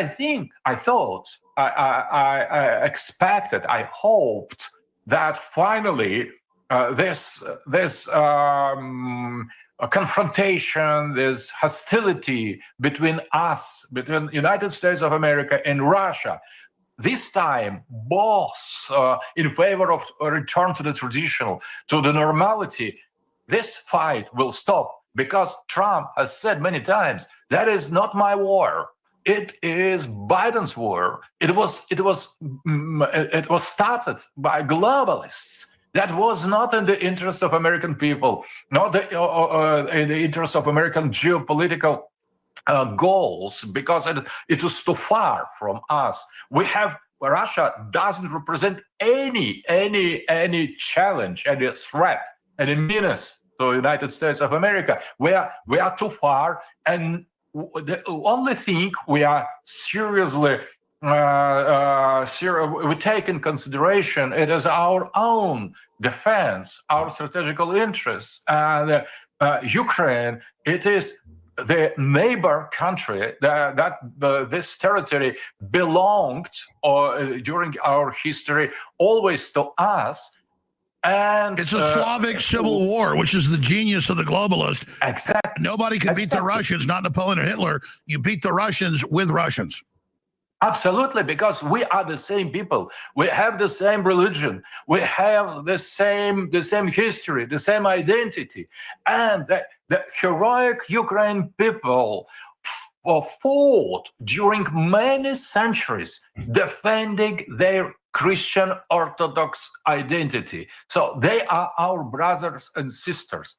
And that was the evil genius exactly of the globalists to split us, to create, to impose the wrong consciousness on Ukrainians as if they are the separate nation with different language. But that was the part of the many form of speaking of Russian. Small Russian, Belarusian. And by the way, the media spins that and acts like it's a Russian talking point. Russia basically came out of Ukraine, if my history's right. So the idea that it's a Russian lie that Ukraine has been Russian or is Russia, no, it's a fact. Absolutely. So that is not correct to say that I would say a decent part of Ukraine used to be Russian. It was actually used to be part of like multiple countries, but mainly Russian. Ukraine belonged to Russia. We belonged. We both, all our peoples, we belong to the same civilization. We came from Ukraine. Ukraine was the cradle of our civilization, of our ethnic identity. So we belong to the same root, the same matrix. And historically were separated. And that's We key. were It's under- not even that it's equal. It literally, because I've said the history, I know you won't. It literally, what the culture, the term Slav, right, comes from the first priest, Slav, the wise, right? So it literally, Russia comes out of Ukraine, then Ukraine gets taken over by outside groups, then the Moscow tribe comes and saves them. I mean, it literally is Russia. Absolutely, absolutely. So there is not one nation against the other nation. That is the same nation that was divided, split by the foreign powers. And Putin tried to explain this to Tucker, and Tucker's smart, but kind of was like, it was Lenin gave it away. Absolutely. So Lenin, during the Stalin, we have won the part of the Western Ukraine from the Austrian before we have liberated the other part of the Ukraine from the Poland. So and inside of Soviet Union, Khrushchev has given the part of the same country under the governance of the Ukraine. That was the part of the same state. So that was not just to give the land and to give to the other country. That was the distribution of authority inside of the same political and system. So that was, we are the one and the same people, one and the same thing. And notice Zelensky tried to outlaw speaking real Russian and has attacked it and said, we'll arrest you if you admit any Russian roots. Yes, now they say, so we need to destroy, to kill everything Russian in them.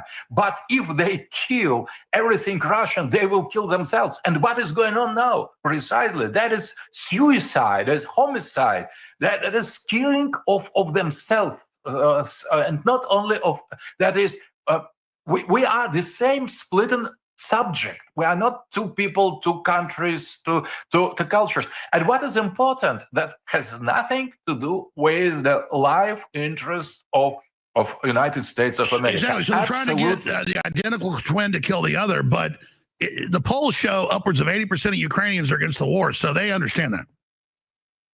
Absolutely, but they could not express freely their will, because there is dictatorship imposed by the globalists, not but the West, because the Western peoples have nothing to do with this conflict. I don't think that the West really, the Western people really hate us. The average American thinks Russia is on Mars. They know nothing. Absolutely. So that is important. So and why I had a great hope on MAGA, because MAGA is about America first. The MAGA is and was about American geopolitical interests, how to restore the dignity, the glory, the importance and the sovereignty in United States of America, liberating yourselves from this globalist dictatorship, from this network that tried to kill your identity, because all the Democrats, the liberals, the globalists, they wanted to. Well, that's why they hate Putin. That's why they hate Putin for restoring Russian identity.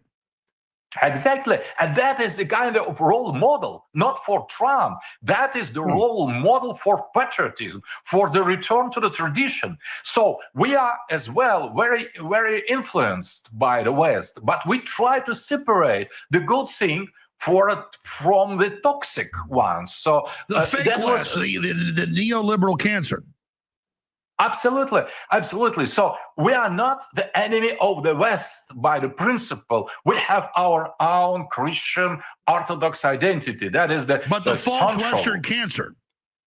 Absolutely, but that is why I feel so much solidarity with MAGA, with American people trying to restore your sovereignty. Where has Trump gone wrong, or he's starting to slip? Well, that's my view. What's happening? So it is difficult, it is hard to explain that, but in some point, the things went wrong. So I have remarked following closely the development of the Trump's administration, I have observed that at some point something went wrong. So instead of MAGA strategy, or instead of MAGA platform, instead of MAGA ideas, there appeared neocons, the people who despised Trump, who fought against him, neoconservative part of the GOP, of the great old party, the Republican. They became very powerful. They started to once. I would say guys like John Bolton. Like John Bolton was upset that Trump wasn't a war hawk. That's why seeing Trump as incompetent and weak, because if John Bolton was president, we'd have been at war with Russia, Iran, and a lot of them. More, as in the time of the first term with Bolton and the other people from conservators, they tried to control Trump, and they inspired in him this total submission. So Trump is very powerful man and very great man with great individuality, and somehow maybe he was blackmailed, maybe he was controlled by some other means, but he started to slip to get out from this straight path declared by him. I can tell you, Alexander, the main thing. He has to work with Congress. He wanted his economic tax cuts, and they basically made him come off his stance some on the war. But nuclear war is a bigger issue. It has to be stopped. Let's come back to, I'll give you the floor again, amazing information, and talk about what Putin has said, what NATO wants with a so-called peace force, that's a military force, where this is going. And you're right, there's a battle over Trump. He was getting really bad for a while. We're pulling him back right now.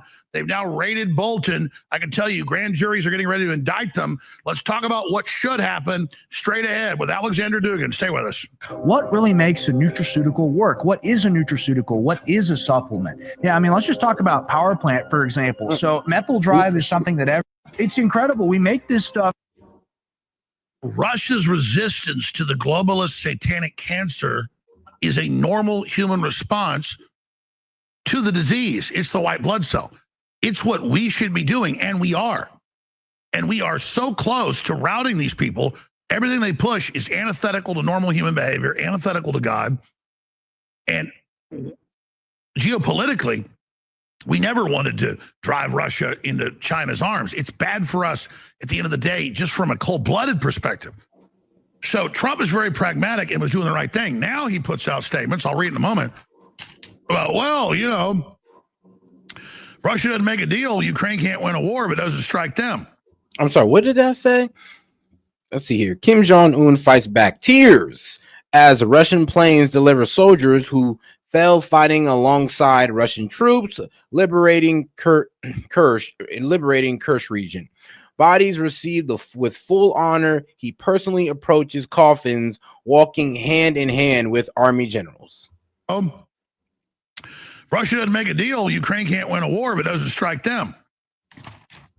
Well, by that extension, if the weapons hitting Russia are made in the U.S., then Russia should hit the U.S., which I'm not calling for. The West started this.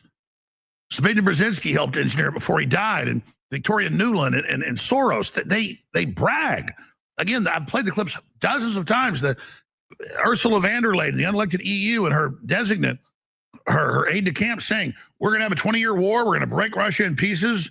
Well, they've already lost. It didn't work. So all you can do is then go to full war with Russia. And they said 6 months ago, we have the northern group of the NATO, led by Starmer and Macron and Almirs, and they're not snorting cocaine on trains. None of them have ever been in the military. It's just, you know, it's like you got these guys ever in the military, and you got these women with their long fingernails and fancy dresses. They're billionaires taking Pfizer money. Oh, well, if we can't crush Russia, we can't crush China. You can't crush. And all right, guys, we're going to go ahead and close out on this part right here. You guys go ahead and double tap that screen, like the video. Don't worry, I'll be back tomorrow night. And like I said, if we can hit the goal tomorrow night, then we can go ahead and run the Ghislanie tapes. But other than that, guys, this is Set with Set Media, and I'll catch you guys tomorrow. Appreciate the support. Peace. Guys, today modern AI is quite advanced, except two problems. It is censored and it takes your information. Well, it's hard to find a tech company that don't. but let me introduce you to one. Shout out to my sponsor, Venice AI, which allows you to protect your information and avoid censorship. Now ask yourself, why should a team of programmers at these leading AI apps be the ones to decide what is okay for you to ask and think? Also, would you be comfortable if the presidential administration could govern what AI tells you? Man, I know I wouldn't. But also, while you think about that, did you know that? Let me tell you this, it's gonna be crazy, but ChatGPT has a former director of the NSA sitting on their board right now, guys. And shout out to that man, Edward Snowden. He called this a willful, calculated betrayal of the rights of every person on Earth. And we all know how Alexa is. Alexa listens to us and recommends products based on our conversations. I mean, talk about a violation of privacy. But guys, these are just a few reasons I decided to team up with Venice AI and get you a better options or solutions to your AI needs. Now, guys, you can go ahead and check these guys out with my promo code. So shout out to Venice AI. Now, if you want to use AI without fear of handing over your most intimate thoughts to a corporation or government, you can get 20% off a pro plan using my link, Venice AI SET, and use the code SET. Man, so shout out, guys. So make sure you guys use the code. Put it up one more time for you guys right there. Once again, guys, if you guys want to go ahead and have unleashed AI, uncensored AI, go ahead and tap in with my guys at Venice AI, guys. Hey, this is S.E.T and appreciate the support. And shout out to the sponsor.